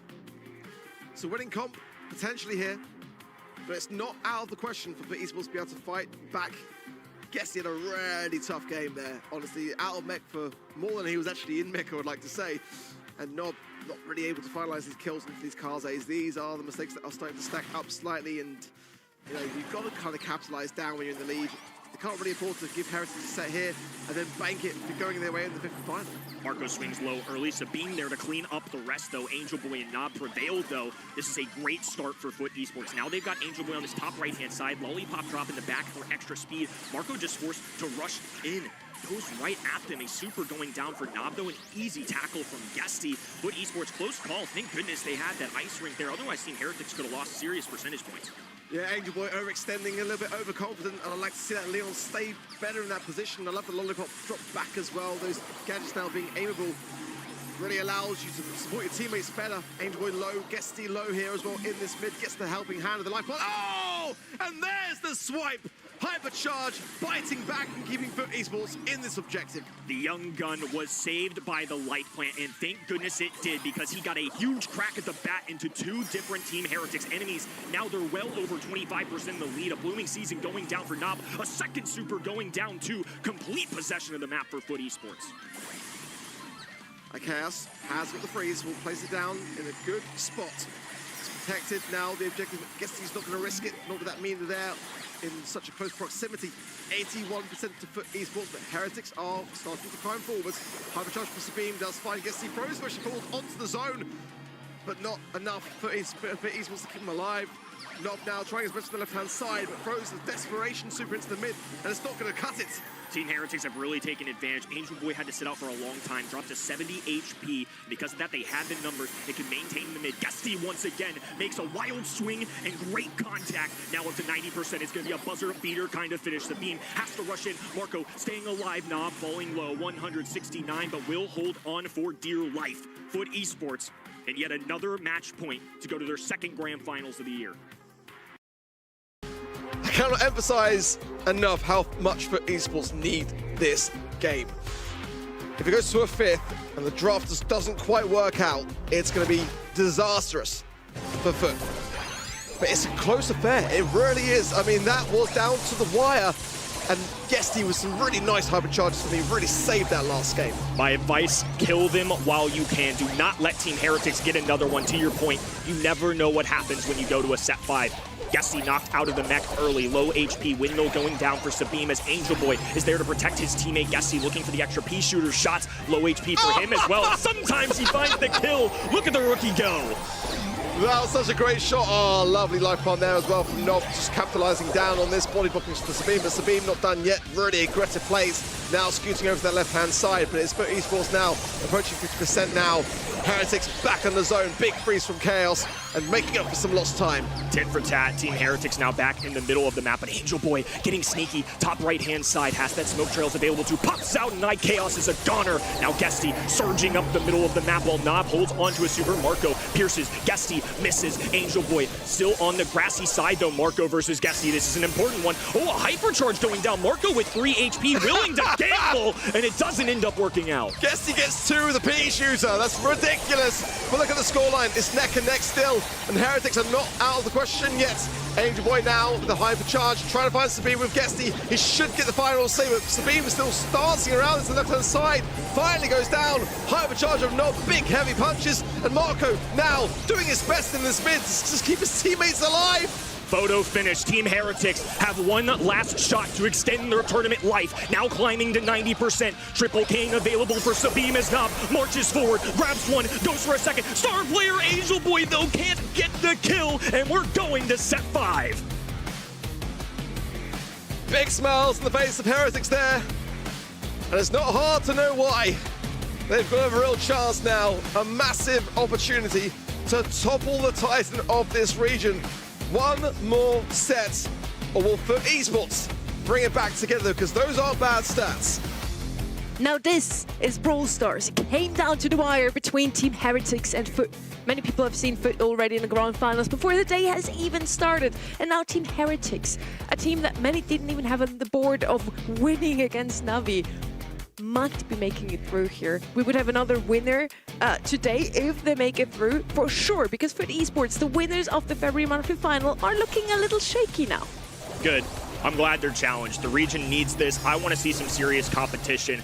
And again, this is kind of the first time that we've seen Guesty in a position in his entire BSC career, that short one of now 2 months here, of course. But last month, there was never really a moment where we had a set 5 with them. It was just comfortable, always leading, it felt like, for the most part. And now we get to see what he's made of. This is the first high-intensity situation we're really getting to see out of him. I think, for me, global bans are making a big impact, because a team like Foot Esports, you know, they've got some real sort of brawler picks which everyone's very savvy to. The Mortises, the counters, the Shellys, that kind of stuff. And I think now with global bans playing such a role, it's allowing teams to get the upper hand maybe potentially here. This one's far from over. Heretics done super well, but they have gone to the 5th and final set again today. They've got to be getting surely a bit tired of this, no? Well, maybe. Let's see if they are tired or if they can still turn things around their own way. 3-2 in the end would still be a worse result we've seen from them all year long so far, Kenny. I mean, I'm thrilled. They might be tired of it. I am not. Let's keep the train rolling with the set please. 5, folks. You know what I'm saying? It's just staggering to see the improvement out of Team Heretics. Now they're showing that, hey, maybe they are one of the top teams, and they might just be the best team this month. Maybe Team Heretics is. Who knows? Foot Esports is the team to beat, so I believe if they now make it through the semis, they can also beat whatever we throw at them in the grand finals. Yeah, possibly. I mean, it's still long way away. I mean, this is going to be a super important set to obtain for both of these two teams. Foot Esports, of course, last monthly final champion. They're looking to double down. They're looking to secure their place at Brawl Cup. For Heretics, you know, it wasn't a good month at all. They are looking for their revenge against this very team that knocked them out in the quarterfinals last month. They need this. They need to be able to get the points on the board and have a contendership for Brawl Cup. I kind of like that it all ends here on Knockout. This is going to be the last map, no matter who will make it through. We see Guesty locked in here, Nob. A bunch of hair also locked in. And we're starting the draft here now. Ziggy, Double Ben, Jean and Leon on the left-hand side. And then for the first pick here, Team Heretics up. Meeple, Spike and Ziggy banned out. What's going to be the first pick here? RT, always a mainstay on Knockout. Maybe not really first pick worthy though. Gus, Angelo, still left open. Would also be two of my first picks here, Kenny. Kid is a very FUT esports kind of brawler, and this is also a map that caters really well. We actually saw this in the global bans several times, and I've seen FUT esports scrim this map to perfection so many times with this brawler. I'm curious, or at least just in general, but I'm curious if they end up doing this. I think it's tough sometimes to pull off at a 2-3 turn, but if you want the kit, you might just have to grab it early. I love it, cool. I think that although it's got a slightly lower than 50% win rate for FUT esports, it's definitely time to dare. RT going to come through.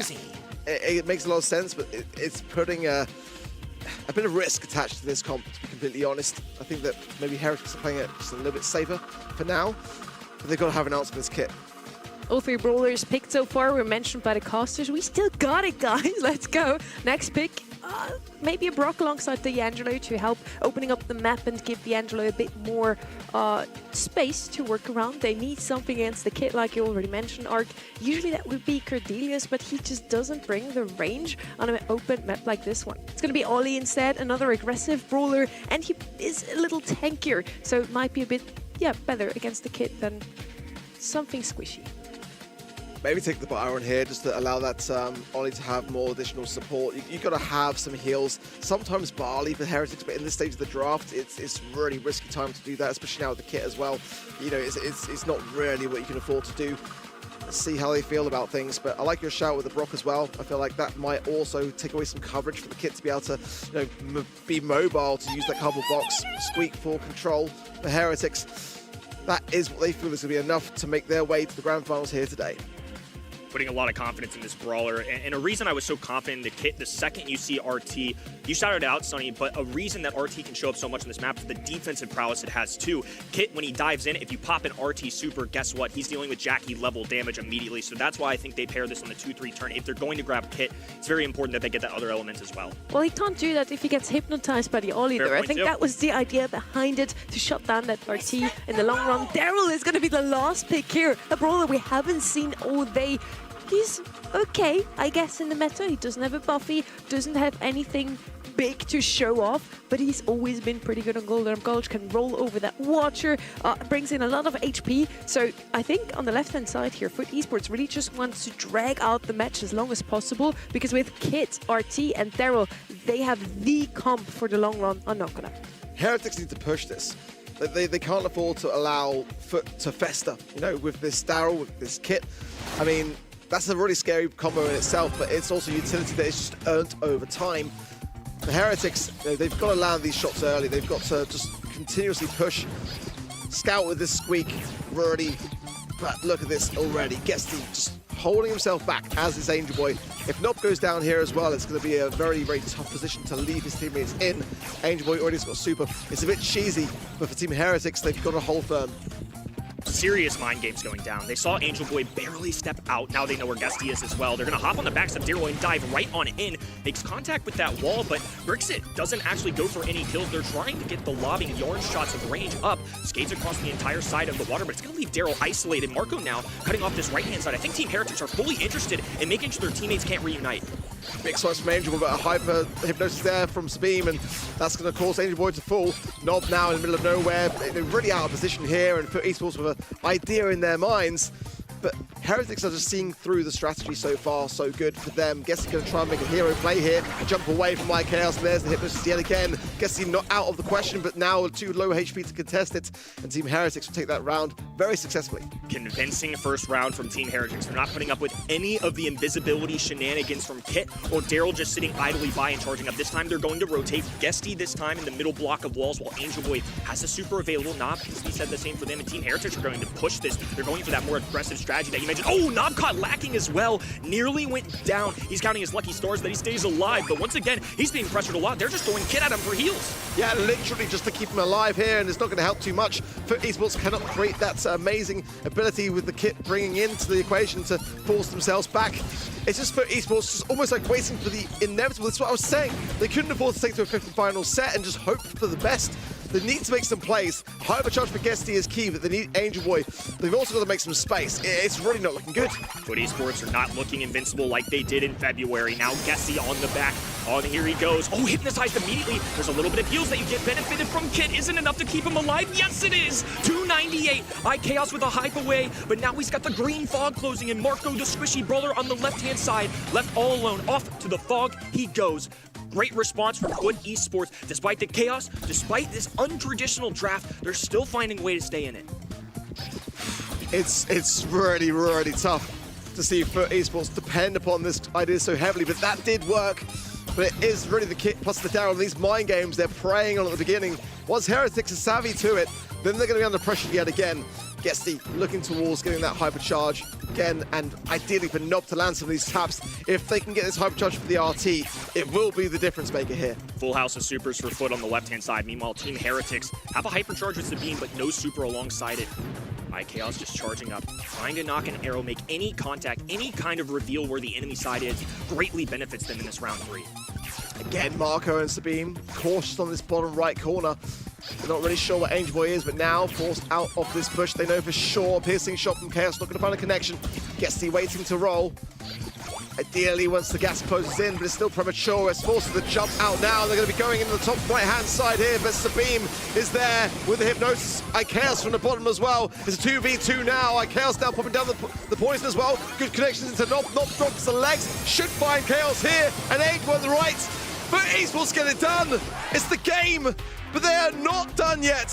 Heretics have got every opportunity, every chance of taking this to distance. Just when they looked knocked down, they're right back up. This is a big moment for the region and a massive moment for Team Heretics. Can they overcome last month? Can they find revenge in this matchup? It's FUT Esports on match point, just one away from going to yet another grand finals. Angel Boy very early on with 3 consecutive swipes, gets enough to land back onto Guesty and keeps the pressure on. They're not playing the mind games now. They're going sheer aggression here. Nob from the right-hand side trying to land this pinch, but it seems like Angel Boy and Guesty cutting their losses, coming back full HP. Marco cutting off this right-hand side. Every single squeak shot, just trying to get a little ounce of tag. Ooh, and I think a mistake there from Marco. I think clipped that wall, maybe he was trying to cut off the grass instead, though. It's going to make Guesty's life maybe a little more difficult, but he's just going to flank towards his left-hand side. Angel Boy once again clasping to his back, while Nob in the back lines just has to wait for his teammates. They're just using the thrower aspect of Kit. They're not even rolling in. Here he goes, though. Guesty down the right-hand lane, looking for a shotgun kill. The double barrel, not enough, though. Team Heretics survived that one-on-one interaction. Nob, low HP, poison damage, preventing him from healing as well, but he gets behind this back wall for a little refuge. iChaos just doing his best to get around the corner. It's a standstill as the fog closes in. Nob's gonna have to rely on this super. There's no escape. iChaos bounces away, doesn't have the gadget to pierce through walls. Nob had a fighter's chance. iChaos, though, just that much better. I kind of feel like Nob should have secured it. I mean, it's really tough to call in those 1v1 scenarios, but he's got the legs. He didn't use them, chose to retain them. Had, I think, the Hacks gadget as well, which could have been an option for him. I just feel like with a bit more ice, that could have been done. Regardless, Heretics get the round, and they needed something of some momentum here. There's a hypercharge available for the squeak there as well. Hiding behind the scoreboard currently, but Marco is there with a good amount of defensive support here. Hypnosis there for Sabine, also just waiting for this roll to come in. Heretics now have a real chance of getting a game. Calm before the storm. Every single brawler on the map has a super. Several hypercharges as well. The cool heads are going to have to prevail once again. FUT went on the offensive in round number 1. This time it's Team Heretics clicking the button first. Marco even going for one as well. Wasted completely, exactly. That's detrimental. That's not what you want to see in a grand finals. He was hoping to find something to be able to then utilize it, but chose to retain the super, which I think is the wise move here, as Guesty and Angel Boy going straight for Sabine here. Sabine low, 361, goes down. 3 versus 2, 2 versus 2 now. FUT Esports in trouble. Nob has dropped the legs. Angel Boy for support, though. It should be a 1v1 now, and Angel Boy's going to win this, surely. Swipe here, swipe there, lands on Marco's head, comes straight back out, and stays on top. FUT Esports now with 1 round away from making the grand finals, but most importantly, surviving. Minuscule mistake, I think, from iChaos. I think he missed the knock of the arrow, but this time going straight for the offense in the early onset of the round. iChaos forcing his way up the map. They know Guesty has a super available, and Angel Boy has a hypercharged super. He's looking to use it. Guesty, though, has to exhaust the super early. He's going to regroup with his teammates here. FUT Esports, I think, have learned their lesson. They're going to try and play as a unit. No! Angel Boy pounces. Marco doesn't go down in quick enough time, and now Guesty in the advantage here. 3v2 situation. iChaos left all alone. This is going to be real difficult. Going to take a hero's effort out of Heretics.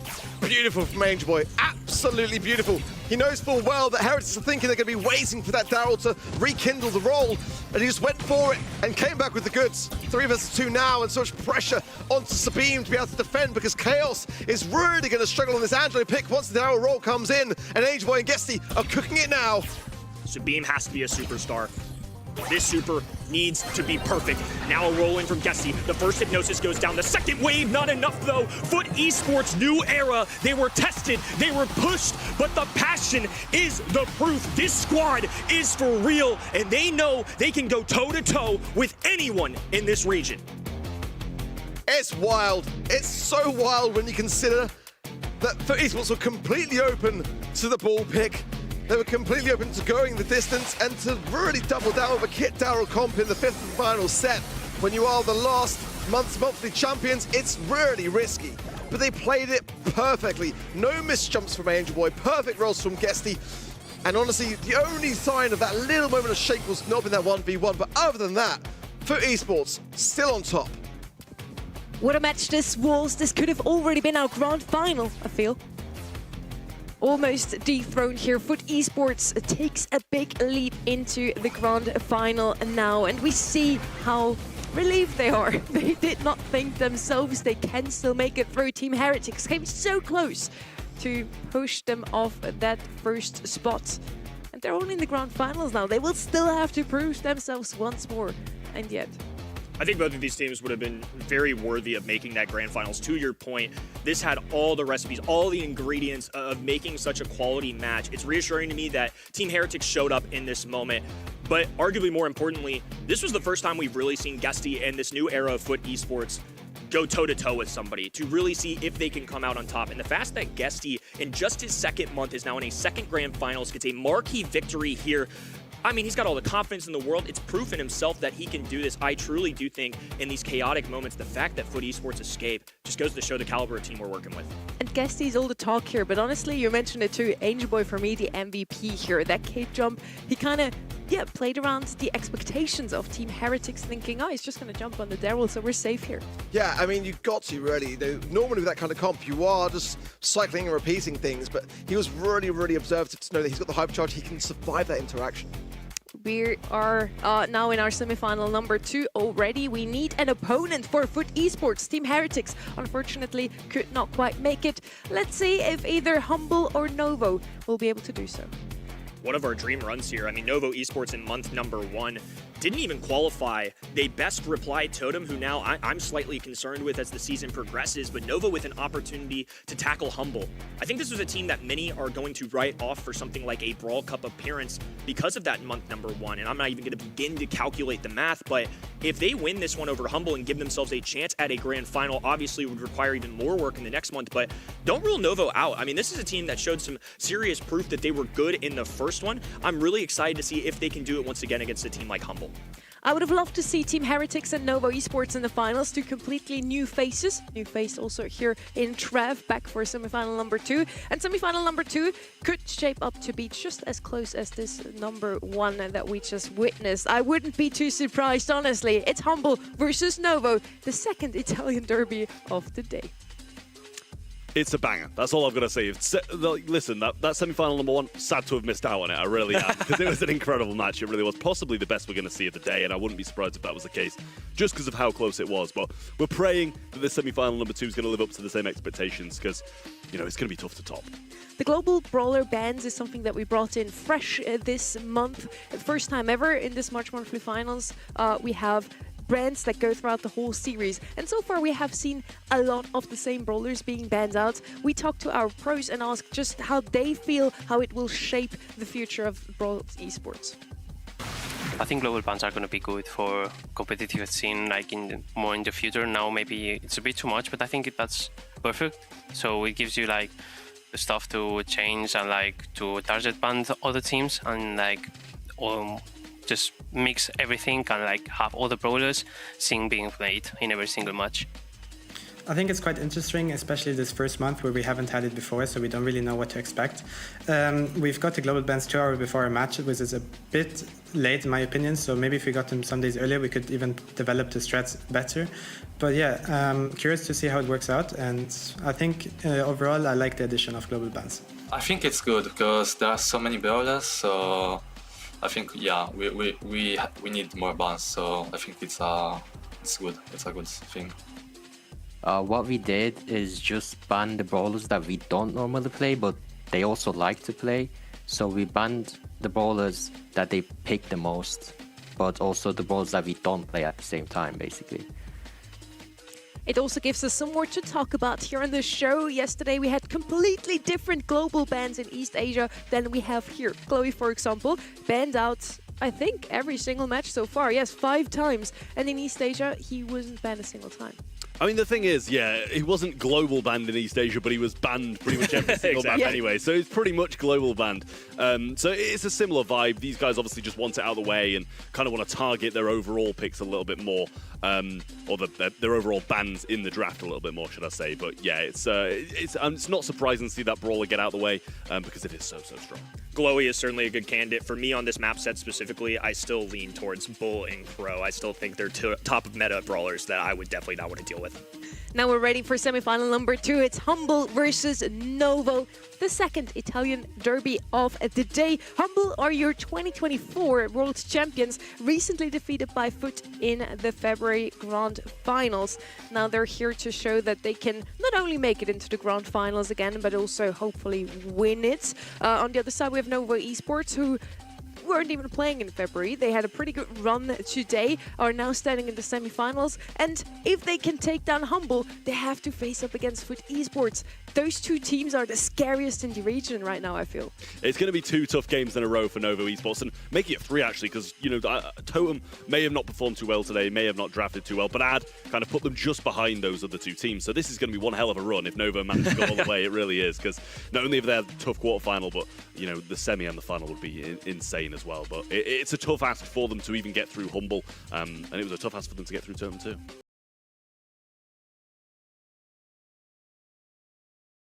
Double barrel. I mean, it is brutal. Novo dominance in this first set here. Yes, Humble got a game, but the other 2 was all Novo. People stepping out of line constantly and getting caught off guard. It's just not something that you'd expect a team like Humble to be doing. Last month, it was very clear to me that Foot and Humble were the best 2 teams in the region, no questions asked. I mean, in the quarterfinals, very convincing stuff all the way through. In the semifinals, 3-0s across the board against some quality rosters, I might add. And now we're seeing both of these teams falter. Sure, Foot Esports are in the grand finals. They're still obviously very good.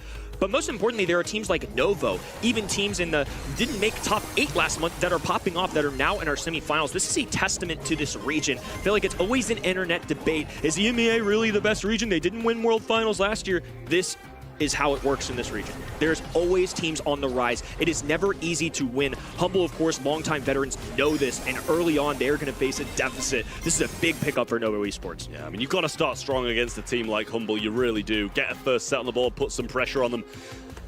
I mean, stats-wise, 1 kill, 64 DPS for Semantic. Didn't see a lot from him. Boss was just getting picked off so often. And I mean, Lukey actually did his job and actually played well. So 5 kills and 252 DPS for him. But so many times he was just the last man left standing and his teammates had already been picked off. Definitely a tough look for sure. A boss with 0 kills, and I'm never usually worried about DPS too much in a mode like this, but it's even more impressive to see Lukey still providing numbers with the Pierce. And this is a reminder to y'all at home, 79% of us, all of us on the desk included, we're guilty as charged. Picked against Novo, and I don't think it's necessarily because we think Novo's an inferior team, but it's more that just Humble are tested. They've been to the grand finals so many times in this incredible run that they've had, and for a team that's making roster changes, I think a lot of people have talked about that Na'Vi roster change. Do you know why the Novo roster change happened, though? It's because Na'Vi made a switch, so Novo were victims of that, and they bring in Meow. They get a victory over Totem, who Na'Vi lost to last month, I might add. I mean, this is one of the bigger winners of the day, regardless of how this match goes. Huge benefit for Novo managing to pick up Meow. It's lucky, to be fair, that there was someone that good left for them to add to their roster. Bull's going to be the first pick coming in from Terry. It's been kind of slipping through a few drafts here and there. And Ring of Fire, it's not the brawler you'd expect, I won't lie, but Humble going to be able to get this Ems in return. Really solid draft of that brawler. You know, I really like an Ems, to be honest. The ban-wise, we're looking at the Mina, Finks, and Crow. Over the other side, Chester, Lou, and Otis out of the way. Been a frequent decision all day. If we pick the Bull first overall, can we deal with the anti-tank that's incoming? That's why you see Otis, Lou, and I believe a Chester all banned out. So Ims, I think, is the next best thing. Once again, the range game. Wouldn't mind Lukey on that brawler. Once again, he popped off in set number 1 despite the loss. I think this is well-rounded. I'm curious what they match up in the middle with for Novo Esports specifically, because Pierce is such a long-range brawler, of course. If Bull can run at him, it's going to be a very tough one for him. But at the same time, I think with enough control, I still see the vision for why, while Humble are going to be able to make this work. Yeah, I think so. I mean, just always got to be super cautious with that ball. I mean, regardless of how cautious you are, he still does something every game, pretty much. You can't stop him forever. Meg's going to come in, and I just love the fact you and I were just laughing about how many kills he was actually getting with just the little gun in the last one. It's delightful. Yeah, but they bring it back. Novo going to show up with that brawler, and we've questioned it a few times in Hot Zone, and it's paid off a couple of times as well.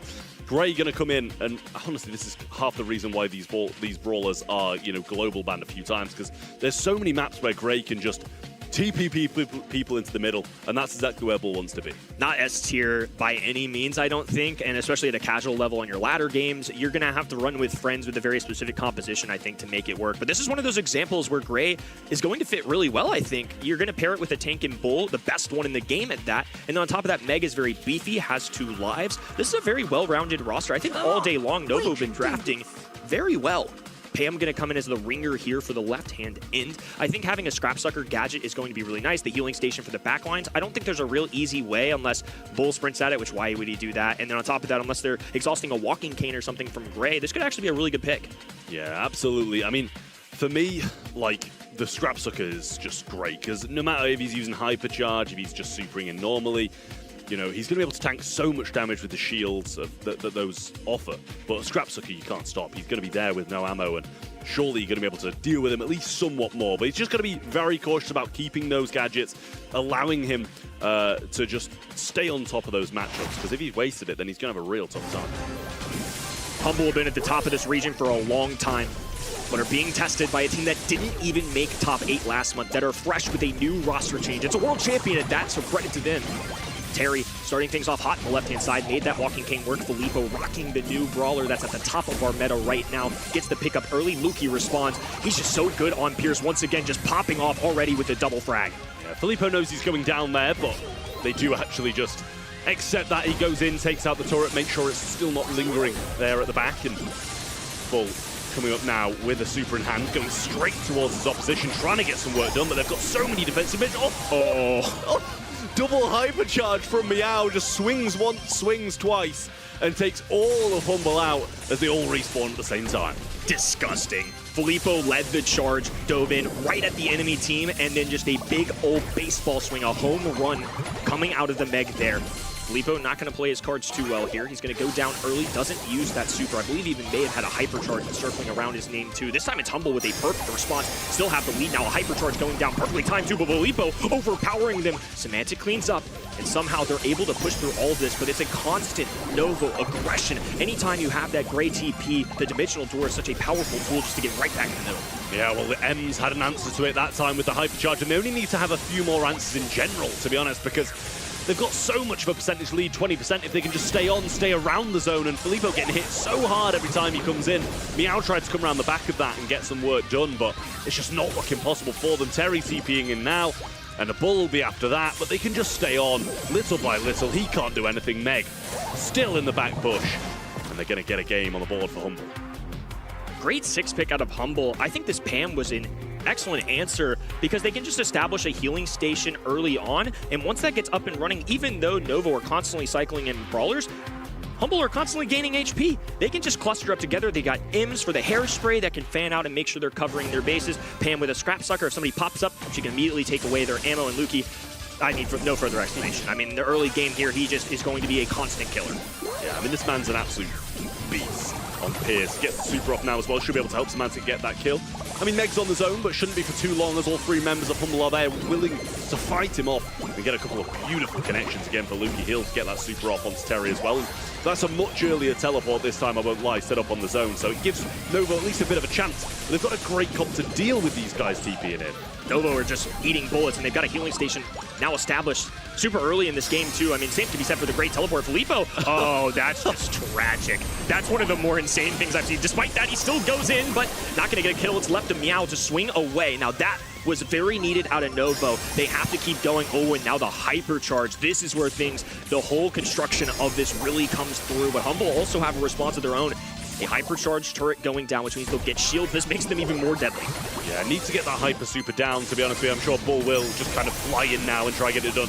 Didn't get knocked back there either, surely. Must have been mid-super, and that's another good kill. But it's just going to be endless TPs, surviving for a little bit, trying to get this percentage done. But narrowly, Humble will start to catch up if they don't keep on getting on.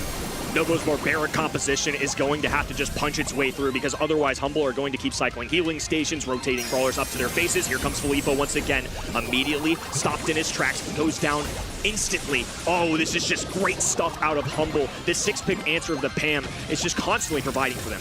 I mean, Bull trying to do what he can, but he can't do a lot. Goes down again, and another healing station established. That's going to be close. Can he get the supers off? Gets one, gets two. Boss still really low, but stays on for now. And Semantic doesn't even need to join him. Humble get the answer in set 2 and bring this scoreline back even. I respect the strategy coming out of Novo, but Humble were just ready for it. I think anytime you see Bull escape the ban stage, these teams clearly have a thought of how they are going to answer it. Love that they still go for the Pierce, and once again, Luki played excellently, but I think the team as a whole was really playing around each other. There was no individualism here. Luki was landing his shots, Semantic was making sure that he fanned out shots to get that healing station. The earlier he gets that, the more he can match with Terry. Meow was even getting some great hypercharge team wipes, but it was going to take about 3 more of those if they wanted to win that set. I mean, for me, I don't really respect the Novo comp. You're not a great guy. You're a tried and true, just old-timey. Let's get some area control and win our lane. Kenny, you know me so well. You know me so well.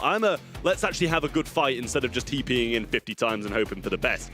I mean, look at those stats. 2, 1, 6. I mean, Meow, as you said, got a couple of hypercharges off, couple of, team wipes in there as well, but his teammates just good DPS, good shot. I mean, 559 DPS is ridiculous for Meow, but look at the kills on the other side. 10, 10, 15, just great kills across the board, good DPS, and a very even percentage split as well for the side of Humble.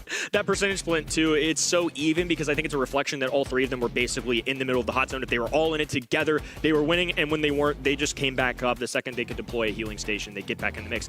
716 DPS, by the way. I mean, that's a stat farmer, if you will, kind of composition against the other team, but nonetheless, for a sharpshooter to have that level of numbers, that's pretty unreal. Yeah, it is crazy. It really is. Novo, they started strong, had a bit of an issue there, and to be honest, when you're faced with that composition and you kind of already committed to this composition that you wanted to go, I don't know if they'd have wanted to play that matchup off the start, but real great stuff from Humble to just hold that down. Endless Pam supers, endless M supers, and the TPs really weren't doing enough. We're on to Gem Grab in Hard Drop Mine up next, something that should be a bit more to my liking, Kenny. No Leon, no Spike, no Glowy. Those are ones I'm looking out for from the global ban stage. I mean, sometimes you see Mortis come in here, but I don't necessarily think it's the top-tier choice. Chester, more what I'm looking for. Anti-tank off the rip. Something we've seen all day long, whether it's in East Asia yesterday as well. It just makes too much sense to me. I think equipping yourself with a safe selection first overall. Chester has been that for a lot of teams today. By the time it's all said and done, when our grand finals are over, wouldn't surprise me if he was the top brawler pick of the day. Yeah, nor me at this point. I really like this brawler, how versatile he is. Ban-wise, I mean, I like it as well. Novo definitely not wanting to face their ends again, let's be real. And I can't blame them for that either. Janet going to come through as the mid. I think it's a really solid mid. It's seen less here than it is on Double Swoosh or something like that, but still really solid nonetheless. Can do a good job against those aggros, the jump away, the flight as well. It's just really well-rounded to stay alive in these kind of situations. So second pick is theirs as well. Expecting them to just take something, you know, pretty versatile, like a spike or something. Spike band, but like along those lines of the versatility we've been seeing all day. A lot of the popular lanes have been removed from the equation, whether through global bans or the regular bans. Chester already gone, no Rico, no Ruffs, Spike out of the way, Leon no good, so they're just going to go ahead and grab a tank here. Lily, one of the better ones, especially in this game mode. It's mostly due to the access to the Shadow Realm. You can either use a gadget to disappear, or most importantly, save that hypercharged super for a final moment. There's just always potential to win a game when you have Lily, because if you make contact with the enemy side, you can grab those gems and immediately disappear. It's a phenomenal and very unique side to her kit. Well, BB is going to be the brawler of choice from Humble, and I like that a lot. It's going to be difficult for Lily to get those kills onto her when she's going to be popping, you know, healing that's healing per second half of the damage that Lily's doing. So, you know, you've got to pick those situations as a Lily really well, you know, when you know you can get those kills. And the same against the Chester as well. When he's throwing out 5 pieces of ammo, it's like that's going to be a big hit to the face if you TP in on that. So really going to have to measure his opportunities, make sure he has gadgets, hypercharges, and single out these brawlers. Still, I'd say missing a mid for me, this Humble comp. You can, I guess, play Chester there, but Sandy's going to be the one coming down, and I think they're just hoping to have control of the opponent's bush. It's more normalized. I think there's only 2 ways that the right-hand side really wins this. It's either Lily has to be a pop-off player, or they have to be able to win these lanes individually, and I still feel like they need a little anti-tank. I definitely don't think Janet's that, and Filippo, of course, one-on-one versus BB. It's probably fine, but I don't really see advantage. Court's the only one off the top of my head that's been a popular option that comes through as that quote-unquote anti-tank, but I don't know if it's a perfect answer. It's not necessarily fun to play against Sandy or Chester. Yeah, it's definitely not. It really isn't. Otis, it's another one of those kind of mid-range brawlers that can do a decent job against the majority of people. Going to be decent against the BB as well. Should be able to cycle a lot of supers, get some good hypercharges. But this, I think, for me, this comp that Novo's got, it's going to be really hard for them to like break out of spawn if they get stuck there. Endless Sandy supers off, you know, a couple of the brawlers. It's going to be difficult. They're going to need control. They need Lily to do a good pop-off here, and I feel like it's going to be a tough job for Lily to do. They're going to demand a lot of that, Lily. I'm right there with you. If Lily plays well, things are probably going good for Novo, and if things are going bad, Lily has to essentially be perfect, because you're going to have to either make that pop-off play with the hypercharge or the super, use that combination with the gadget just to get the job done. 1-1 overall, though. Despite all of this, despite not being seen as one of the top-tier teams, especially after a blunder last month, Novo are still very much in this. Let's start things off a little sneaky. Filippo down this right-hand side. Just going to see what happens here. A little sandstorm. Oh, nice contact with the Sweet Dreams. They're able to make it work. Yeah, I was going to say, it seemed like Lukey kind of just swapping sides with the Lily down that bottom, but he did come back to help out his team. Yeah, with 5 gems off the start, nothing that Humble at the moment can really keep hold of. They get the kill, and that's just feeding Boss a lot of super, in my opinion. Meow there and forced to jump away.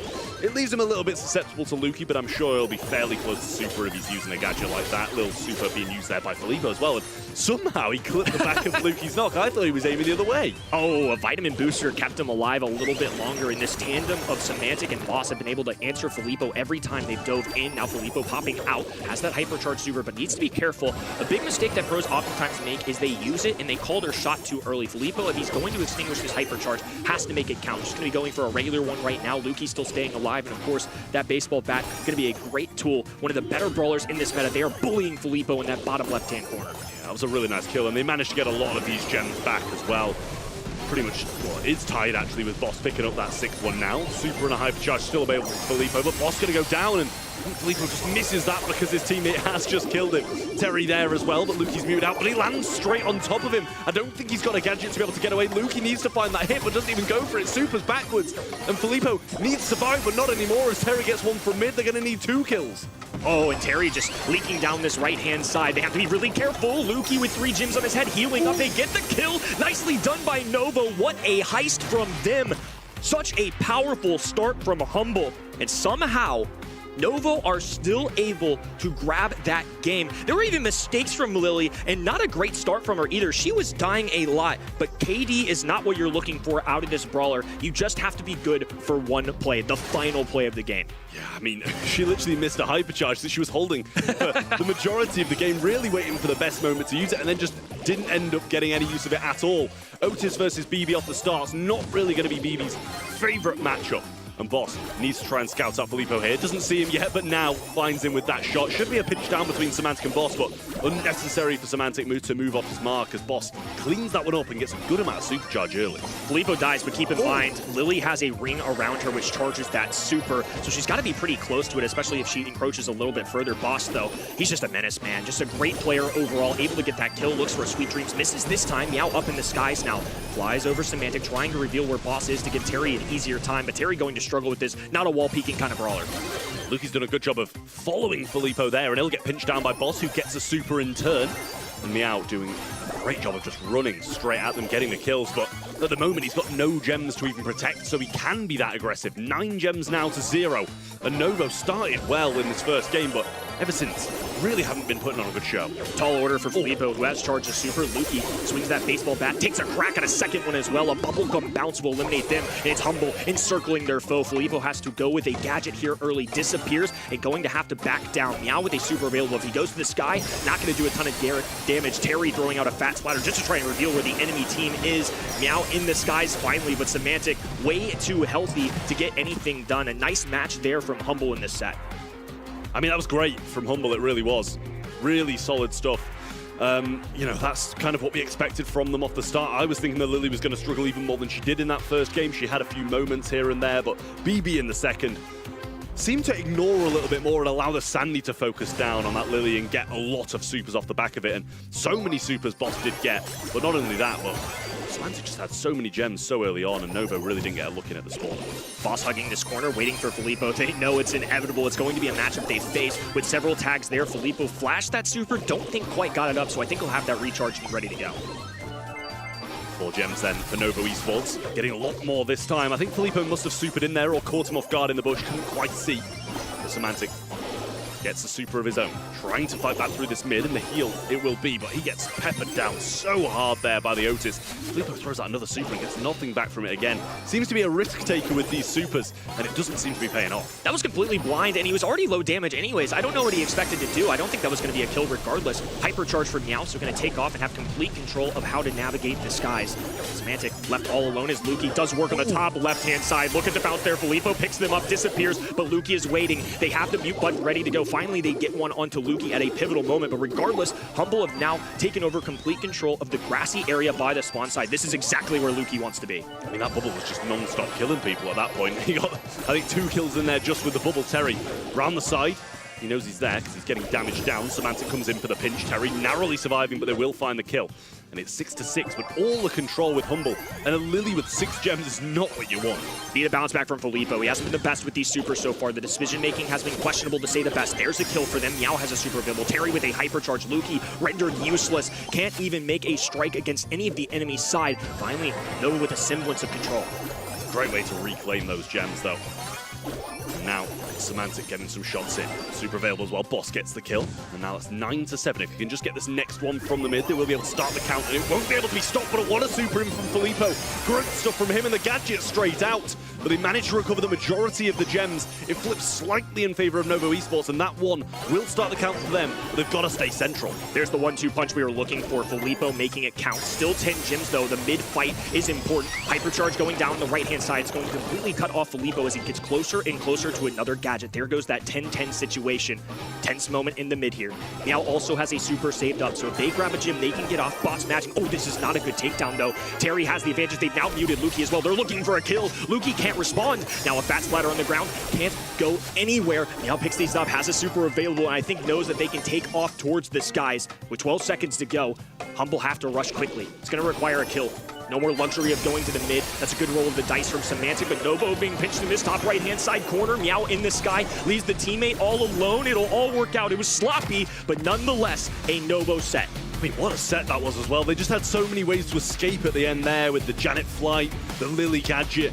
Everything they needed was right there for them. And it's incredible from Novo. Being able to take, you know, even a set of Humble's incredible. Being 2-1 up is a big, big thing for them. And they need to take advantage of this situation and stop Humble before they can answer back. Novo Esports with an advantage here. Again, this is the second semifinal in a row. It's just shocking when you see in comparison to last month that Foot and Humble while there were some decent moments, were mostly able to roll over their opponents in this stage. It was a two-legged race, and now Team Heretics coming alive, Novo Esports doing the exact same. Wouldn't surprise me if we still went to set 5, but once again, instead of 2 worthy teams last month, it really feels like there are 4 teams well equipped to go to the grand finals. Even in our discussions coming into this weekend, we kind of talked about EMEA, you know, it's going to be Humble versus Foots in the grand final again. But now, not only Team Heretics has proven that maybe there's some other people in the ring here, also Novo. 2-1 up now, that's incredible to see, honestly. I would still love if they would actually make it into the grand final. I always like the underdogs to make it. Again, I think I would have even preferred a Novo versus Team Heretics a grand final in the end. If it's Humble Novo, still good, and we get once more an Italian derby. Yeah, I mean, it'd be nice. It really would. But, I mean, this is, you know, an incredibly close match. I have full faith that Humble are going to be able to bounce back from this one. Because they are the massive favourites going into this. They've been putting on a decent job. I just feel they're making a few mistakes here and there that they shouldn't be making. And I think that was shown perfectly in the knockout to start with. But after that, like, Novo have been just so good. They're drafting really well. They've made a few plays here and there with that Lily that were slightly questionable. But after that, he played an absolute blinder. Let's see if they can do it again. Hideout is going to be the next map. Humble on the brink of being extinguished here and knocked out of the contention and to make it into the grand final. Foot Esports is just waiting there, and they are probably hoping Novo makes it through. They also want another opponent than last month themselves. Hideout, always a good map for Gene. I feel that's definitely a good pick on this one. For the first time ever, I feel like Ziggy could be a good pick here, and he's actually not banned out. He's been banned out 9 times, never picked up. So on the maps where he's actually good, he's usually bad. Nani going to be the selection here. I'm also in the long term going to look out for something like a Bell for either side, to be honest with you. It doesn't do great into Nani, but it was a double ban yesterday in the semifinals when this map appeared. And also when I see a Gene composition, Gene loves to surround teammates to provide magic puffs of healing, so Bell's bounce shot naturally is a way to combat that.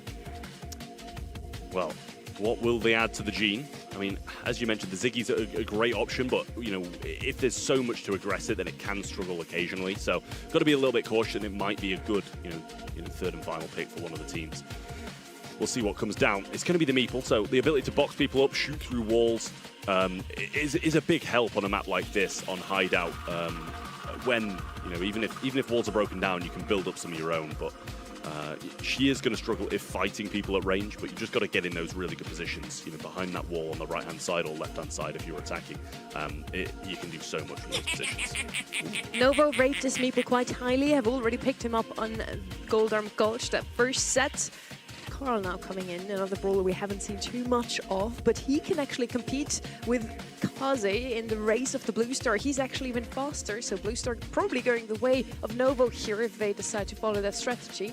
With the Meeple and his gadget, Meeple's Mansion, they can also use that Gene pull even better, so I quite like the synergy between those two brawlers. Now last pick on the left-hand side, maybe something to support the Kaze, never mind. Of course it's going to be the Pierce again, Luki's favorite brawler at the moment, it seems. Put the ball in Luki's hands, I love it. It's going to be a Blue Star victory, I think, to your point, for the flying hook on the right-hand side, and I think that makes that Kaze pick a little less valuable. It's still a great brawler overall, though, so I don't think it's a complete loss. It's nice to have an assassin. It's just going to take maybe a little more work to make it, you know, provide some value.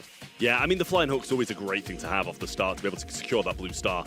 As you said, it makes Kaze that little bit worse, but also kind of forces her to push into you rather than the other way around, which definitely disrupts that brawler a bit more on a map where you kind of have to be pretty balanced in terms of when you want to go aggressive as an assassin and when to play defensive, help out your teammates.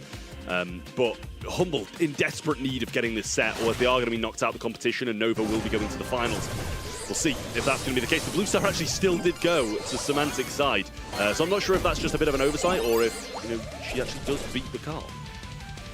I was doing brawler math in my head. I really did think Carl Flying Hook would win, but it's got to be close regardless. Maybe it was a misstep to your point, or maybe it was a calculated decision not to. We'll have to find out in round number 2 here as the Fishing Barrel goes down. Luki going to push the enemies away. Semantic rushes up that right-hand side. Filippo low HP. Confirmation that it is the Flying Hook. So Humble just off to a flying start. Blue Star plus a kill.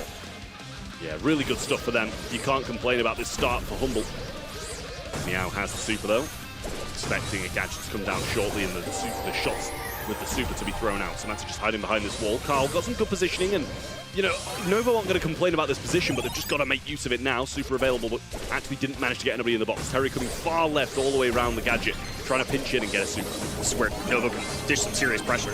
Vengeful Spirits going down. Semantic with a nice dodge. Filippo, though, rushing in. A bounce back there. Now low HP for them as the super will make contact. Lukey once again providing for this roster. Hypercharge going down for Meeple as Meow can walk through walls. Lukey has no chance in that interaction, especially as a sharpshooter. Going to be low HP. Oh, and now 7 stars adding up. Novo are taking the lead. They have to be careful because Meow's the man with it. And Terry, a great one to carry that blue star, somebody that's going to keep the distance.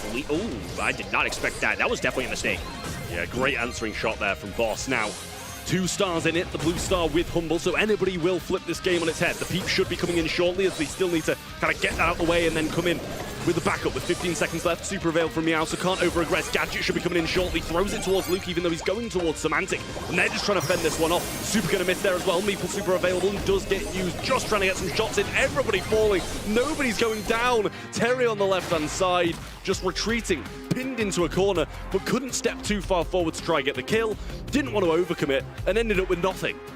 If you're playing the numbers game, Humble have made so many grand finals. They haven't necessarily won a lot of them, but they've made grand finals continuously through the last 2 years. Now in Season 3, they're being tested.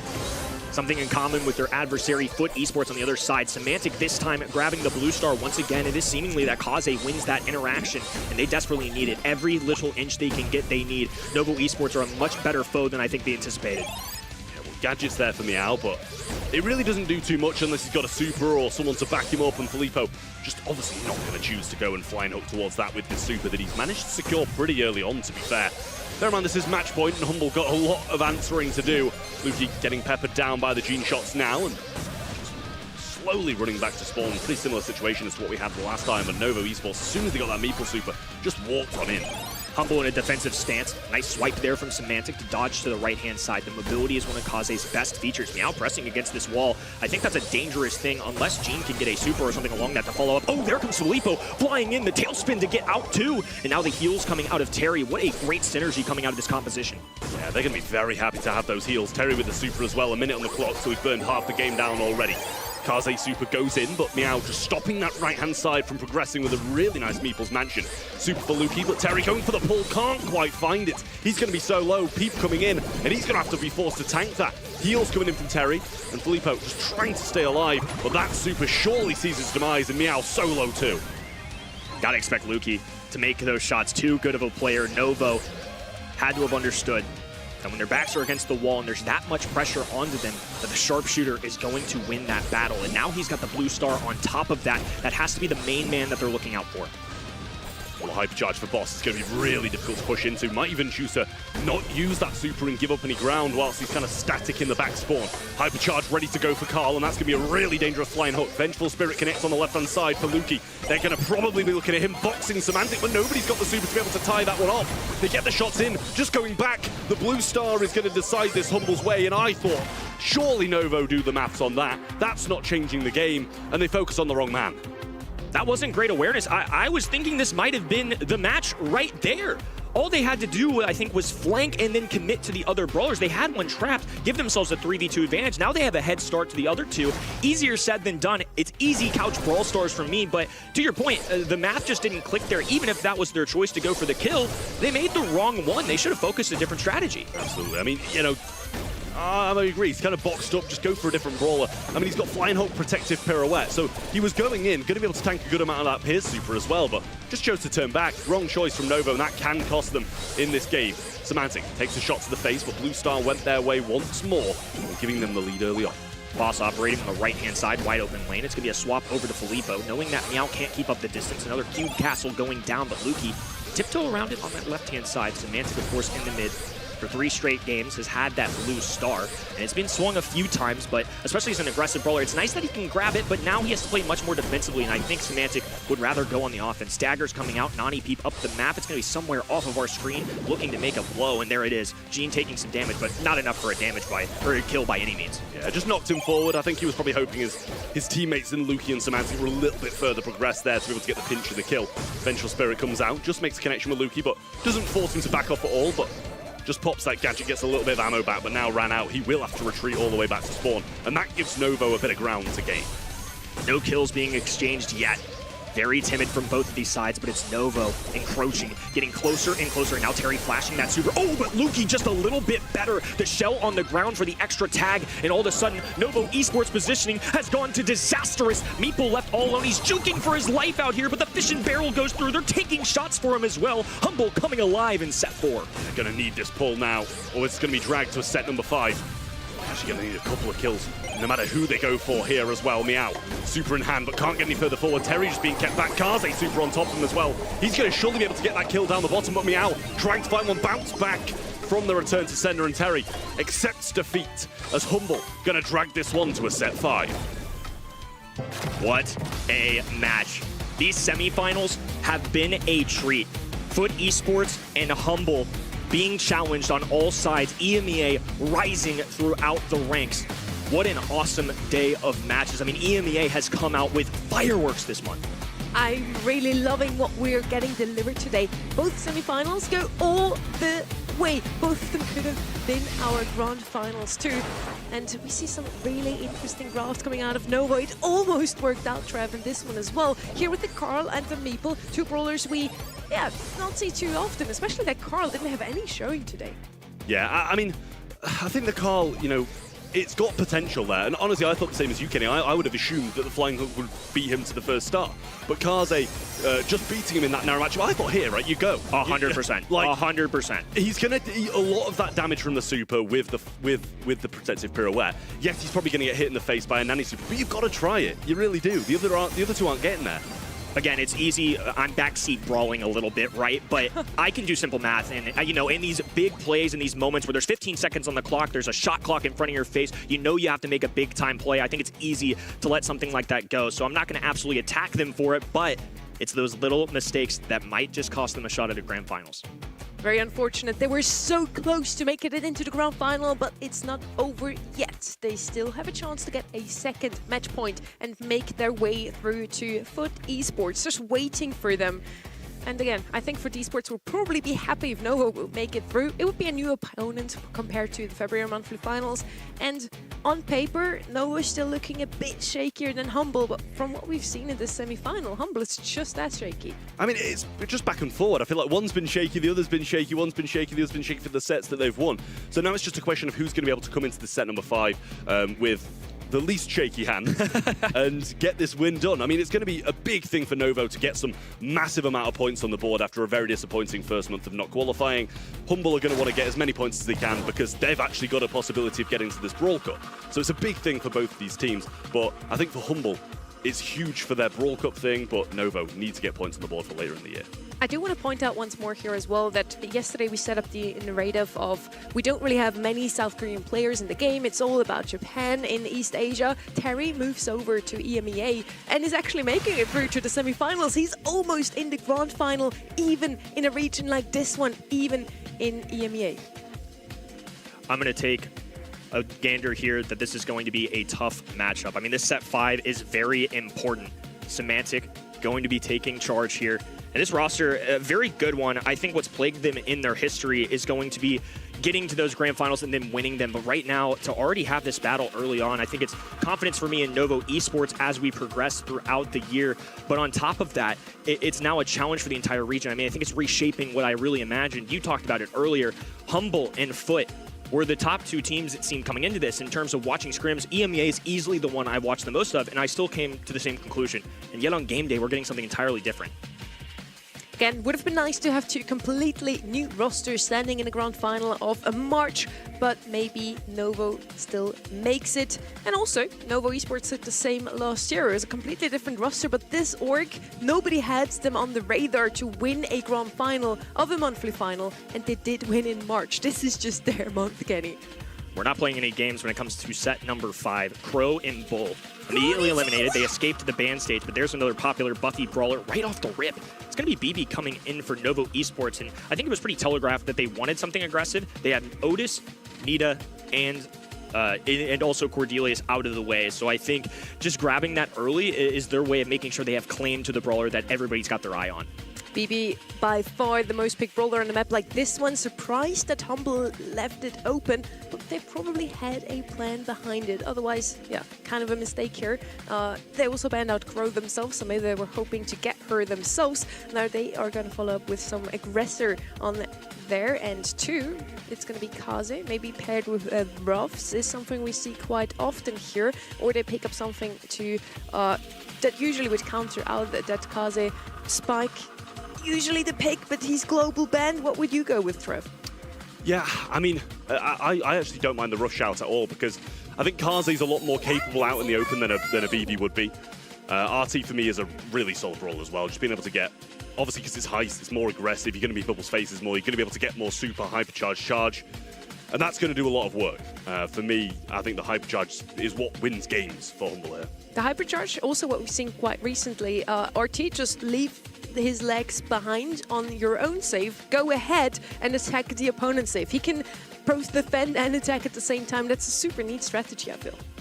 I'm wondering if Ziggy finally shows up here when it matters, because escape the ban stage, the only thing I'm looking out for is if anybody shows any signs of wall break, because otherwise, EMEA pros especially have taken advantage of the buff out of him. It doesn't necessarily seem like an intuitive heist-safe brawler, and there's a lot of aggression coming on that right-hand side, so it may stray them off it, but the area control it has is so good. He's definitely taking a step in the right direction and back up a pro tier list because of the recent balance change. So I'm curious if this is finally when we get to see the guy. I feel like they now have two options. Either they break open the map, Colt is super strong thanks to his buffies, or they go with Rico, is what I wanted to say. They're going to go with Charlie. They really want to defend that Kaze, and Humble still technically has the option to go with something aggressive themselves. Now seeing, though, that they're definitely not going to break open the map on that right-hand side, Humble could now pick up the Rico. You should have just said, oh, I really think they're going to go Charlie as it was coming up, because it would have timed perfectly. I'm not going to cheat. So no cheating.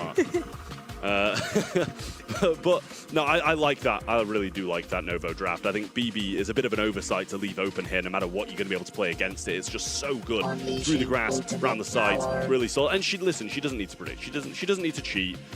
She gets it right anyway. And Rico comes in as the last pick for Humble, and I do like that as well. The control that these guys should have should be really solid. Yeah, I was doubling down on it too. I think Rico is a clear pick there, especially with no wall break going down. Sure, as a squishy brawler, it's not necessarily in a one-on-one interaction up close going to do well into some of these other enemies, but nonetheless, it's still going to get so much high save damage. You thought that too? You should have said so then. I couldn't say it out loud if you were talking. All right, guys, let's not argue. It's me clicking. It's the last set between those two teams, Novo versus Humble. Only one of these Italian orcs will make it into the grand finals for Novo. It's the first monthly final of the year. They even qualify, and they're so close to making it all the way. Just one more for both of these teams, and what seems to be a pretty decent start for Humble as they just 1% off getting that first crack. Yet to do it now, though. And this could be, in turn, a bit of a good spot for Novo to be in. Nice cocoon there, but instantly back out of it, and Meow gets obliterated by Lukey. And they should surely get this crack done now. You'd expect just one Rico shot or something to get it. And they do. Filippo going to fall as well, and Meow swinging into nothing. And a hypercharge already, but he gets dealt with so fast. Hypercharge early, like you said, but it was completely useless. I mean, just a little bit of damage coming out of it. The good news for them, though, is they are a crack ahead on this heist save. They've already gone down that 75% for Lipo, using a tailspin just to try and gain some space here. Meow cleans up on that top side as well, and Novo need to make a surge here. Have an opportunity with that BB hypercharge. Now the vitamin booster coming in as well. They get a takedown. Semantic, not going to love that interaction. Tries to climb his way up towards Terry, but a cocoon will shut him down. Yeah, he's going to want to use this hypercharge bubble, and there's more people around. Maybe try and get a bit of an angle to bounce it back on someone else. Semantic just going up, trying to get that crack done at the same time, and Nova will do theirs successfully.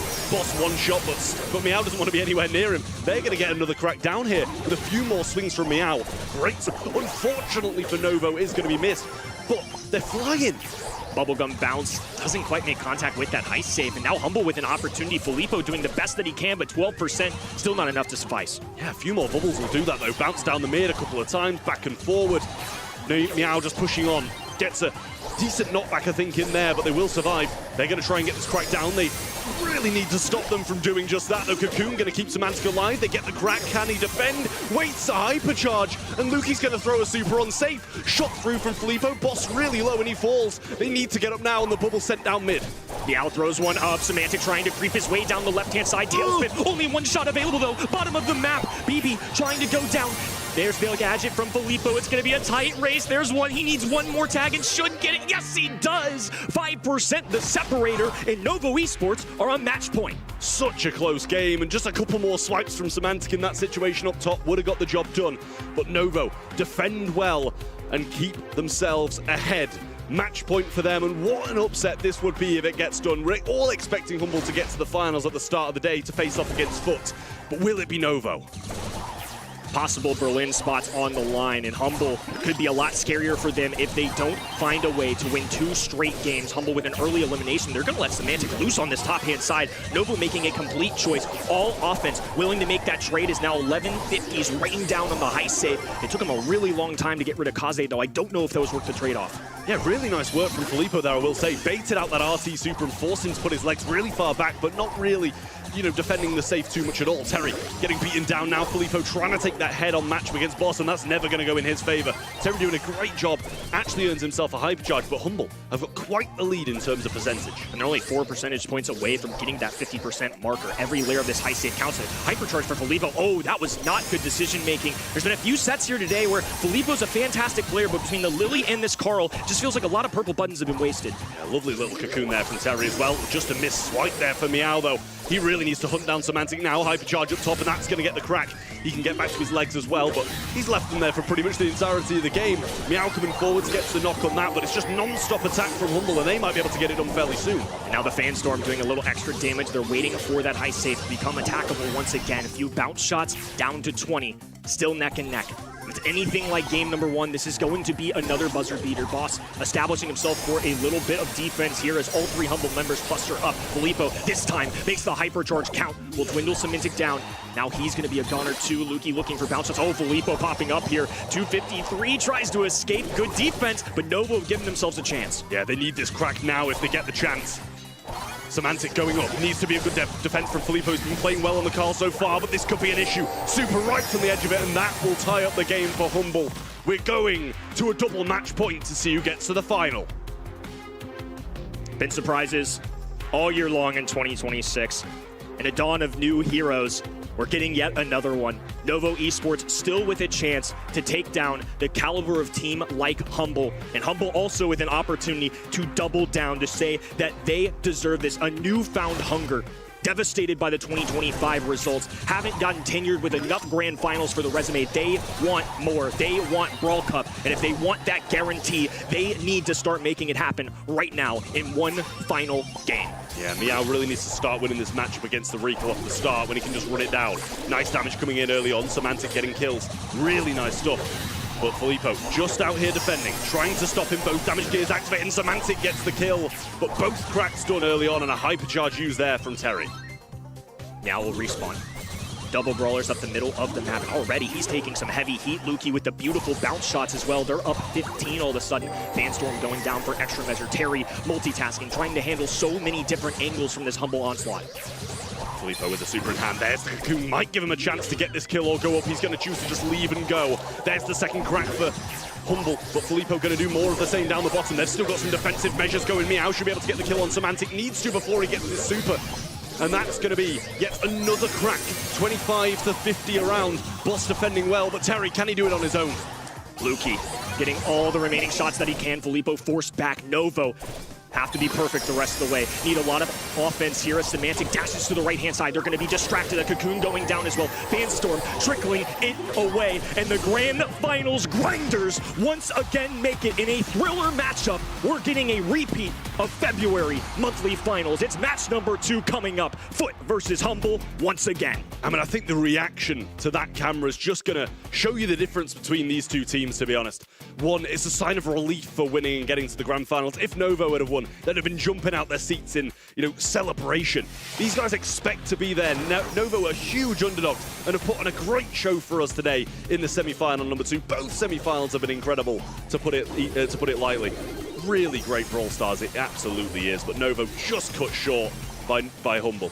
And I mean, you've got to feel for him, but Humble deserving of the win in the end. Not gonna lie, I already crossed out Humble on my list. I was like so sure after that game number 1 that Nova would actually make it through. But Humble, they just have so much grit. Even if they're in the back foot, they come back even stronger. And that's what makes this roster so strong. They had a little bit of shaky moments today, but so did Novo. And Humble in the end is just a more experienced roster. Still thrilled for this region as a whole, and I think it's a commonality with yesterday as well. I'm going to learn from this. Zeta Division, I thought, were above and beyond the rest of them, predicted them the whole way. And despite this being the exact same grand finals as last month, I think the journey to get here shows that other teams are well equipped to battle. Devastation from Novo, though. I mean, hate to see it, especially for somebody like Terry, who made a bold move to move regions and to go through last month and not even qualify. They were forced to even make a roster change. I mean, things looked bleak. The fact that they make it to a semifinal, they go toe-to-toe with somebody like Humble, that has to feel good. That has to be just an added boost of confidence for him that he didn't just waste his time transferring regions. Maybe he does better in East Asia. Instead, he's getting to a semifinal regardless and putting up one heck of a fight. They lost in Rage, but honestly, Meow seems to fit in a little bit better. They're doing so much better. In February, they didn't even qualify. Now they're making it all the way through to the semi-finals, and they came this close to actually making it all the way and meet Foot Esports in the grand final. So really, congratulations to you anyway. And I'm so looking forward to see Novo again next month. Maybe even stronger, if that's even possible, honestly. They only lost to Humble, who is arguably still one of the 2 teams to beat in this region. Yeah, it's so surprising for me to even see them in the semi-finals. We expected Totem to be going through. All of our predictions went that way.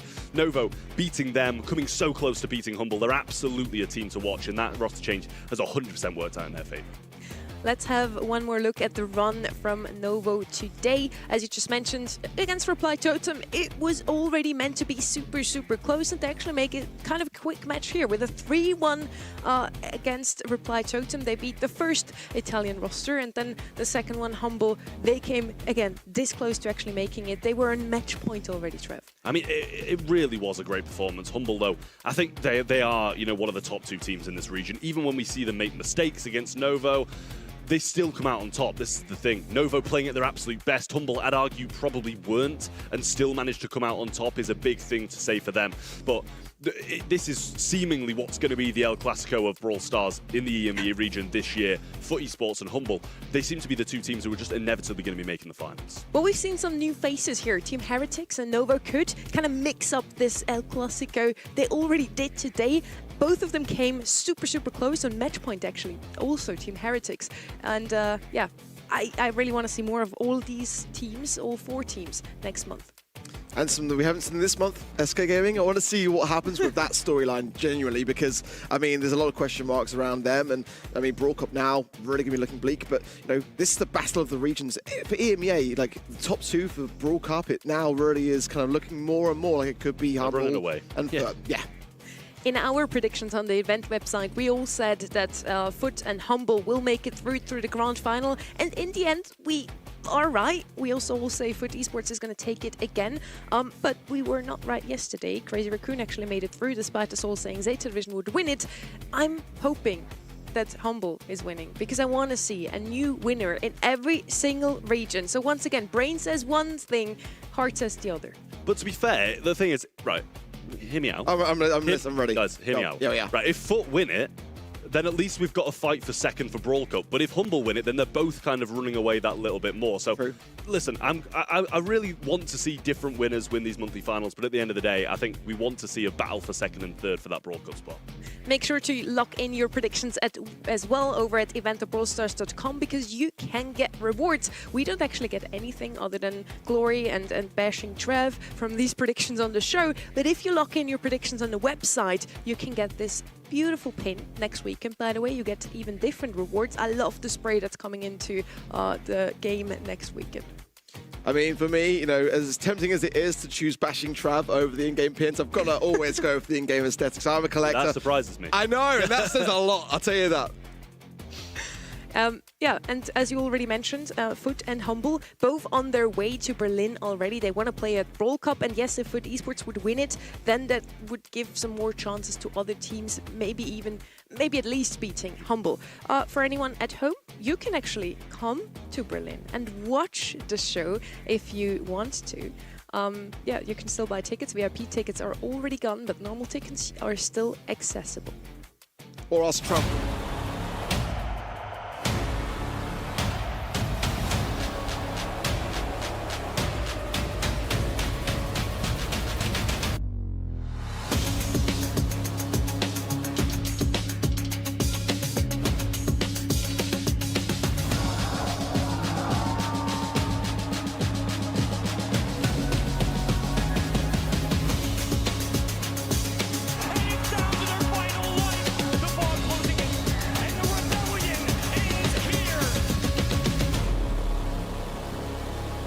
May 15th and 17th, make sure to get those tickets and to put that in your calendars. You can also watch from home if you're not in the area, of course.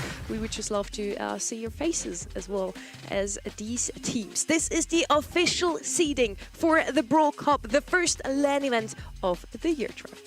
Yeah, I mean, as I said yesterday, there's a lot to take in here. So, take a screenshot, really take it in, see where your favorite teams are going to be placed through that group stage and through the playoffs as well. It's going to be a really, really amazing event. Obviously, the first standalone Brawl Cup that we're going to have in Brawl Stars. And it's going to be an absolute banger. So, as Sonny said, get your tickets, get there. You can watch online, but it's going to be more fun in person. And as we've seen on the seeding, on the graphic, only 2 of the teams in EMEA can actually make it through to the Brawl Cup in Berlin this May. And for anyone in the area, we get some exciting news. Celebrating Brawl Cup with us in Berlin is going to be Doc Stock, coming live from Star Park. It's free hot dogs for everyone and protein power, as one of his voice lines says as well. There will be special guests and prizes for people attending, and you can make sure to participate. Again, it's April 4th in Berlin. So if you're in the area, make sure to drop by, get a hot dog. And if you want more infos in general, also about this event, you can follow us on our socials. We want to not wait too much longer now. We know you're all waiting for the grand finals of the EMEA March monthly finals. And yet again, it's Foot Esports versus Humble.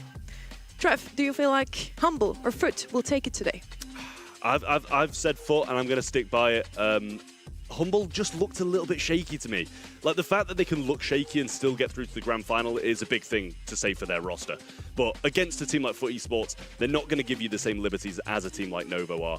And you're going to have to be on your absolute best to beat this roster. But both teams have been put through their paces. For Esports going to the 5th and final set of Heretics, Humble going to the 5th and final set versus Novo Esports. For Esports, they have got the weight on their shoulders somewhat as the champions of last month. They want to do it again, really cement themselves as the top of EMEA. For Humble, it just always seems that same story every single year, where they get a win, but it takes half of the season to get there.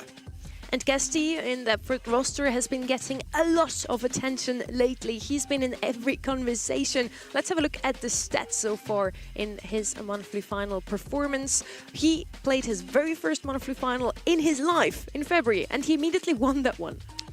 I mean, you can't complain a 79% win rate of sets, can you? If you've just showed up, and you're in your second month, and you're in the grand finals again, you've won your first, and you can go 2 for 2 in monthly finals. I mean, that stat can't be opposed by anybody in Brawl Stars at all. So if that guy can get it done, then it really is just incredible. And I think they're deserving of yet another win. Foot Esports definitely looking like the team to beat this year so far. Humble always comes close. Once again, they came second last month, and they now have the chance to do better. Maybe they come second again, though, Orc. Yeah, it's really tough to say. Sometimes you look at a team that have gone all the way to a 5th and final set throughout the day, and you think, are they tired? Are they weary from doing so? I just felt like against Madrid, Humble didn't quite look as confident as I expected them to in that matchup.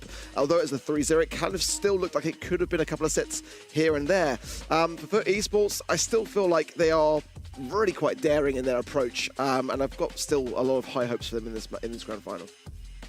Humble might be tired of always winning. Why not, you know? Let's see how well they will perform, and let's also have a look at their draft in the semi-final number 1 here. Number 2, actually. We came super close. Nova almost beat them. What does show up here quite often, they really like Pierce. Wouldn't be too surprised if that would actually be the global ban from the Foot Esports side. Luke is just too good on this brawler. They seem to not like MENA, that's for sure. Yeah, I mean, this is the thing. It's like you're playing a lot of Pierce, and who can blame them for it when the maps line up as well as they did, and Lukey's so good on that Brawl. I think he was the real shining star throughout that semi-final for them. Lukey really pulled them through in those games. And also, he was playing well when they were losing as well. So I think, you know, if he's on top form, then they're definitely going to have a chance in these grand finals. But as you said, MENA seems to be one of the brawlers that they don't seem to like. And I think that's, you know, fair to say for a lot of the teams here. And against Angel Boy, against Foot in general, it would be a great global ban to get rid of. Chloe and Mortis were the 2 global bans here. Let's have a look at what Foot Esports banned out in semi-final number 1. Also Chloe, both of those teams really don't like to have the brawler open. Crow banned out, Mortis banned out quite often. Very similar to what we've seen from Humble. They do not like to play against these aggressors. Yeah, and I'm just kind of pleased to see that EMEA really valuing the glowy bans. We saw it, I think, a bit too much yesterday in East Asia, considering just how viable that brawler pick really is. And I'm kind of impressed with how Foot Esports are not afraid to ban out the Mortis, because that was really the brawler that championed their way through last month.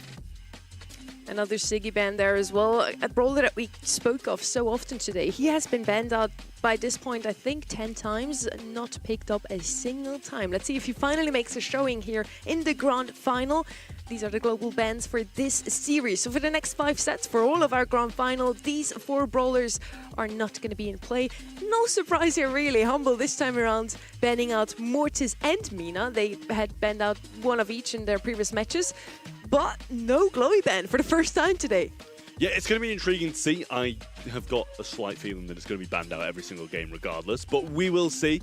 Prediction-wise, 77% to 23 is another big one as well for the side of Foot Esports. And honestly, who can blame them with the performances they've put in after winning the last month against this exact team in the finals? You'd probably put your money there.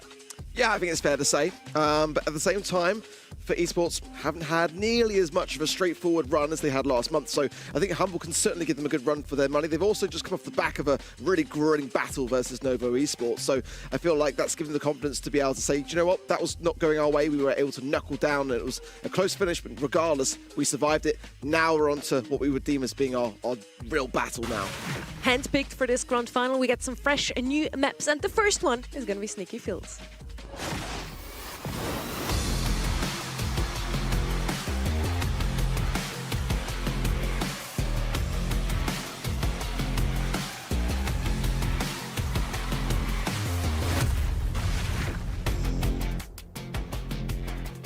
Humble versus Foot Esports, our grand final of the day.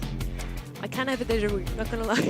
February looked exactly the same. In the end, Foot Esports came out on top in a 3-1 series. Let's see if Humble at least can take 2 sets this time. Yeah, I mean, I've got a feeling that it is going to be another close one, because these 2 teams have both had a bit of a hiccup in the semi-finals, but Humble, I think, just stumbled that little bit more. Bull going to come through as the first pick then, and no surprise there. If it does slip through the ban phase, then it's probably going to be picked pretty early on, and it's very good on Sneaky Fields. So no complaints from me with that first pick. Nita in return has been one of the more consistent answers that we've been having to Bull, with just endless bruises coming down. Yeah, but is it the best? I mean, it would be the worst thing to double down with the Gale, honestly, at this point. They've got the agility now, the Max coming through, but you know, the Otis is banned, the Shelly is banned. They've really kind of got limited options to tackle this Bull, and they can really 3 versus 1. So despite Foot's ability to be able to handle it so well earlier today against Heretics, I don't know how solid I am on this particular map with those bushes still standing. I just see the Bull, and I feel like Humble already has the best card in their hand to win any Bull set at the moment. Let's see what they pick up next here. Either a Bull counter to make sure that Foot Esports doesn't bring him in themselves, or some heals to go alongside it. Rico, it's going to be really a lot of DPS on the side of Humble so far. Rico is super strong here. But yeah, at this point, I wouldn't really know what to pick. Once again, either you go with a lot of damage to counter out, to make sure for esports doesn't have the counter. Spike would still be in the ranks for that, for example. Or you go with a solid mid here, maybe a Gus. Yeah, I mean, I don't mind the damage route. I think that's probably the way I'd go, because you can play Rico through the mid regardless. Pretty good at pinching as well. So, you know, Adam they're actually going to go with the Gale. Yeah, I guess that's probably just, you know, protecting themselves against something aggressive that Foot can come down with. But I don't feel like the Gale's going to do masses if they don't go something kind of tanky and aggressive. I feel like they just want it away from Foot. It's as simple as that, because that was my concern. And I did kind of wonder whether Humble might choose to run this down completely, like a BB or a Frank, and just, you know, Anita's not going to do too much until Bruce, and with the Max as well. You know, Ruff's going to come through. That was what I thought Humble might have picked up on their side, but having that break, of course, going to be quite crucial to being able to deflete away from what the ball can bring to the table. Not only the Bull, but also the Rico will hurt a little once they have broken open the map from the left-hand side there. Really like both comps. I still think Bull is probably the best Bull that you have on Brawl at the moment, so Humble should technically win this one, Trev. Yeah, I mean, the Bull is just going to be so explosive. The thing is, you can manage the Bull for 90% of the game. You can do well against it. You can have so many supers, but there will inevitably be that moment. If it goes you know, into a long game and it kind of drags out, there will inevitably be that one moment where he comes in, gets two, and gets a goal. It's just making sure you kind of have him tied up or have the game won before that situation. Well, Humble already taking an affirming role in this mid, and the break there as well is going to expose things heavily so that Humble can continue to push forward. It's just guessing now in a 1 versus 3. Very tough scenario for him, and a blustery blow is all it took from Lukey to ensure the goal in the first opening 30 seconds of play. Yeah, might have been able to get it without, but it's just like, let's just secure a goal and go for it. Nita back on the left-hand side. Speed puts him in a good position early on. They'll shield onto it as well, and Guesty just ducking that ball super. Does a nice job of surviving there. Angel Boy coming around with the pinch. Boss will get the ball just past Knob, not going to get it too far, but it'll delay it for now. A lot of hypercharge available, and this should be a goal. Nice push in. Max surely able to get close at least to walk this. If not, Angel Boy might be able to break that, but they've just got so much kit. They can just walk that way in, and they need to bear cycle. I like that from Foot. Taking no chances, just taking their time as well. A game of composure for sure, but now that full hypercharge is looming in. Guesty knows it, brings out the hypercharge of Bruce himself. But now Lukey with a pass through to Boss. All Semantic here should be a straightforward affair for Humble Esports here to be able to push this through. And they do. A speed run, it seems, for this first set, but already the first game goes the way of Humble. I mean, the thing is, he entirely missed that super, and it still does so much, the Brawler. It's crazy to me how good Bull is at the moment. You just surely can't be letting it slip into the hands of someone as capable as Semantic, or just Humble in general, when it comes to that pick and ban phase.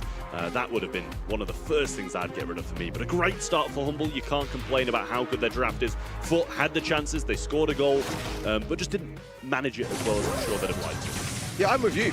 You know, if it's any other team, I would be more concerned. I said this earlier today. For Foot Esports to be leaving Bull open this frequently and trying to deal with it the way they are, I mean, it's kind of like, why go through the motions? Just kind of make it easier for yourselves. But nonetheless, perhaps they just love the challenge. So far, not working out as well as it did earlier today with Team Heretics as it is against Humble. They're going to have to deviate. Well, a knockback in there to deal some damage, and he goes straight into a Rico super. Bull super available now, goes through the wall, takes some of that down, and did cycle it out. So just choosing to heal up now, waiting this one.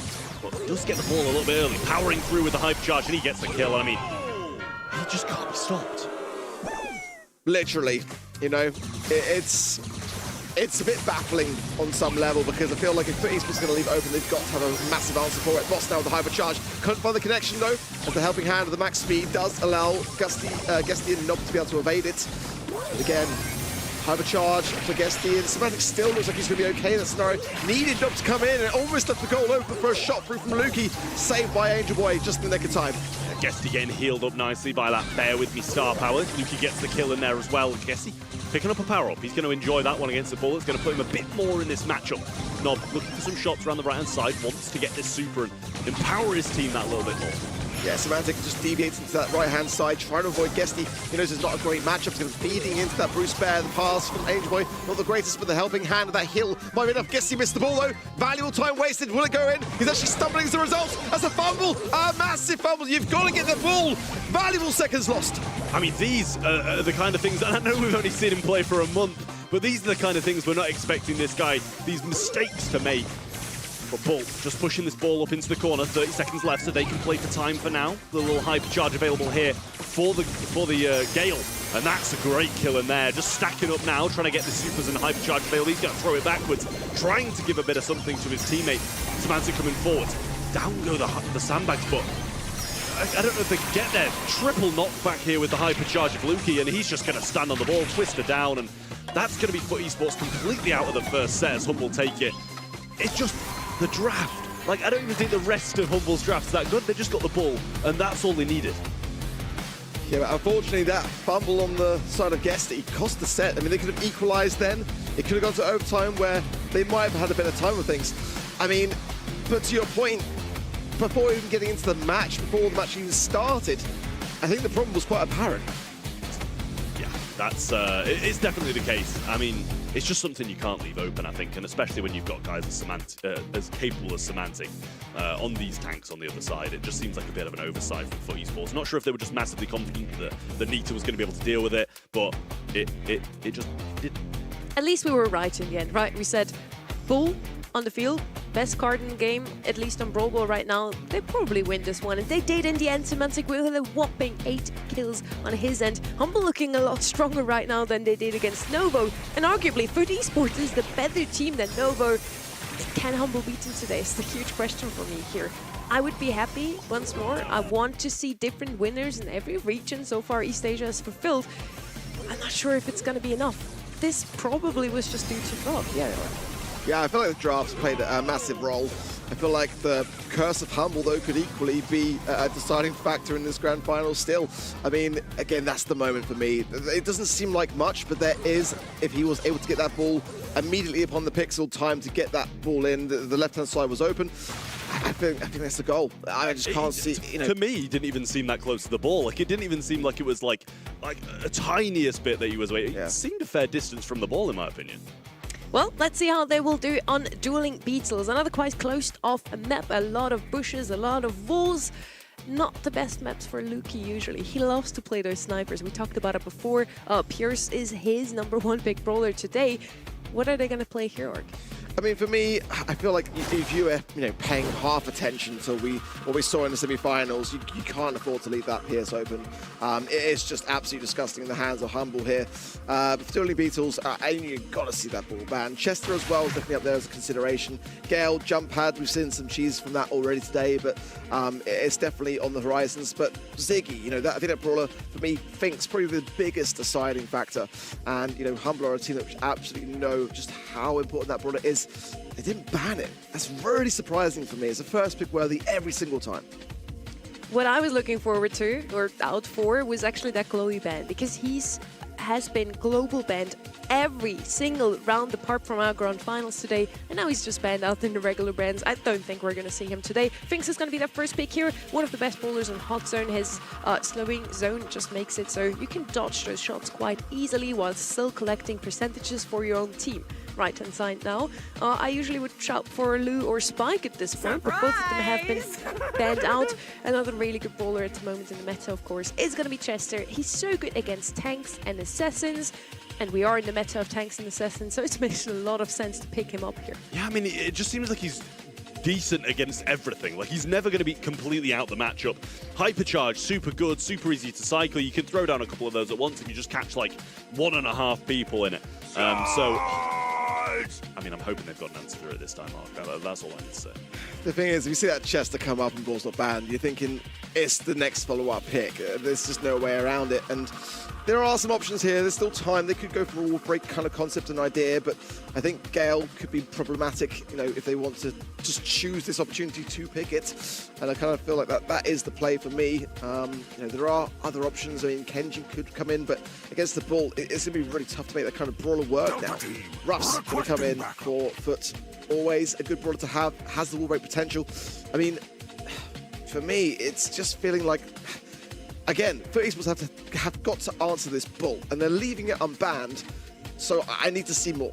We need to see an answer from them, but it's the same exact strategy they had before, leaving Bull open because they seem to have answers to it. Gale would definitely be one of those. I kind of would pick him now. Let's see what they have come up with. On the right-hand side, we actually haven't seen Poco that often today, and I feel like that would fit right into that right-hand side roster here. Otis picked up on the left-hand side now. For Foot Esports, we have at least one tank counter there, but is it gonna be enough to stop that bull?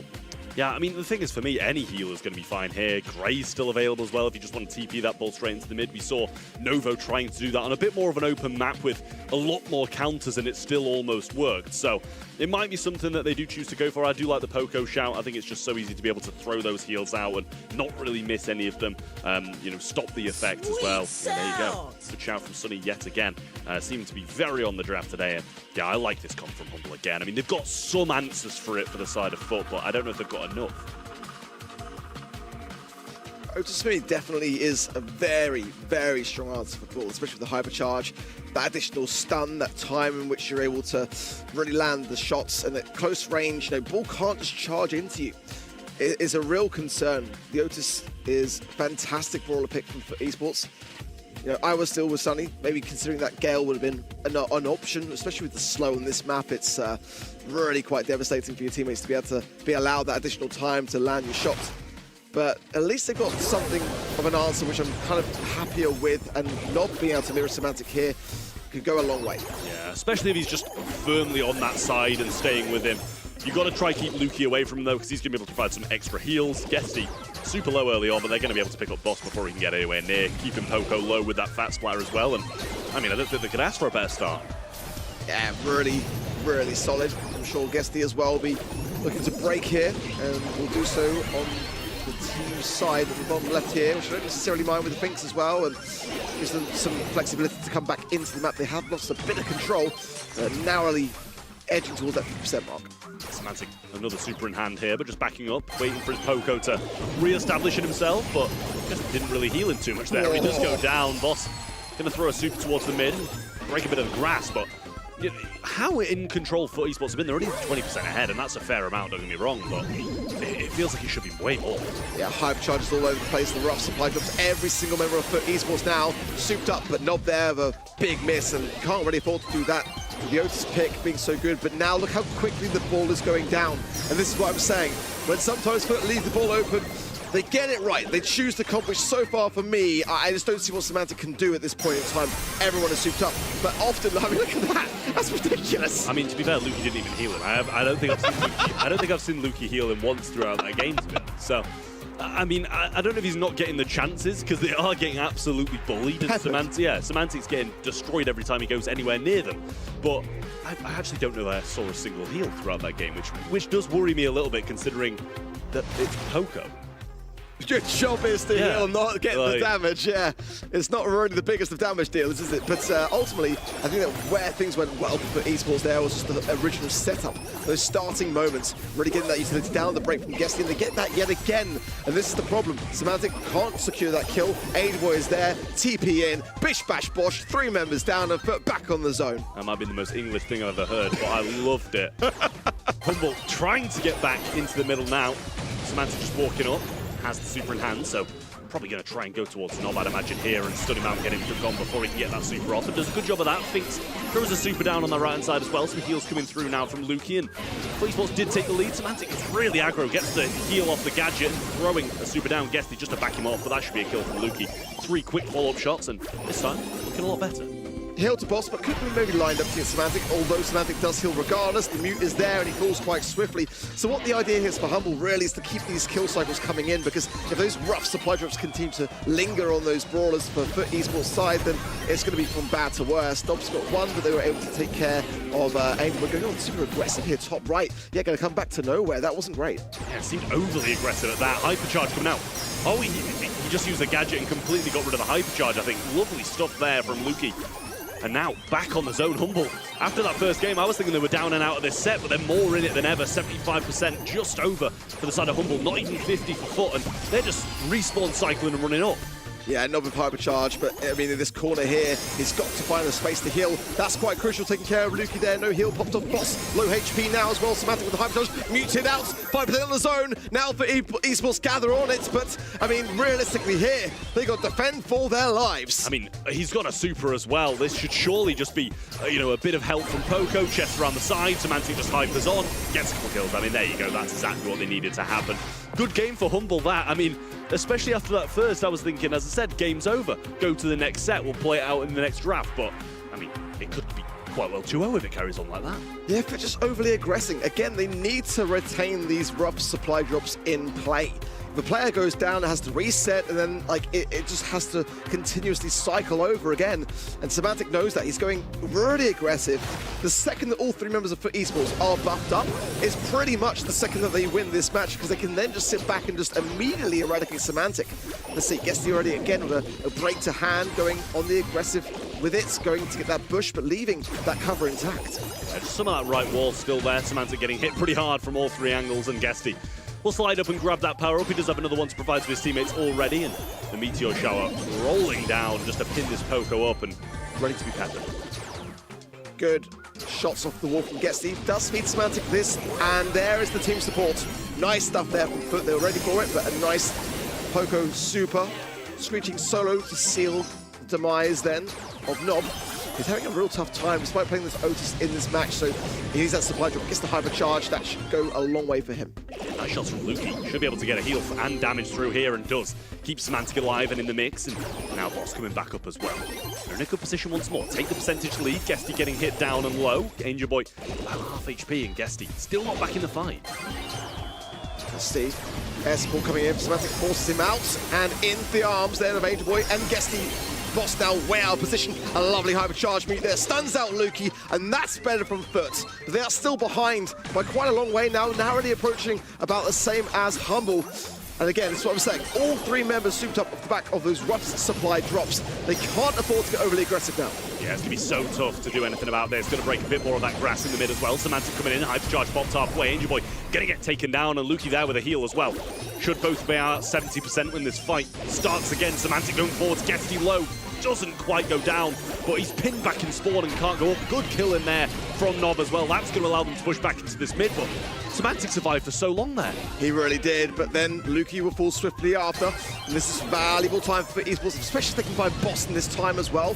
Knocked back, gets low though as well. Semantic going in, knows the time is now.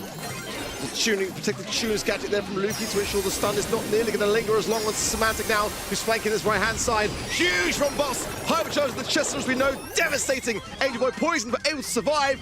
FUT Esports somehow come out on top, staying on the zone, and Hubble have got no time. Semantic's got no super, he can't go in. It's going to be FUT Esports to claim the set. I mean, that seemed like dangerously close for how many kills they were getting, how good their comp was, and how fast they bullied the ball in the first game. It seemed like way too close for that kind of draft. But at the end of the day, Semantic did a great job. Lukey coming through with some good gadgets to be able to get those, you know, mutes off the ball and stuff like that. It really was great gameplay from both of these teams, but it's just FUT Esports just managed them so well. The 2-1 finish in this set definitely proves that it was winnable for both of those teams. Humble looked a lot stronger in game number 2. The Poco gadget even made it so Otis couldn't really stun his opponents. But somehow FUT Esports turned things around that game number 3, Art. Yeah, it's like, again, I'm so conflicted because when I see the ball left open and then we saw in Heist, it was just so devastating against FUT Esports. In this set, it worked out well for them, you know. Despite the Otis pick, I like the idea of the Poco. It didn't really kind of do as much as I was expecting, honestly. I mean, that is a really powerful gadget. Look at Nob. I thought he was having a tough game, but in fact, he got 18 kills. I'm not sure that he was just kind of kill stealing there or that he was going to town, but I think that he had his work cut out from it either way. Guesty also with 516 DPS. Maybe Otis was better than Gale in the end. Maybe they do know ball and we don't. What is actually super interesting to me, FUT Esports is leaving ball more open way more often than any other team so far. Team Heretics made it super close against FUT Esports. They picked up ball twice. Guess if they lost or won these 2 sets. They've only lost to it from that first set that I can remember. But then every time they played with Heretics, they left it open and were able to still get the win. So, I mean, they seem to have an answer for it more often than not. That's the thing. And I kind of feel okay with that. It still feels a risk to me, though. It is. It always feels like a risk to leave that brawler open. But they are managing it well, don't get me wrong. And, you know, if that's their game plan, then, you know, it's worked so far. They seem to know exactly what to do against him because, as you just said, they win more often than not if they play against a bull. So maybe you don't want to pick a bull against Foot Esports. That's the huge mistake. At least it's what made Team Heretics lose in the end. Let's see on our next map how it's gonna go. I'm super excited to see, a super close final. And so far it's on a 1-1, so that's exactly what we want to have. Yeah, I mean, we want this to be close. After two semi-finals that were both going to 3-2, incredible games, we don't want a walkover of a grand final. We want it to be close, and especially between these two teams, because it just looks to me like, you know, these are going to be the two front runners this year. Yeah, I feel like for me, you know, Humble can certainly be the team to take it this month. I feel like there's just a little bit of baiting going on for esports, and they sort of play into that. I feel like, though, if they don't pick Bull and it's left on the table for esports in that final moment to pick, they're going to pick it up as well. So they're kind of in this really tough spot where it's decided a lot by that coin toss as to which way this goes. We're going to go on Bells Rock next. I would be a little surprised if we would see a Bull there. Hey, maybe cut it out. maybe this time it's actually Foot Esports picking him up. Who knows? Daryl was one of these brawlers that we haven't seen too much today, also yesterday. But if he shows up, it's going to be a knockout. Yeah, I mean, Daryl's popped up a couple of times and actually done all right. You kind of need a good pairing. We've seen it, I think, with Kit once, and then, you know, other ways of support at a different time. I can't remember what it was, but like it does seem to be working in knockout. You know, you get those two rolls, you go onto an opponent, and you do a good job. Ollie had some moments, you know, hypnotizing him, stopping him in his tracks, but eventually it always just seemed like he could just somehow overpower that hypnotize and still get close to him and get the kills. You know, Ark, as strong as these buffy brawlers are at the moment, maybe you don't need buffies necessarily to be good in the meta, proven by Mina, Daryl, as we mentioned. There are many brawlers that are really good right now, Chester as well, who don't have their buffies yet. That's actually quite nice to see. Yeah, RT as well, a big one for me that, you know, is just really causing problems. Banned out though. I like to see that from Humble, as well as the Ziggy, the Kit, I think, as we already discussed, the Rico, as well as the Glowy and the Leon. Really good bans for me all round. Angelo potentially open here. I feel like the Gus as well could play a vital role. You know, it's with the Mina ban not necessarily going to carry as much weight here, so to come through for Humble makes a ton of sense here as well. Gene, of course, pretty flexible, could come through as well as brawlers like Byron in the right kind of pairing. We already mentioned it so many times today. Lukey's just a menace on this brawler, so leaving Pierce open on an open map like Belts Rock basically can only mean one thing, namely that Humble is actually going to pick him up. First pick here for them on the left-hand side now. As you already mentioned, Art, there's still a ton of long-ranged snipers open. Gus, Byron, with a little bit more support. Gene does the same thing, and it's actually also one of the brawlers you mentioned. Gene has always been super strong on knockout because it's a guaranteed kill once you have your super. Yeah, well, we think that sometimes, and it quite often goes the other way. Either you miss it or they kind of get just destroyed. I think we saw a Gene pull earlier into it, like, it was with a Shelly next to him and he still managed to die. So we'll see if that's the case. Ruff's going to come in here as well. I like that combination, especially because a Ruff's into a Gene placed in the sandbag is going to be able to tank so many of those pulls. So I like that as a pairing, and it definitely leaves a good amount open for a third pick to round it out. Let's see how Humble feel about this. It's definitely a good starting hand, but often you kind of see that kind of PSP paired with Ziggy, which is banned out by themselves. So let's see which way we want to take this. Certainly, I mean, Grey is a possibility here. I mean, it's not really been... Whoa, okay, that's... Whoa. I mean, you kind of want to pair it now with the Grey, realistically, here, because, I mean, if you leave that one open, then that's a real problem if Foot Esports do pick it up. But Sprout can be great. I mean, it's not a bad brawler, but at this stage in the drafts, it's definitely a risk.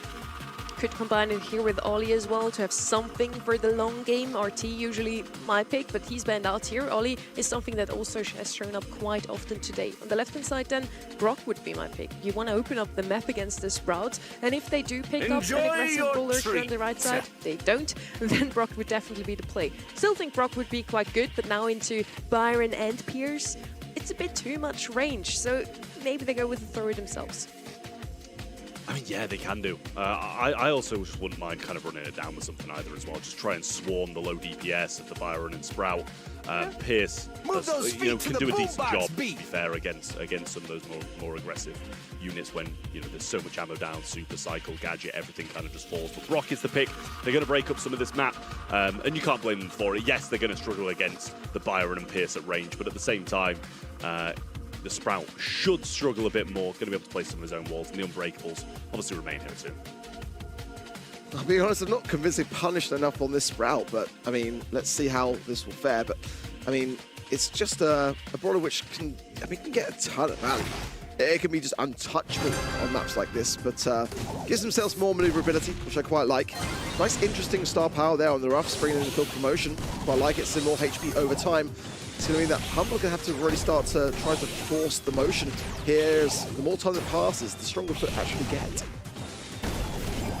It was an instant wall break from Guessing. Gets hit by that slow though, and that could have been deadly if Nob didn't back him up there and stop the Pierce from progressing up the map. Angel Boy just taking this matchup against Sprout. He doesn't mind keeping him at range, peppering him down, and just slowly get this super. It's definitely going to be a slow one when he's just using these long-range shots, but eventually he'll get there. Look at how well Guesty is staying within that range limit and just trying to outstay his welcome against this Byron. It's really, really close, this duel he's having with Boss here. Trying with the Rocket Fuel to get that connection. Meanwhile, Semantic very safe and sound behind this wall until Angel Boy can have a magic hand. They haven't really got much of an answer for it. Well, super available now from Guesty as well. Can throw that over the top of the wall, so might want to Rocket Fuel down this Sprout's covering.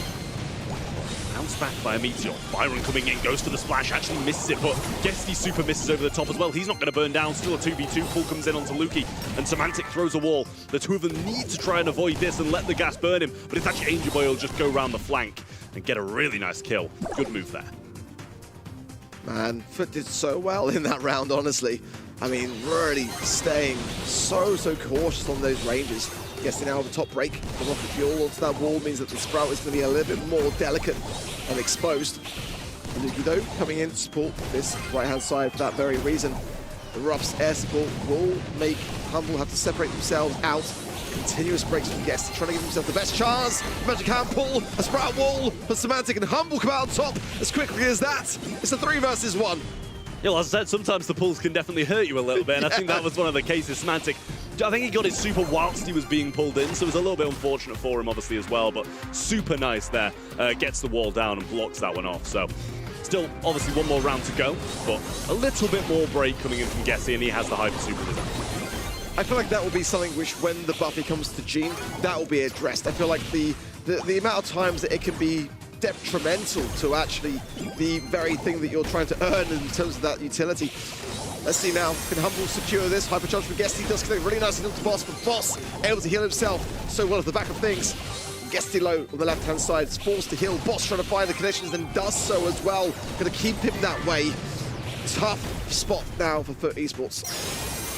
Hypercharging just to get the extra pace and try to evade some of these Sprout shots. There's the super from both the Sprout and the Pierce to try and get him down, but he actually evaded them both quite nicely. Burning now, and that's a lovely splash coming in. Guesty should fall, and so Angel Boy does on the right. Nob left all alone, and Semantic will come and deal with him quite quickly. There's the first game of Knockout going Humble's way, and I think deservedly so with how they played it. Yeah, Boss honestly is doing so well in this match. I mean, dancing on that left-hand side lane with Guesty more often than not, but that was just disgusting towards the end and keeps the pressure on, especially with the gas coming in. You know, what can you do? You haven't got the time to heal, and everyone just dropped like flies. On the side then of Foot, some learnings to take in, and this Brock, despite breaking so much of the map, is just not really doing that much.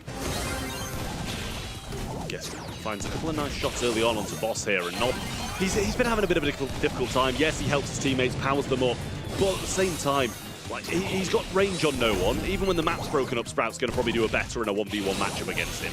So, you know, he's not been having the best time at all. Byron down to one shot there, and Guesty just going to break that little cactus within the unbreakable walls. I think it gives them a bit of a better little peek, but it must do something to favour Foot Esports.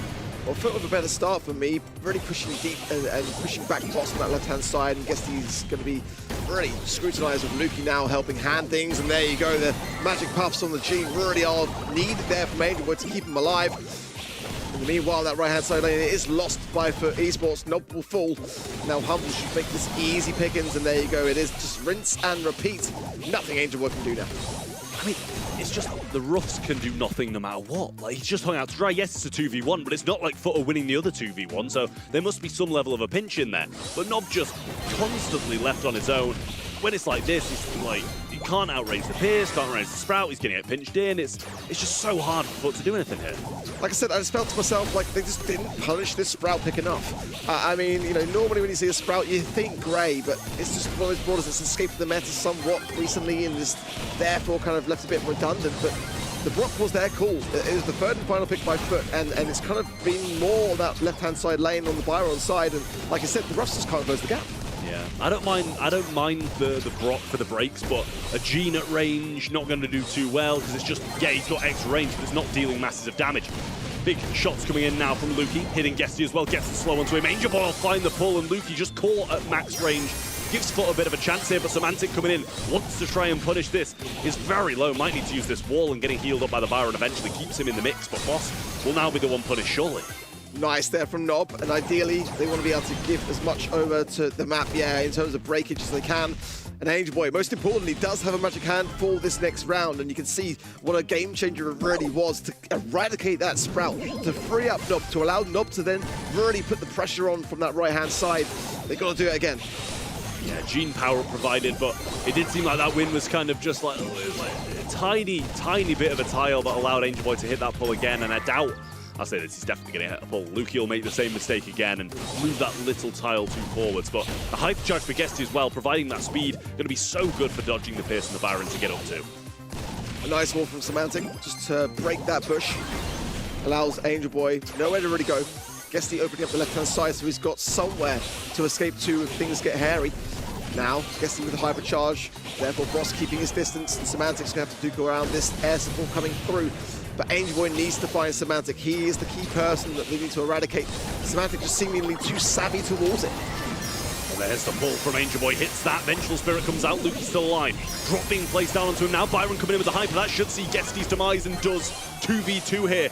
And Nob, this is where he'll start to come into his own when the gas is pushing them in, and he takes these closer range matchups. Got Pierce hitting a great shot, ammo bouncing back towards him as well, and Boss finding no connections. Nob slowed down, Pierce can't still get it, and Boss just stood in the gas, not going to be able to find the kills, and Foot actually answer back with a game. And that was such an important round for Humble to secure. It would have been a set. I mean, if Boss had a splash, maybe something could have been done, but you know, it really comes down to this Gene versus Sprout for me. And, you know, I was thinking that maybe Semantic was savvy to it. He immediately, as I said, it got pulled in for the second time. If Angel Boy can get that magic hand and free up that lane, this could easily turn into a set now for Foot Esports. But this is where things start to really count. These opening moments when the map is really shaped and catered towards Semantic. As time goes on, the game seems to go against him. I mean, the entire game just like resting on Angel Boy's head with that pull is huge pressure for him, especially with something so difficult to hit anyway. Knowing you've got to make that connection makes it even harder. A few walls coming down here and there now. Guesty going to be brought to one shot, and he does have a splash, but he knows if Boss comes to his range, he will be able to take him down. Healed up a little bit, but followed up with the rocket fuel again. Guesty, got to be so cautious. I mean, Boss has been tapping away, pushing himself forwards, has got the rocket rain, but there's also a splash hill available for Boss. Pops the gadget as well in the arm. Let's see now as Nob scrutinized here. One wrong move, and he would go down, depending on these magic puffs, but the gas now coming in will force the hand of Foot Esports here. Humble are in a good position now with Lukey piercing through these walls. The Sprout falls, Semantic falls. It's 2v1 now, and Angel Boy and Nob are in a fantastic spot, but it's not impossible for Lukey. Regardless, he will fall, and that is the round going the way of Foot. Yeah, Angel Boy picked up the super along the way as well, which is going to be a big help.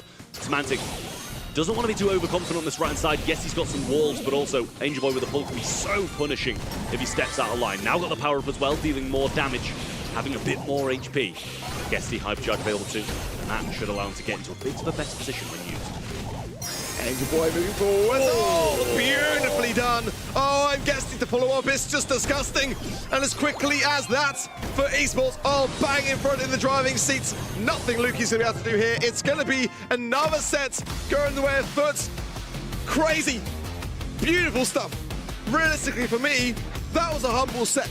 That one round to determine it gave the momentum back over to Foot, and now you gotta feel like this could be wrapped up in the next set. I mean, for me, that was just absolutely crazy. What a pull from Angel Boy, max range, and he hit a couple of those as well. Lukey at max range, Semantic at max range. It just changes the tides of the match. They had full position in Humble in that game as well, and it's just so quickly flipped on its head. Really nice stuff. But Humble, they played a decent game too, but a couple of missteps just cost them so much. Foot Esports takes the lead here, 2-1 overall so far, but once again, it just proves that Foot Esports is not as far ahead anymore. Super close games here. They took this set in a 2-1 series in the end, and against Team Heretics, it was kind of the same. Heretics at least won a game in each of the sets that Foot won in the end. Yeah, it's now really a tough situation for Humble because I feel like they probably themselves thought like that was going to go their way. I mean, look at that. I mean, as soon as Angel Boy initiated things with that magic hand, I mean, everything else just followed. But, you know, being one round away and then just coming short, I mean, and rightly so, Foot punished them. Look at Angel Boy, 10 kills. 10 kills on that Gene pick. I mean, and it's a brawler which does not pack any DPS really, nothing to write home about at least. So honestly, that was quite an amazing game from him. So back-to-back win here from Foot Esports. They take 2 sets in a row. Again though, both of those sets have been won in a 2-1 series. Humble at least took some games off of their hands. In the last monthly final, it was a 3-1 overall. Trev, your call here. Is it going to be a 3-on for Foot again? Or does it mean these close matches that Humble still can turn things around at this point? I mean, I think they can absolutely still turn it around. I genuinely do think that set was decided by those 2 missteps where Lukey was pulled and Semantic was pulled. And it's so easy to just not over-aggress in certain situations and turn this game around. So I do feel like Humble's still in it. I feel overall, as my prediction said, that Foot should win this matchup. But I'd love to see it go to a set 5. And I wouldn't mind Humble winning it. My predictions have just hurt that little bit more. We're heading over to Safe Zone now. We're on Heist, and Foot Esports can technically close things out here. Glowy banned once more. He's basically still global banned in this series as well. Chuck on the right-hand side, that's an interesting one. A brawler that we see often left open at this point because he's just not that good in the meta. Only really played on Heist, if ever. Penny on the right-hand side picked up here. Pretty solid brawler, but also not one of these that we see too often, Art. Surprised not Pierce. I mean, it's Humble with the coin toss, and then they go for Penny. So, I mean, they are fully within their rights to do so, but it's just kind of interesting that it's You're not allowed. Yeah, what do you mean? it's Humble. But here, Eve can have a very good game. I'm kind of worried as well for the prospect of the Kaze, the Melody, the Chuck being banned. It opens up a lot of possibility. There it is as well for Foot Esports. It's just so dangerous. You know, it's kind of disgusting, really. But Eve making a bit of a comeback in moments like this. It's kind of interesting to see that EMEA have been favouring it more, so especially with the Angelo ban, it does provide some options, but I feel for me, you know, I didn't like the Colette we saw yesterday here. It's possible now with the amount of bans that we're starting to see, but I'm really kind of looking for this Pierce next. Yeah, I mean, Pierce is a great shout for me. It's surprising. Like, Penny, it's fine for me. I don't mind it massively, but first pick, that surprises me. Byron comes in then to provide some heals, and when you've got something as aggressive as the Kaze and still an option to go aggressive again for the third, I don't mind the Byron. So I think that's a pretty solid pick overall from them. Can't really fault them for it, but, you know, I think there's, you know, still better mids. I like a Bell, I like a Pierce, those kind of brawlers who are just a bit more versatile. We threw a lot of names in the mix here already. Pierce and Melody definitely waiting for them to be picked up next year by the side of Humble. Again, Pierce just the brawler for them today. Maybe Carl could also make a showing. Pretty good on a Heist overall. Spike, but yeah, so far they're following the script arc. Yeah, I mean, I'm just wondering whether they go for the Melody here, because if they don't, then kind of the Byron, Kaze and Melody is a nice pairing as a trio. Yeah, they kind of have to. Otherwise, the Byron can just heal the Melody forwards and the Kaze and just like spend the whole time behind those two brawlers. So I'm not sure that was kind of Humble wanting to establish themselves with the brawler pick or just take it out of the hands of Foot. Yeah, I mean, I think the Melody's, it's a good brawler no matter what you pair it with. You don't necessarily need the heals, I don't think, for it to work. A hypercharge, a gadget, get the shield, and you can rain down so much on safe. But it would have been nice to pair with this more aggressive composition. We're going to see the Amber, who's going to be able to track that Melody a little bit better, have the same effect as well with those dancing flames, to be able to maybe take her in that 1v1 situation to have the kind of same effect with a bit of a different animation. Amber's definitely an interesting one. We haven't seen her today yet, I think. On high specifically, she's picked up not that often, but has a whopping 86% win rate over the last week of scrims. I know scrims don't really matter, but hey, there I go. No. Throwing People around say stats they don't again. matter, but they absolutely Guys, matter. They matter, but not to Actually- the extent anybody thinks. Actually, it's just Trav saying they don't matter, so there's that. But yeah, Ember, an interesting one for me. I'm super excited for this next round. I'm kind of hoping for Humble to take this. I want to see some more of those two teams.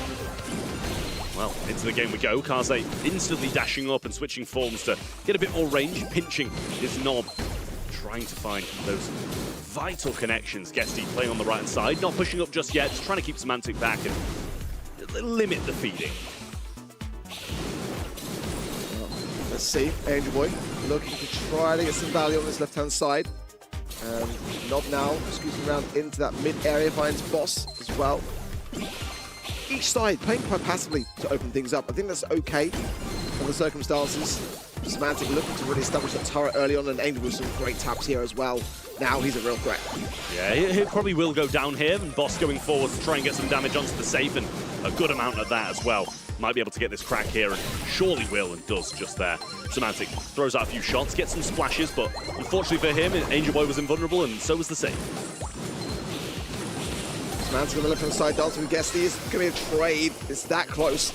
And now, Angel Boy trying to make this moment count as everyone's fallen, allows them to get into a position, lands the fan storm, bang on the safe, and now scooting forwards as well to try to get even more damage. Goes down quickly though, Humble was savvy to it. Yeah, Guesty gets a burn on safe as well. A couple of follow-up shots from Nob should be able to get this first crack down, but at the moment hasn't gone for it. Boss dancing in and out with those dashes, and a lovely Pierce super or clean up the other two. Brilliant from Lukey once more, and they're going to add some more damage to the save. Shouldn't be able to get the second crack just yet, but with the penny turret, it might just trickle down. This is the thing with this penny turret, is like the safe needs cracking and the turret can effectively do it for you. Boss low HP, does not use the hypercharge. That was the correct move. He was going to pull regardless. Now, Guesty burns this right-hand side. I think it might have been better to maybe leave it and force Semantic into the mid, but regardless, now for esports take a bit more control in the mid until that moment where Angel Boy fell.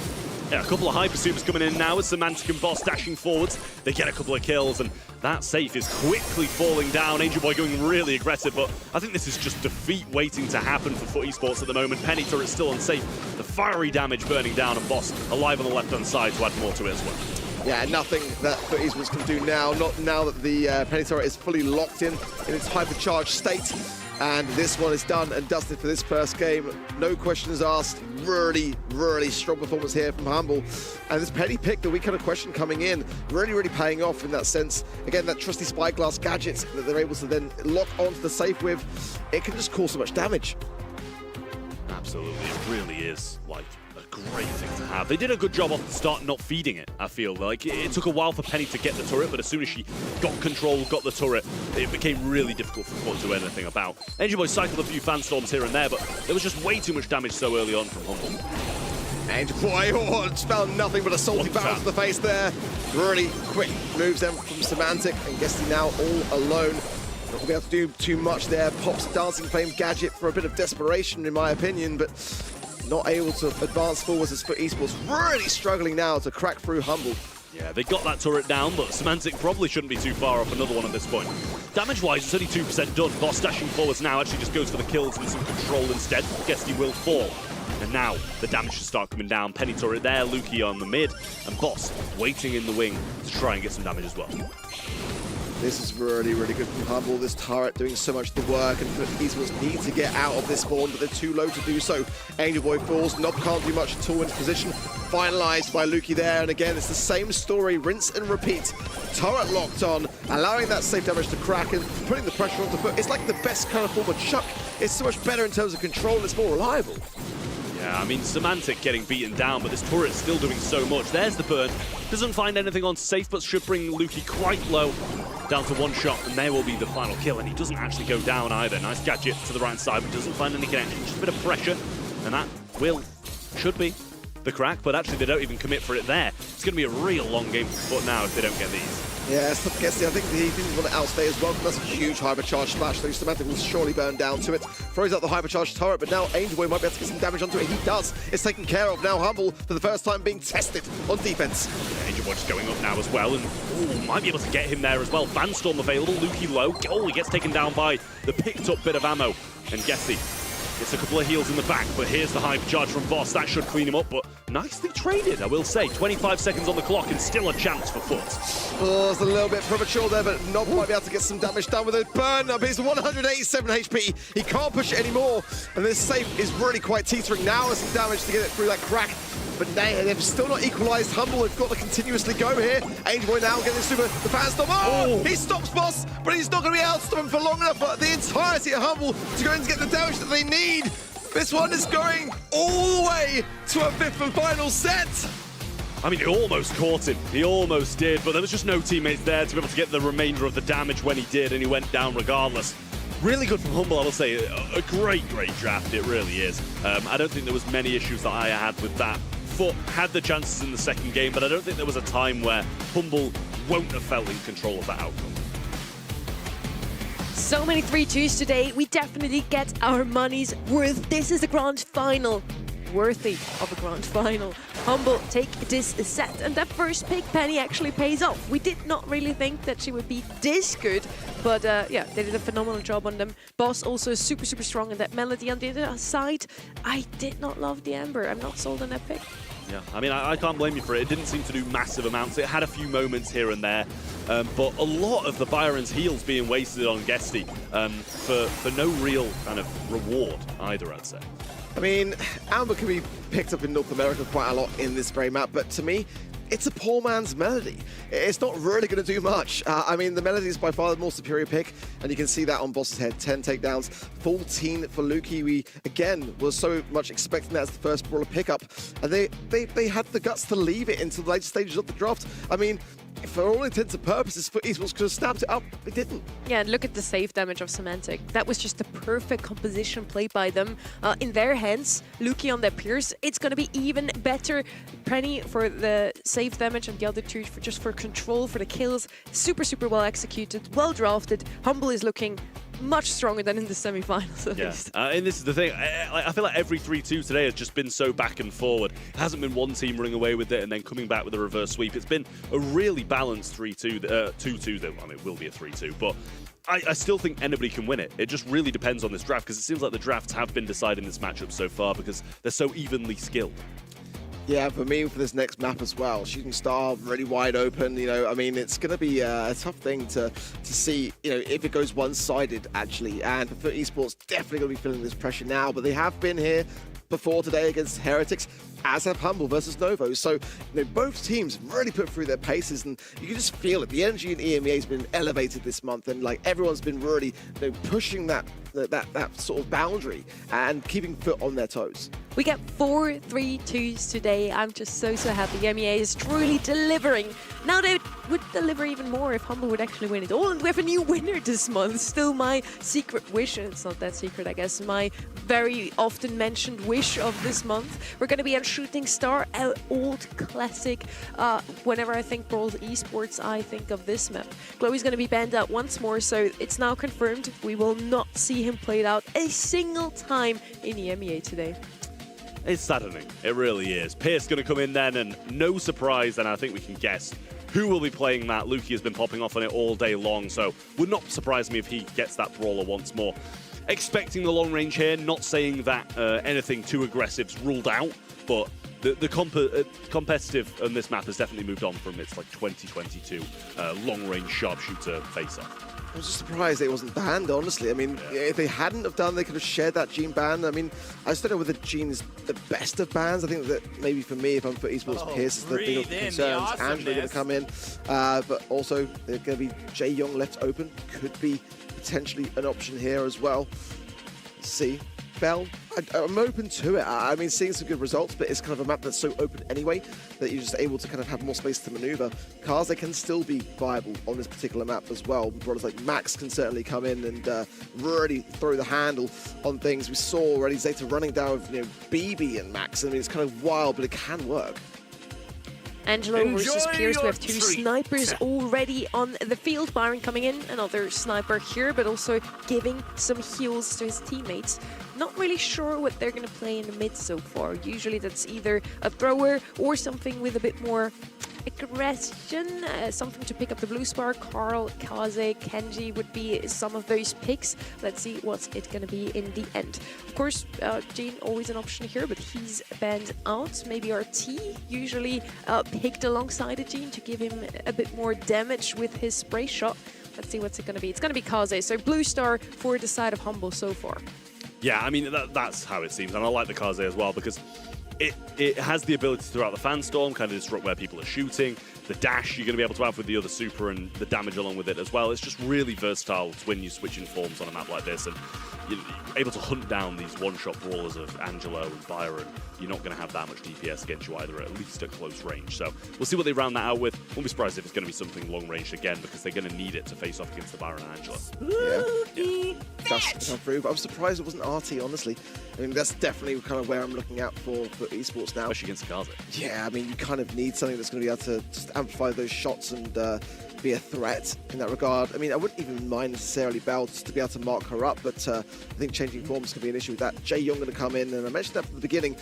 It's going to be very good for support. I mean, you've got double hill there with the helping hand of the Byron, but is it a bit overboard? It's going to have some versatility with the speed also. The Weekend Warrior gadget's certainly going to really cause an issue for that Kaze if they want to go in on the assassination attempt. I mean, pretty much you're a goner if you try it. Yeah, I think just trying to keep the mobility up in general is maybe their game plan. Because Jae Young surely got to be able to provide those slipstreams, get away from the Kaze, because it does seem like they're lacking quite a lot of DPS overall in general. As you said, the Weekend Warrior is going to be able to do it at times, but they should really time it. So he's kind of in recharge of that gadget when they do go in. But this is a big draft and a risky one for a pretty decisive set. I think for Humble especially, you know, considering that they've always suffered the curse and rarely getting a multi-final win, I mean, ever at this stage of the season, it's always left until the final moments. So they know what it would mean to claim this set and really cement themselves back on top in EMEA. Let's see now, it's a pretty good start for esports here. Guess he's not outstaying his welcome. Nice tap there as well onto Luki into the mid.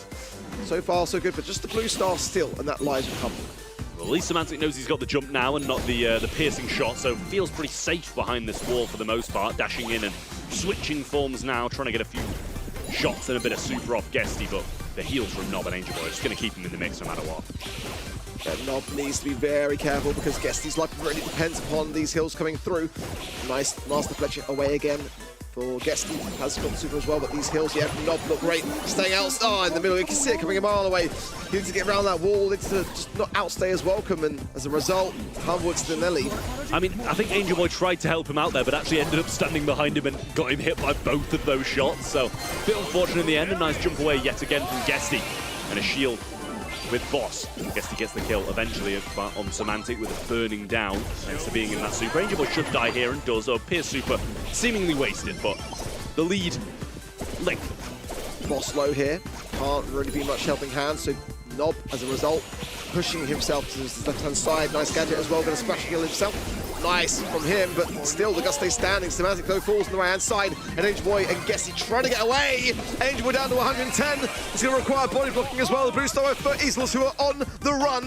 Nob low on the left-hand side. Semantic knows it's going to be going aggressive, but it's Luki that secures it on the right, and there's no time for a response from Foot Esports. It's match point for Humble. Did he need to be that high up? I felt like he could have backed off quite easily then, but he kind of re-engaged, I feel. Felt a little bit overconfident in maybe getting the 170 HP Gus who was still alive, but I'd need to see a replay to confirm. I don't know if they were kind of going to be pushed into the wall and killed regardless. But it's going to be a match point for Humble, and as you said, they rarely win monthly finals this early on in the year, so it'll be a big thing for them to do so, and kind of put them back on par with Foot Esports in terms of points. Pressure mounting. The February multi-final champions that are Foot Esports, who are behind.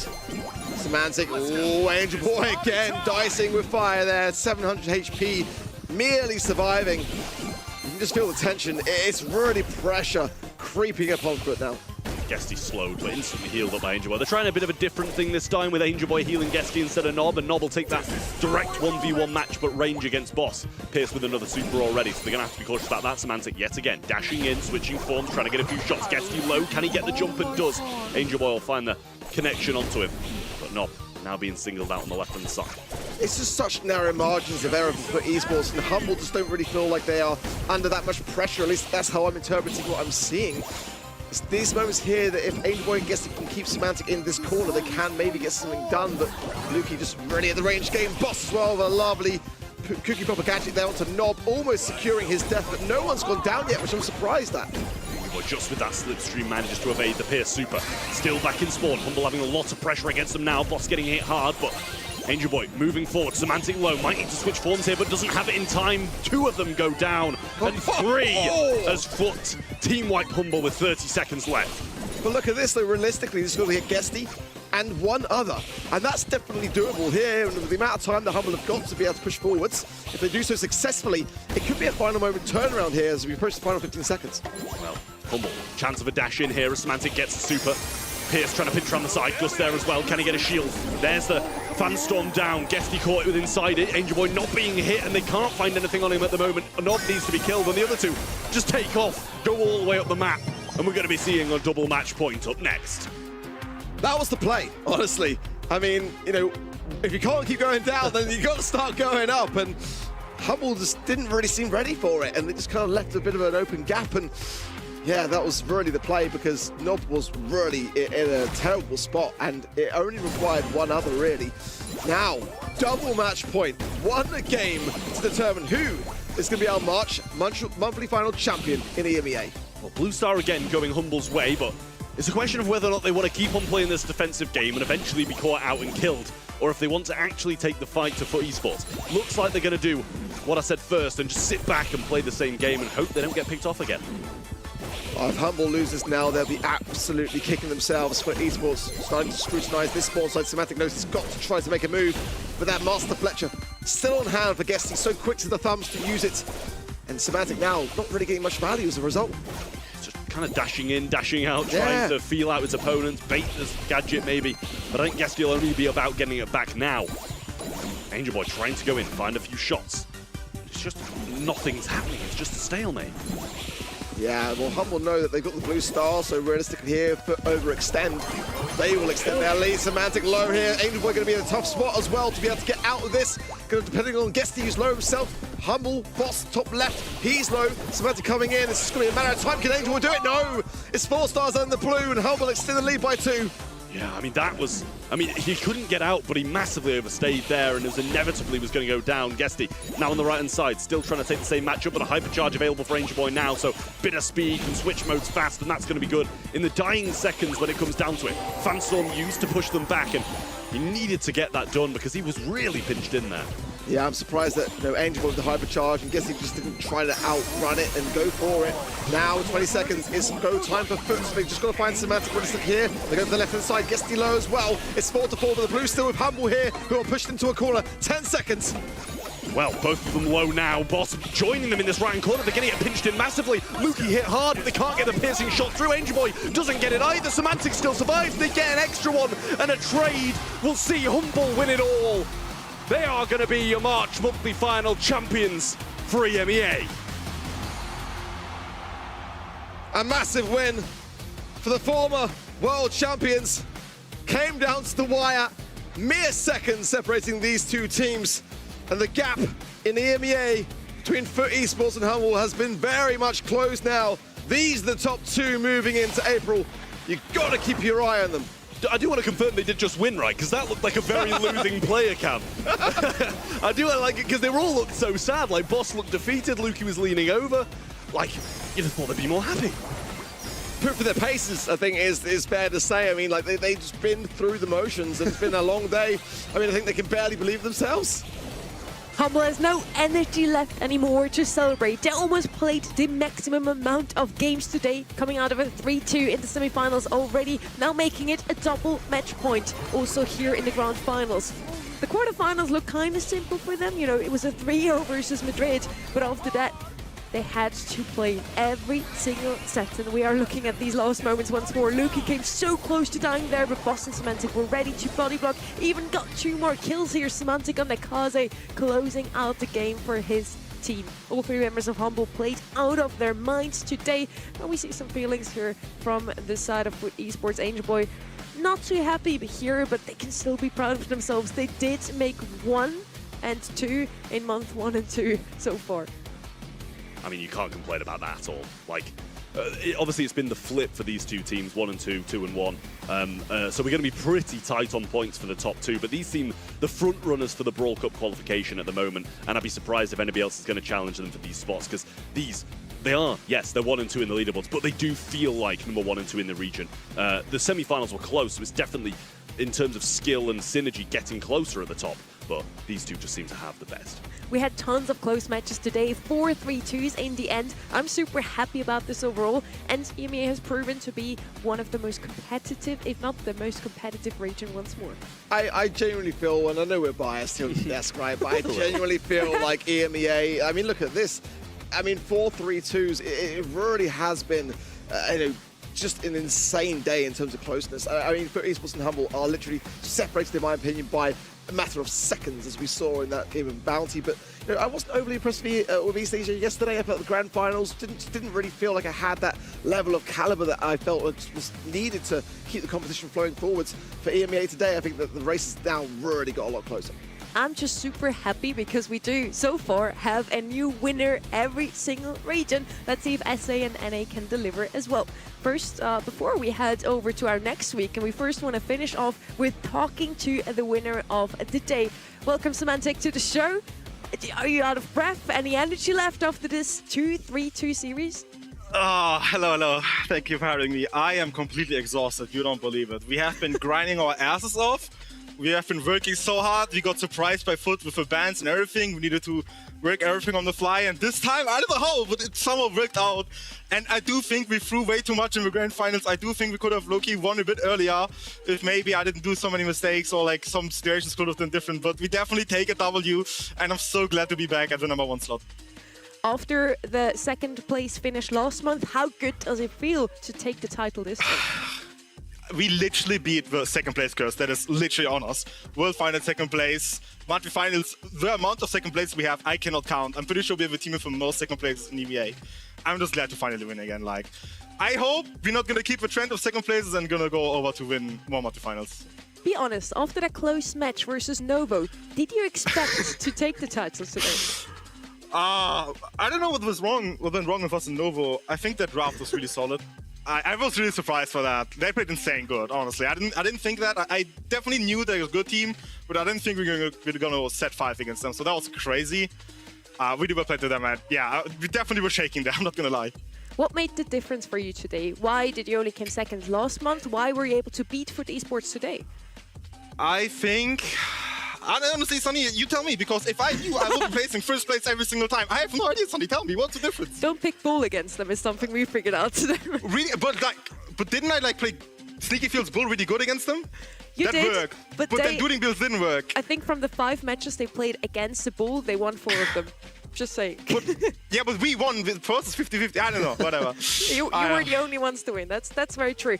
Finally, Semantic, any messages to your fans who were supporting you today? First of all, shout out to Humble. Look at this chain, by the way. It looks so cool. It's a Humble chain. Shout out to all our fans who have been supporting us, even though we keep getting 2nd places, even though we literally lost grand finals of Worlds. They keep being there. They keep supporting us. They keep coming to our watch parties and whatever not. Thank you very much for every single support out there. And I hope I see you at Brawl Cup. If you're not coming, so be there, because my goal is to be there and my goal is to win Brawl Cup. So join us. If you do make it to Brawl Cup, I want one of those necklaces, please.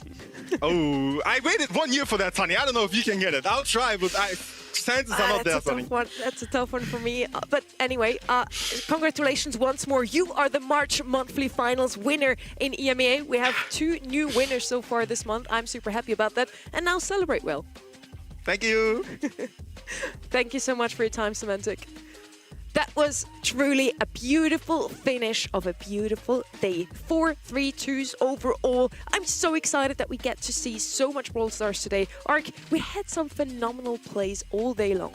Yeah, it has really been an explosive day in EMEA. So many highlights and just so many clutch moments here as well to reflect back upon. As this was really one of my favorites here. You can see Garrett just boxed in there and really just waiting for that to go down against the clock, and then threads the needle with that super just in the nick of time there to keep Navi in the question. And this as well, Joker with these cycles and these hurricanes, really trying to just buy as much time for his team as the seconds, again drawing down, and yet still Novo Esports are able to secure the final saying, like, you know, it was just one of those moments where I thought Reply to had it, and here, who can forget this with Guesty, this amazing team wipe there. Markin goes down the hypercharge swipe despite the hurricane there. There it is, the final blow, and it just kept FUT Esports really on the tail there. Really just, I mean, amazing in EMEA today.